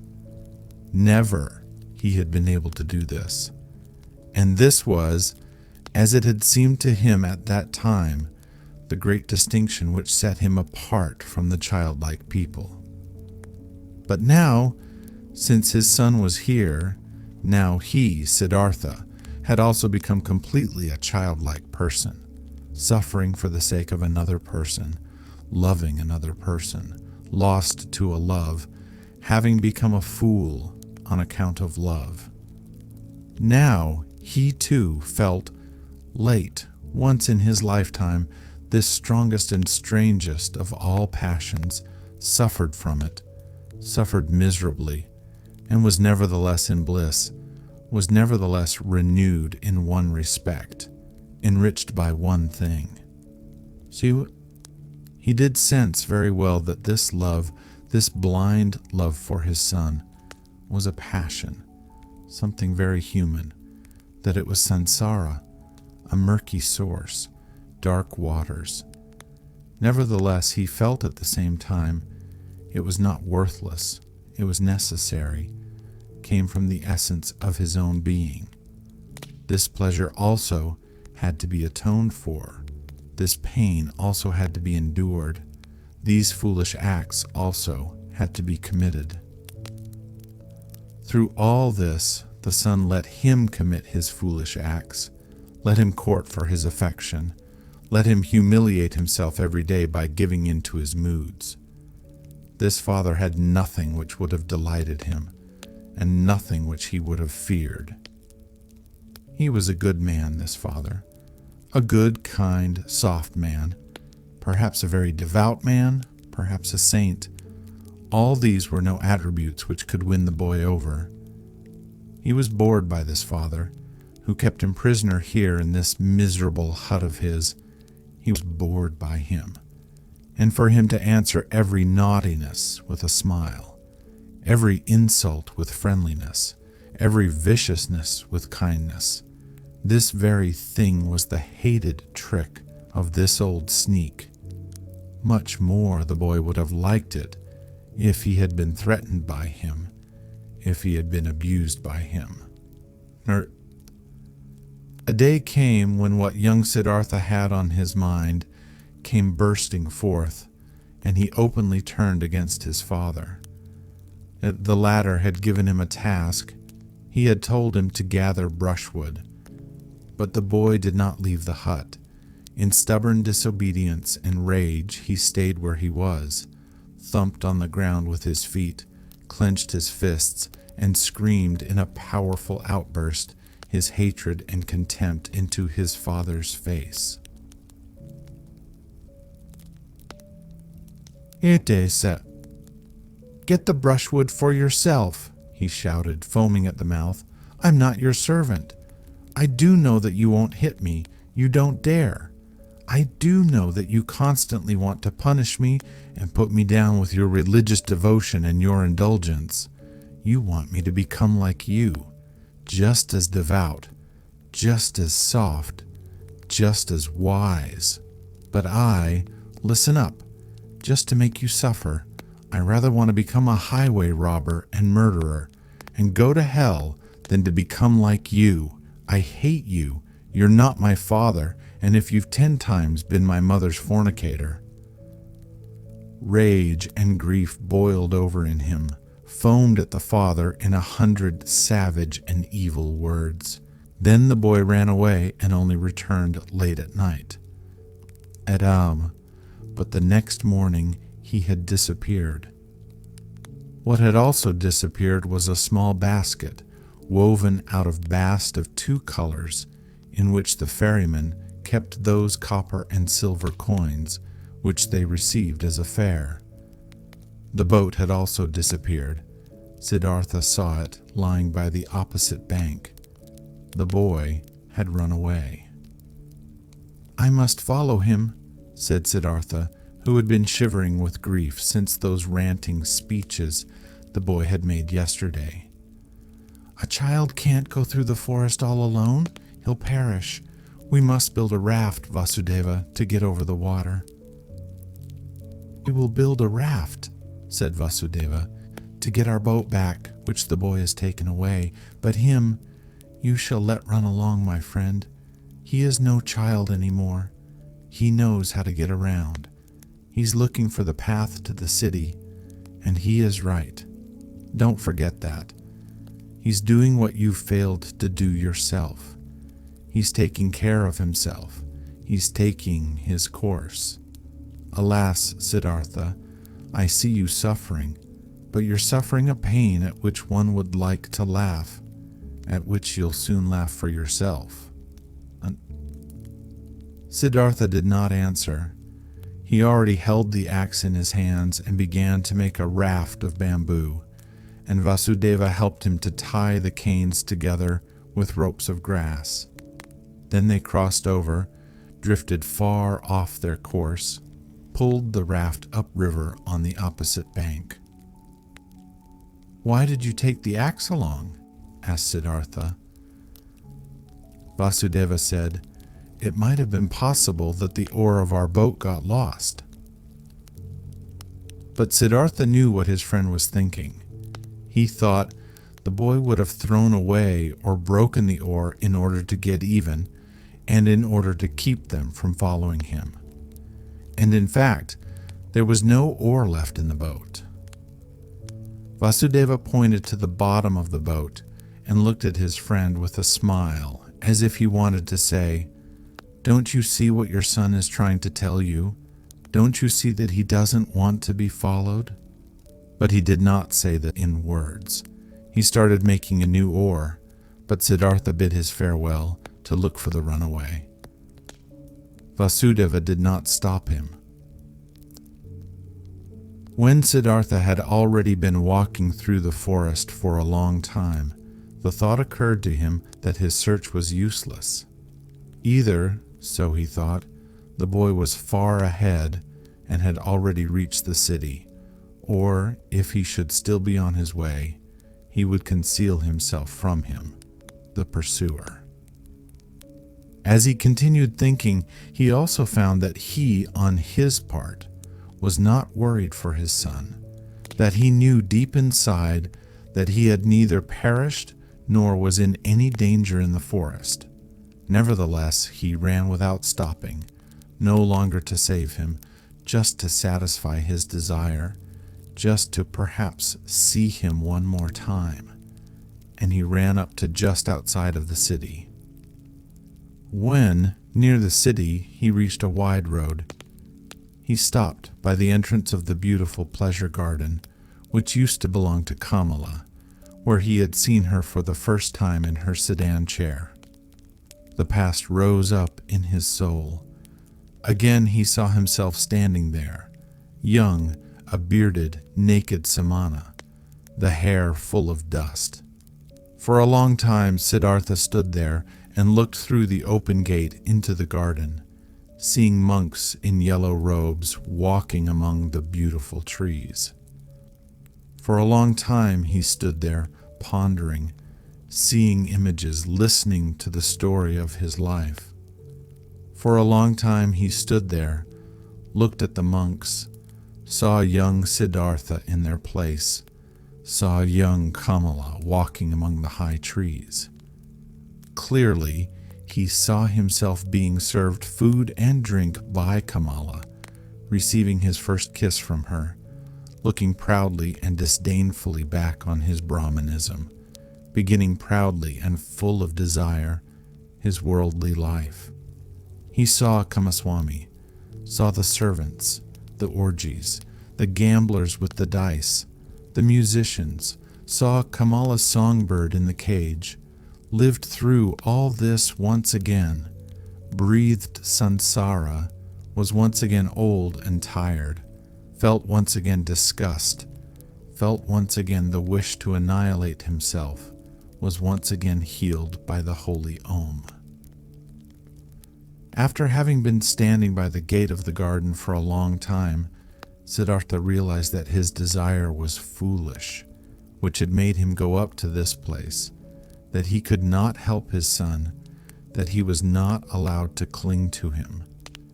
Deeply, he felt the love for the runaway in his heart, like a wound, and he felt at the same time that this wound had not been given to him in order to turn the knife in it, that it had to become a blossom and had to shine. That this wound did not blossom yet, did not shine yet at this hour, made him sad.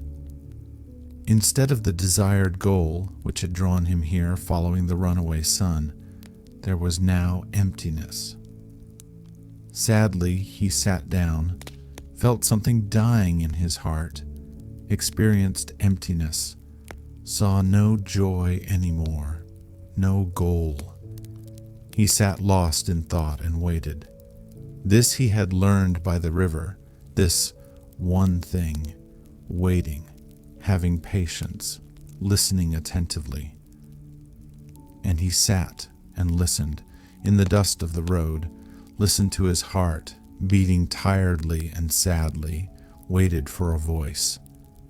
Many an hour he crouched, listening, saw no images anymore, fell into emptiness, let himself fall without seeing a path.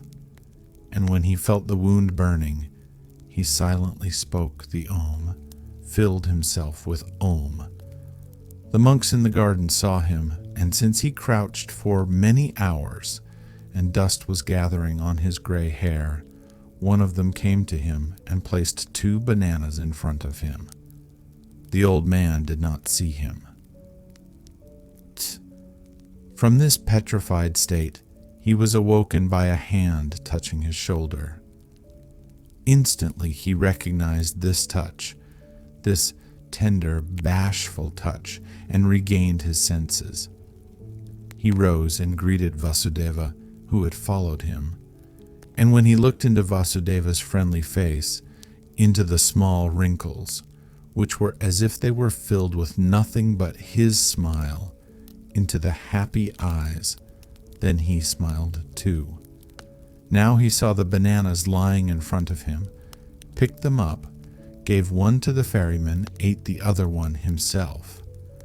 After this, he silently went back into the forest with Vasudeva, returned home to the ferry. Neither one talked about what had happened today. Neither one mentioned the boy's name. Neither one spoke about him running away. Neither one spoke about the wound. In the hut, Siddhartha lay down on his bed, and when after a while Vasudeva came to him to offer him a bowl of coconut milk, he already found him asleep. Om. For a long time the wound continued to burn. Many a traveler Siddhartha had to ferry across the river who was accompanied by a son or a daughter, and he saw none of them without envying him, without thinking, so many thousands possess this sweetest of good fortunes. Why don't I? Even bad people, even thieves and robbers have children and love them and are being loved by them, all except for me. Thus simply, thus without reason, he now thought, thus similar to the childlike people he had become.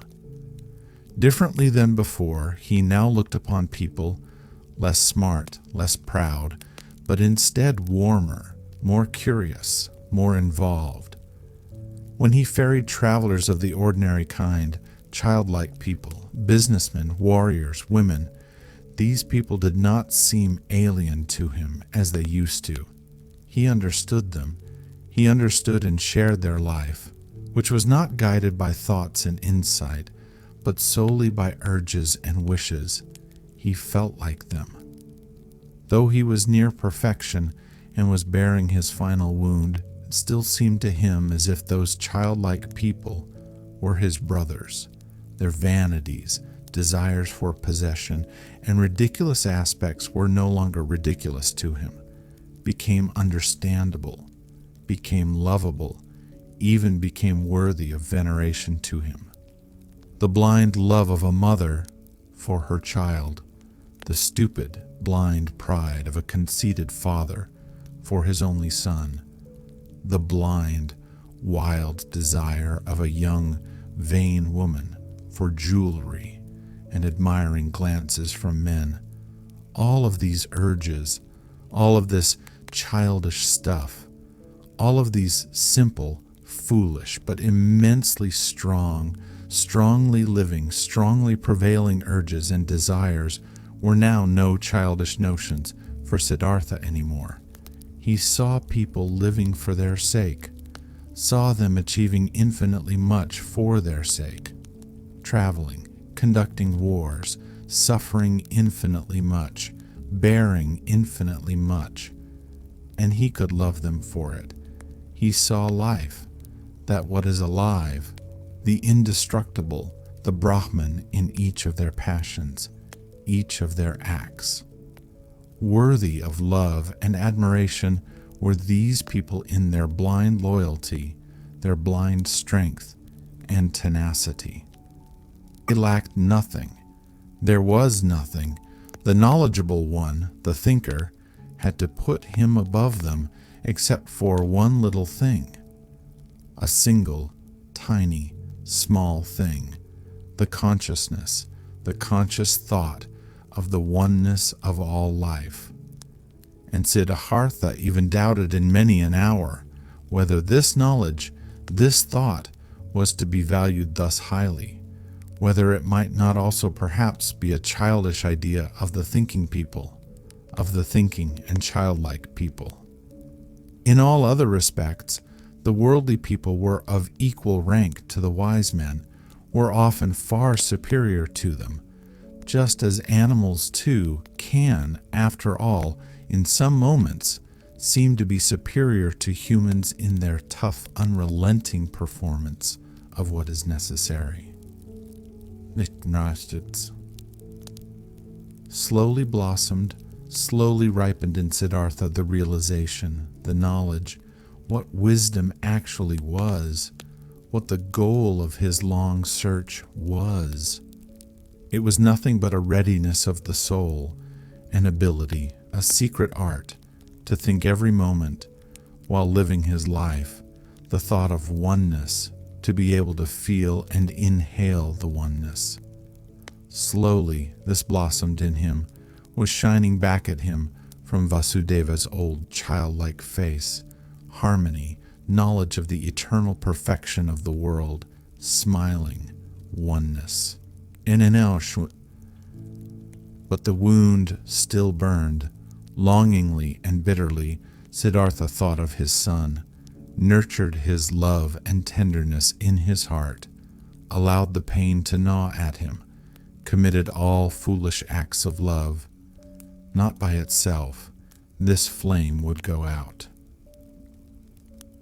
And one day, when the wound burned violently, Siddhartha ferried across the river, driven by a yearning, got off the boat and was willing to go to the city and to look for his son. The river flowed softly and quietly. It was the dry season, but its voice sounded strange. It laughed clearly. The river laughed. It laughed brightly and clearly at the old ferryman. Siddhartha stopped.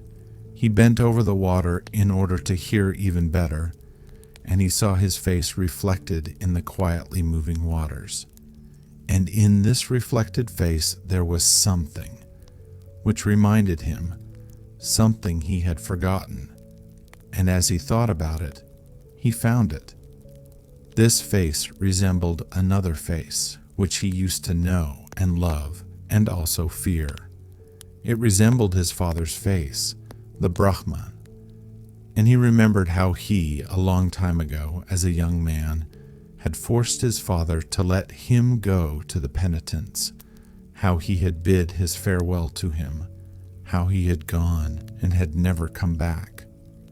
Had his father not also suffered the same pain for him, which he now suffered for his son? Had his father not long since died, alone, without having seen his son again? Did he not have to expect the same fate for himself? Was it not a comedy, a strange and stupid matter, this repetition, this running around in a fateful circle? The river laughed.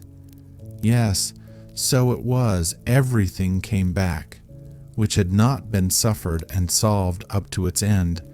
The same pain was suffered over and over again.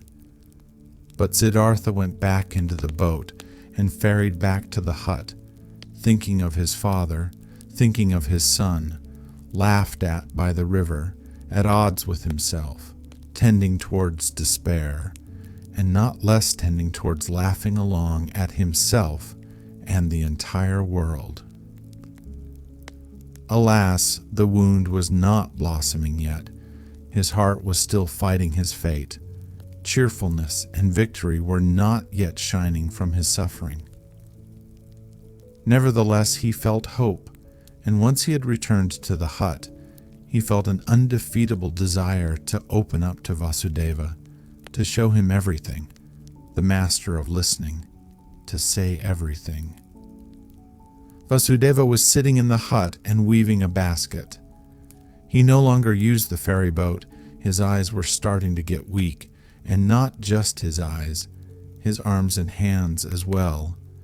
Unchanged and flourishing was only the joy and the cheerful benevolence of his face. Siddhartha sat down next to the old man. Slowly he started talking.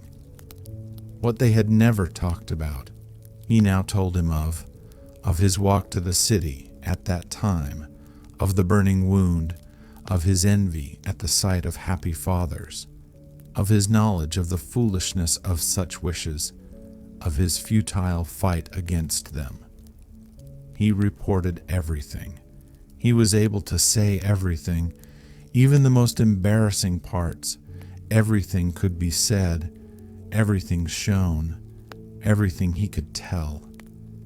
He presented his wound, also told how he fled today, how he ferried across the water, a childish runaway, willing to walk to the city, how the river had laughed. While he spoke for a long time while Vasudeva was listening with a quiet face. Vasudeva's listening gave Siddhartha a stronger sensation than ever before. He sensed how his pain, his fears flowed over to him, how his secret hope flowed over, came back at him from his counterpart. To show his wound to this listener was the same as bathing it in the river, until it had cooled and become one with the river. While he was still speaking, still admitting and confessing, Siddhartha felt more and more that this was no longer Vasudeva, no longer a human being who was listening to him, that this motionless listener was absorbing his confession into himself like a tree the rain, that this motionless man was the river itself, that he was God himself, that he was the eternal itself. And while Siddhartha stopped thinking of himself and his wound, this realization of Vasudeva's changed character took possession of him. And the more he felt it and entered into it, the less wondrous it became. The more he realized that everything was in order and natural, that Vasudeva had already been like this for a long time, almost forever, that only he had not quite recognized it. Yes, that he himself had almost reached the same state. He felt that he was now seeing old Vasudeva as the people see the gods, and that this could not last. In his heart, he started bidding his farewell to Vasudeva. Throughout all this, he talked incessantly. When he had finished talking, Vasudeva turned his friendly eyes, which had grown slightly weak, at him, said nothing, let his silent love and cheerfulness, understanding and knowledge shine at him. He took Siddhartha's hand, led him to the seat by the bank, sat down with him, smiled at the river. "You've heard it laugh," he said, "but you haven't heard everything. Let's listen. You'll hear more." They listened. Softly sounded the river, singing in many voices. Siddhartha looked into the water, and images appeared to him in the moving water. His father appeared, lonely, mourning for his son. He himself appeared, lonely, he also being tied with the bondage of yearning to his distant son. His son appeared, lonely as well, the boy greedily rushing along the burning course of his young wishes, each one heading for his goal, each one obsessed by the goal, each one suffering. The river sang with a voice of suffering. Longingly it sang. Longingly it flowed towards its goal. Lamentingly its voice sang. "Do you hear?" Vasudeva's mute gaze asked. Siddhartha nodded. "Listen better," Vasudeva whispered. Siddhartha made an effort to listen better. The image of his father, his own image, the image of his son merged. Kamala's image also appeared and was dispersed, and the image of Govinda and other images, and they merged with each other, turned all into the river, headed all, being the river, for the goal, longing, desiring, suffering, and the river's voice sounded full of yearning, full of burning woe, full of unsatisfiable desire. For the goal the river was heading, Siddhartha saw it hurrying. The river, which consisted of him and his loved ones, and of all people he had ever seen, all of these waves and waters were hurrying, suffering towards goals, many goals, the waterfall, the lake, the rapids, the sea, and all goals were reached, and every goal was followed by a new one, and the water turned into vapor and rose to the sky, turned into rain and poured down from the sky, turned into a source, a stream, a river, headed forward once again, flowed on once again. But the longing voice had changed. It still resounded, full of suffering, searching, but other voices joined it, voices of joy and of suffering, good and bad voices, laughing and sad ones, 100 voices, 1,000 voices. Siddhartha listened. He was now nothing but a listener, completely concentrated on listening, completely empty. He felt that he had now finished learning to listen. Often before, he had heard all this, these many voices in the river. Today it sounded new. Already he could no longer tell the many voices apart, not the happy ones from the weeping ones, not the ones of children from those of men. They all belonged together. The lamentation of yearning and the laughter of the knowledgeable one, the scream of rage and the moaning of the dying ones. Everything was one. Everything was intertwined and connected, entangled 1,000 times. And everything together, all voices, all goals, all yearning, all suffering, all pleasure, all that was good and evil, all of this together was the world. All of it together was the flow of events, was the music of life.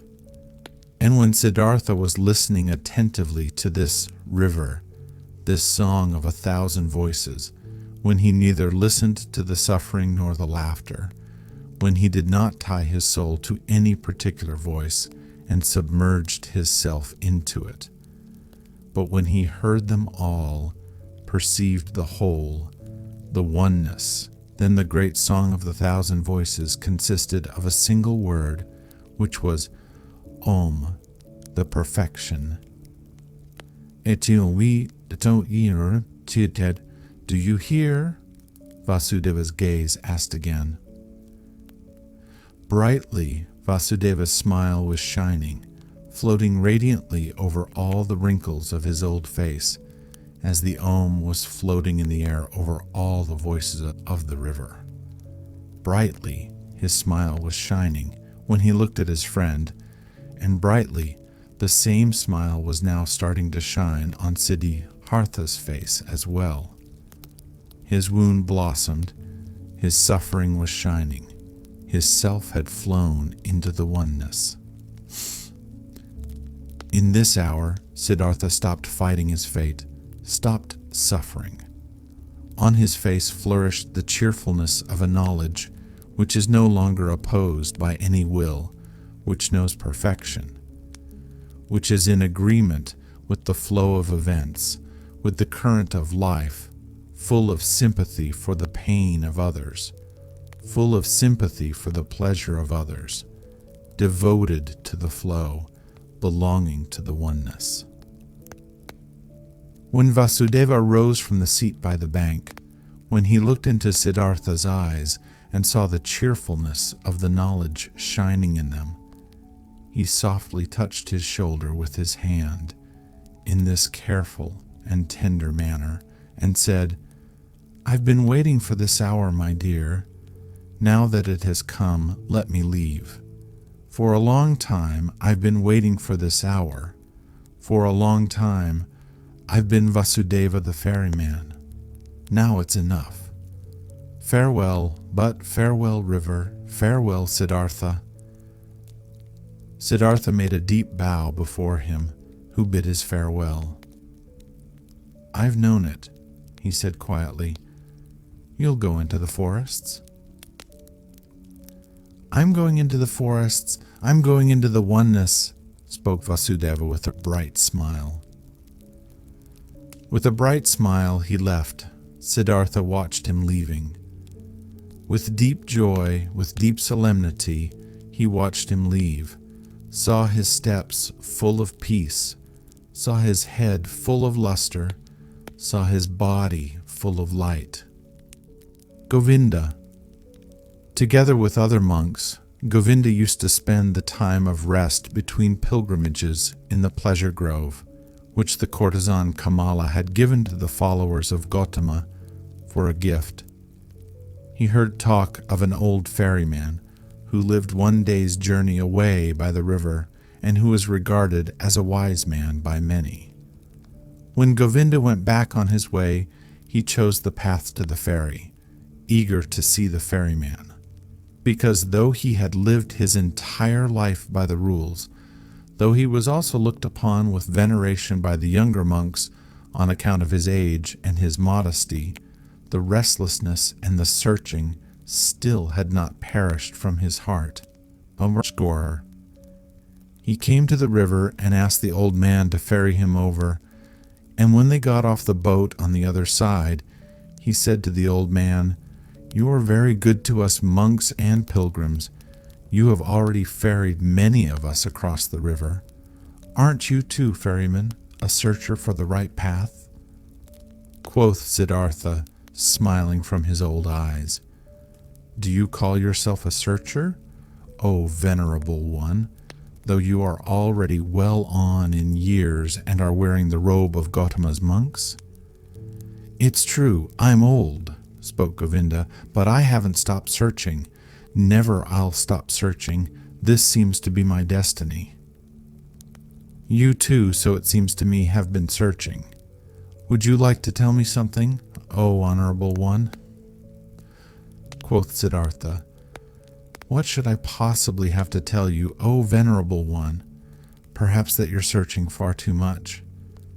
That in all that searching, you don't find the time for finding. How come? Asked Govinda. When someone is searching, said Siddhartha, then it might easily happen that the only thing his eyes still see is that what he searches for, that he is unable to find anything, to let anything enter his mind, because he always thinks of nothing but the object of his search, because he has a goal, because he is obsessed by the goal. Searching means having a goal, but finding means being free, being open, having no goal. You, O venerable one, are perhaps indeed a searcher, because, striving for goal, there are many things you don't see which are directly in front of your eyes. I don't quite understand yet, asked Govinda. What do you mean by this? Quoth Siddhartha, a long time ago, O venerable one, many years ago, you've once before been at this river and have found a sleeping man by the river and have sat down with him to guard his sleep. But O Govinda, you did not recognize the sleeping man. Astonished, as if he had been the object of a magic spell, the monk looked into the ferryman's eyes. Are you Siddhartha? He asked with a timid voice. I wouldn't have recognized you this time as well. From my heart I'm greeting you, Siddhartha. From my heart I'm happy to see you once again. You've changed a lot, my friend. And so you've now become a ferryman? In a friendly manner, Siddhartha laughed. A ferryman, yes. Many people, Govinda, have to change a lot, have to wear many a robe. I am one of those, my dear. Be welcome, Govinda, and spend the night in my hut. Govinda stayed the night in the hut and slept on the bed, which used to be Vasudeva's bed. Many questions he posed to the friend of his youth. Many things Siddhartha had to tell him from his life. When in the next morning the time had come to start the day's journey, Govinda said, not without hesitation, these words, Before I'll continue on my path, Siddhartha, permit me to ask one more question. Do you have a teaching? Do you have a faith or a knowledge you follow which helps you to live and to do right? Quoth Siddhartha, You know, my dear, that I already as a young man, in those days when we lived with the penitents in the forest, started to distrust teachers and teachings and to turn my back to them. I have stuck with this. Nevertheless, I have had many teachers since then. A beautiful courtesan has been my teacher for a long time, and a rich merchant was my teacher, and some gamblers with dice. Once, even a follower of Buddha, traveling on foot, has been my teacher. He sat with me when I had fallen asleep in the forest on the pilgrimage. I've also learned from him. I'm also grateful to him, very grateful. But most of all, I have learned here from this river and from my predecessor, the ferryman Vasudeva. He was a very simple person, Vasudeva. He was no thinker, but he knew what is necessary just as well as Gautama. He was a perfect man, a saint. Govinda said, Still, O Siddhartha, you love a bit to mock people, as it seems to me. I believe in you and know that you haven't followed a teacher. But haven't you found something by yourself? Though you found no teachings, you still found certain thoughts, certain insights, which are your own and which help you to live. If you would like to tell me some of these, you would delight my heart. Quoth Siddhartha, I've had thoughts, yes, and insight, again and again. Sometimes, for an hour or for an entire day, I have felt knowledge in me as one would feel life in one's heart. There have been many thoughts, but it would be hard for me to convey them to you. Look, my dear Govinda, this is one of my thoughts, which I have found. Wisdom cannot be passed on. Wisdom which a wise man tries to pass on to someone always sounds like foolishness. Are you kidding? Asked Govinda. I'm not kidding. I'm telling you what I've found. Knowledge can be conveyed, but not wisdom. It can be found. It can be lived. It is possible to be carried by it. Miracles can be performed with it, but it cannot be expressed in words and taught. This was what I, even as a young man, sometimes suspected, what has driven me away from the teachers. I have found a thought, Govinda, which you'll again regard as a joke or foolishness, but which is my best thought. It says, the opposite of every truth is just as true. That's like this. Any truth can only be expressed and put into words when it is one-sided. Everything is one-sided, which can be thought with thoughts and said with words. It's all one-sided, all just one half, all lacks completeness, roundness, oneness.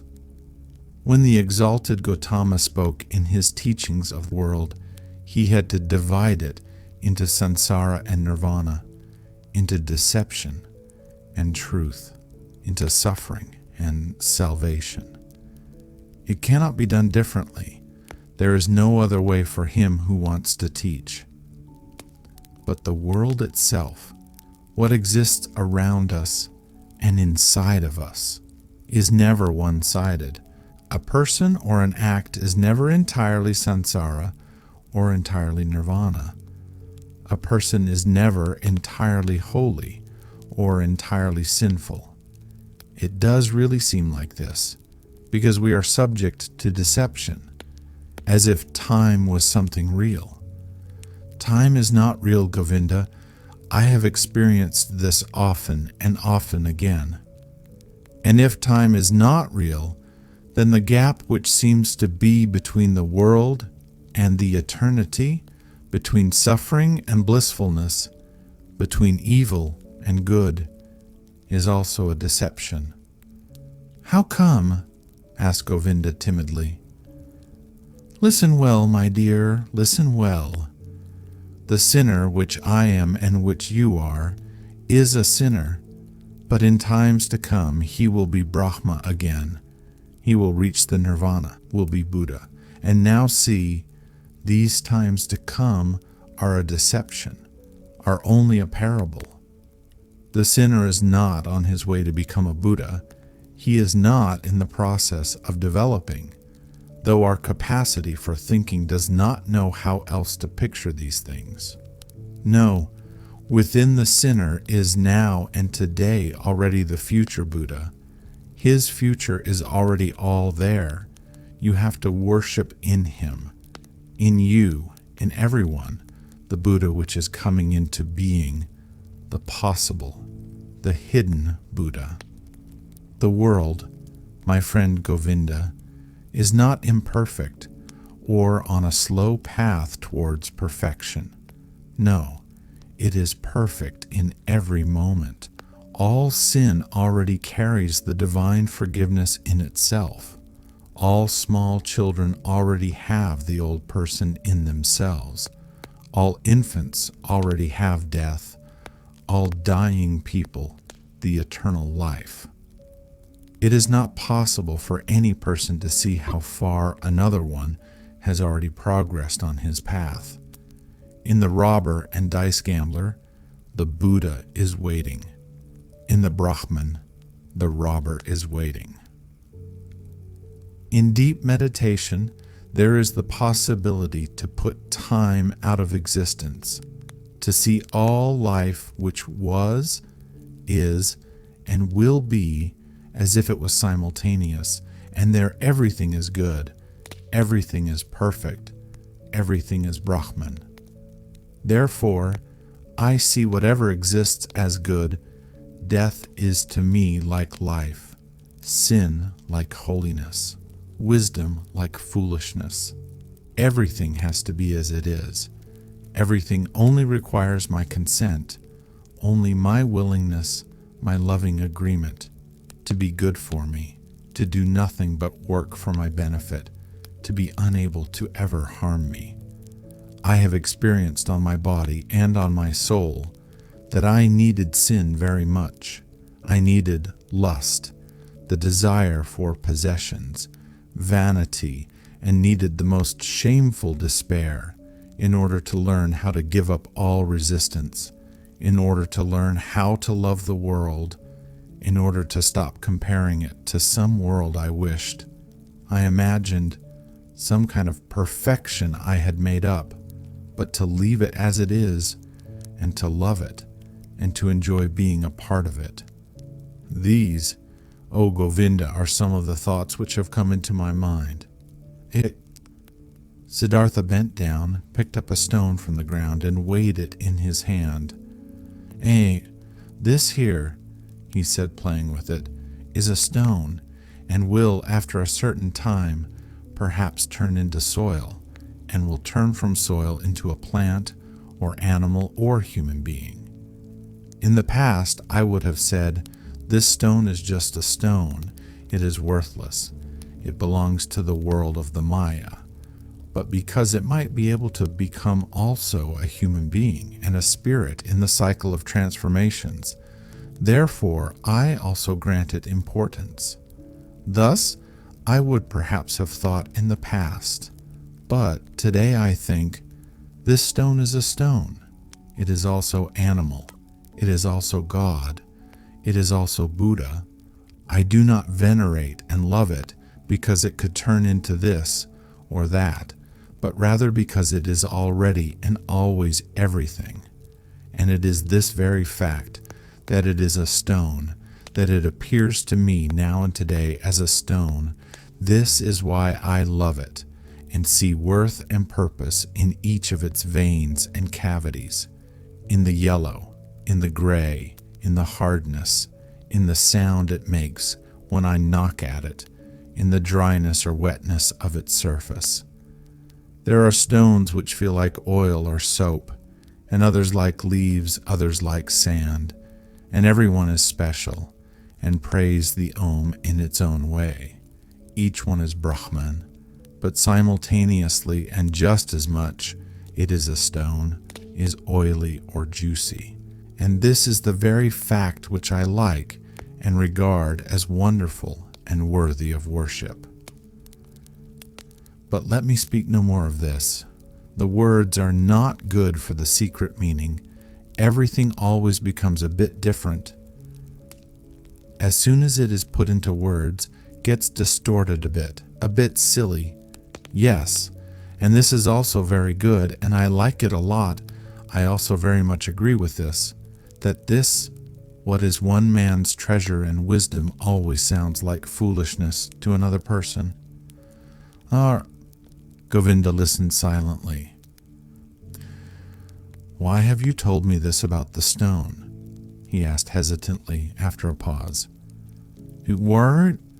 I did it without any specific intention, or perhaps what I meant was that I love this very stone and the river and all these things we are looking at and from which we can learn. I can love a stone, Govinda, and also a tree or a piece of bark.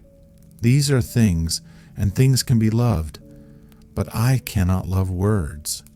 Therefore, teachings are no good for me. They have no hardness, no softness, no colors, no edges, no smell, no taste. They have nothing but words. Perhaps it is these which keep you from finding peace. Perhaps it is the many words, because salvation and virtue as well, sansara and nirvana as well, are mere words, Govinda. There is no thing which would be nirvana. There is just the word nirvana. Quoth Govinda, not just a word, my friend, is nirvana. It is a thought. Siddhartha continued, "A thought, it might be so. I must confess to you, my dear, I don't differentiate much between thoughts and words. To be honest, I also have no high opinion of thoughts. I have a better opinion of things. Here on this ferry boat, for instance, a man has been my predecessor and teacher, a holy man who has for many years simply believed in the river, nothing else. He had noticed that the river spoke to him. He learned from it. It educated and taught him. The river seemed to be a god to him. For many years he did not know that every wind, every cloud, every bird, every beetle was just as divine and knows just as much and can teach just as much as the worshipped river. But when this holy man went into the forests, he knew everything, knew more than you and me, without teachers, without books, only because he had believed in the river." Govinda said, "But is that what you call things? Actually something real, something which has existence? Isn't it just a deception of the Maya? Just an image and illusion? Your stone, your tree, your river? Are they actually a reality?" "This too," spoke Siddhartha, "I do not care very much about. Let the things be illusions or not, after all, I would then also be an illusion, and thus they are always like me. This is what makes them so dear and worthy of veneration for me. They are like me. Therefore, I can love them. And this is now a teaching you will laugh about. Love, O Govinda, seems to me to be the most important thing of all. To thoroughly understand the world, to explain it, to despise it, may be the thing great thinkers do. But I'm only interested in being able to love the world, not to despise it, not to hate it, and me, to be able to look upon it, and me and all beings with love and admiration and great respect." "This I understand," spoke Govinda, "but this very thing was discovered by the Exalted One to be a deception. He commands benevolence, clemency, sympathy, tolerance, but not love. He forbade us to tie our heart in love to earthly things." "I know it," said Siddhartha. His smile shone golden. "I know it, Govinda, and behold, with this we are right in the middle of the thicket of opinions, in the dispute about words. For I cannot deny my words of love are in a contradiction, a seeming contradiction with Gautama's words. For this very reason I distrust in words so much, for I know this contradiction is a deception. I know that I am in agreement with Gautama. How should he not know love, he who has discovered all elements of human existence in their transitoriness, in their meaninglessness, and yet loved people thus much, to use a long, laborious life only to help them, to teach them? Even with him, even with your great teacher, I prefer the thing over the words, place more importance on his acts and life than on his speeches, more on the gestures of his hand than his opinions. Not in his speech, not in his thoughts. I see his greatness only in his actions, in his life." "Mishi." For a long time the two old men said nothing. Then spoke Govinda, while bowing for a farewell. "I thank you, Siddhartha, for telling me some of your thoughts. They are partially strange thoughts. Not all have been instantly understandable to me. This being as it may, I thank you, and I wish you to have calm days." Yes. But secretly he thought to himself, "This Siddhartha is a bizarre person. He expresses bizarre thoughts. His teachings sound foolish. So differently sound the Exalted One's pure teachings, clearer, purer, more comprehensible. Nothing strange, foolish, or silly is contained in them. But different from his thoughts seem to me Siddhartha's hands and feet, his eyes, his forehead, his breath, his smile, his greeting, his walk. Never again, after our exalted Gautama has become one with the nirvana, never since then have I met a person of whom I felt, "This is a holy man." Only him, this Siddhartha, I have found to be like this. May his teachings be strange, may his words sound foolish. Out of his gaze and his hand, his skin and his hair, out of every part of him shines a purity, shines a calmness, shines a cheerfulness and mildness and holiness which I have seen in no other person since the final death of our exalted teacher. As Govinda thought like this, and there was a conflict in his heart, he once again bowed to Siddhartha, drawn by love. Deeply he bowed to him who was calmly sitting. "Siddhartha," he spoke, "we have become old men. It is unlikely for one of us to see the other again in this incarnation. I see, beloved, that you have found peace. I confess that I haven't found it. Tell me, O Honorable One, one more word. Give me something on my way which I can grasp, which I can understand. Give me something to be with me on my path. It is often hard, my path often dark, Siddhartha." Siddhartha said nothing and looked at him with the ever unchanged, quiet smile. Govinda stared at his face with fear, with yearning, suffering, and the eternal search was visible in his look, eternal, not finding. Siddhartha saw it and smiled. "Bend down to me," he whispered quietly in Govinda's ear. "Bend down to me, like this, even closer, very close. Kiss my forehead, Govinda." But while Govinda, with astonishment, and yet drawn by great love and expectation, obeyed his words, bent down closely to him, and touched his forehead with his lips, something miraculous happened to him.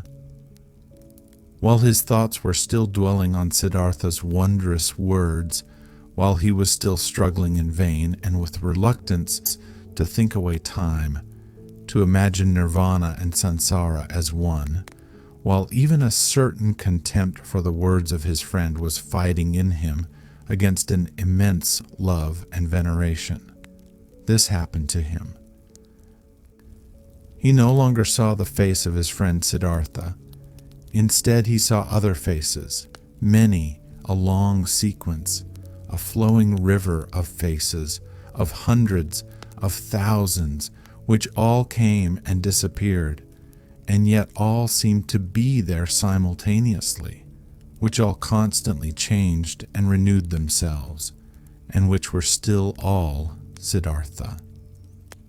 He saw the face of a fish, a carp, with an infinitely painfully opened mouth, the face of a dying fish, with fading eyes. He saw the face of a newborn child, red and full of wrinkles, distorted from crying. He saw the face of a murderer. He saw him plunging a knife into the body of another person. He saw, in the same second, this criminal in bondage, kneeling and his head being chopped off by the executioner with one blow of his sword. He saw the bodies of men and women, naked in positions and cramps of frenzied love. He saw corpses stretched out, motionless, cold, void. He saw the heads of animals, of boars, of crocodiles, of elephants, of bulls, of birds. He saw gods, saw Krishna, saw Agni. He saw all of these figures and faces in 1,000 relationships with one another, each one helping the other, loving it, hating it, destroying it, giving rebirth to it. Each one was a will to die, a passionately painful confession of transitoriness, and yet none of them died. Each one only transformed, was always reborn, received evermore a new face, without any time having passed between the one and the other face. And all of these figures and faces rested, flowed, generated themselves, floated along and merged with each other, and they were all constantly covered by something thin, without individuality of its own, but yet existing, like a thin glass or ice, like a transparent skin, a shell or mold or mask of water.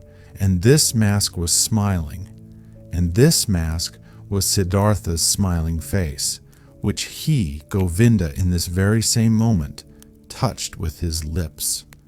And Govinda saw it like this smile of the mask, this smile of oneness above the flowing forms, this smile of simultaneousness above the 1,000 births and deaths. This smile of Siddhartha was precisely the same, was precisely of the same kind as the quiet, delicate, impenetrable, perhaps benevolent, perhaps mocking, wise, 1,000-fold smile of Gautama, the Buddha, as he had seen it himself with great respect 100 times. Like this, Govinda knew, the perfected ones are smiling.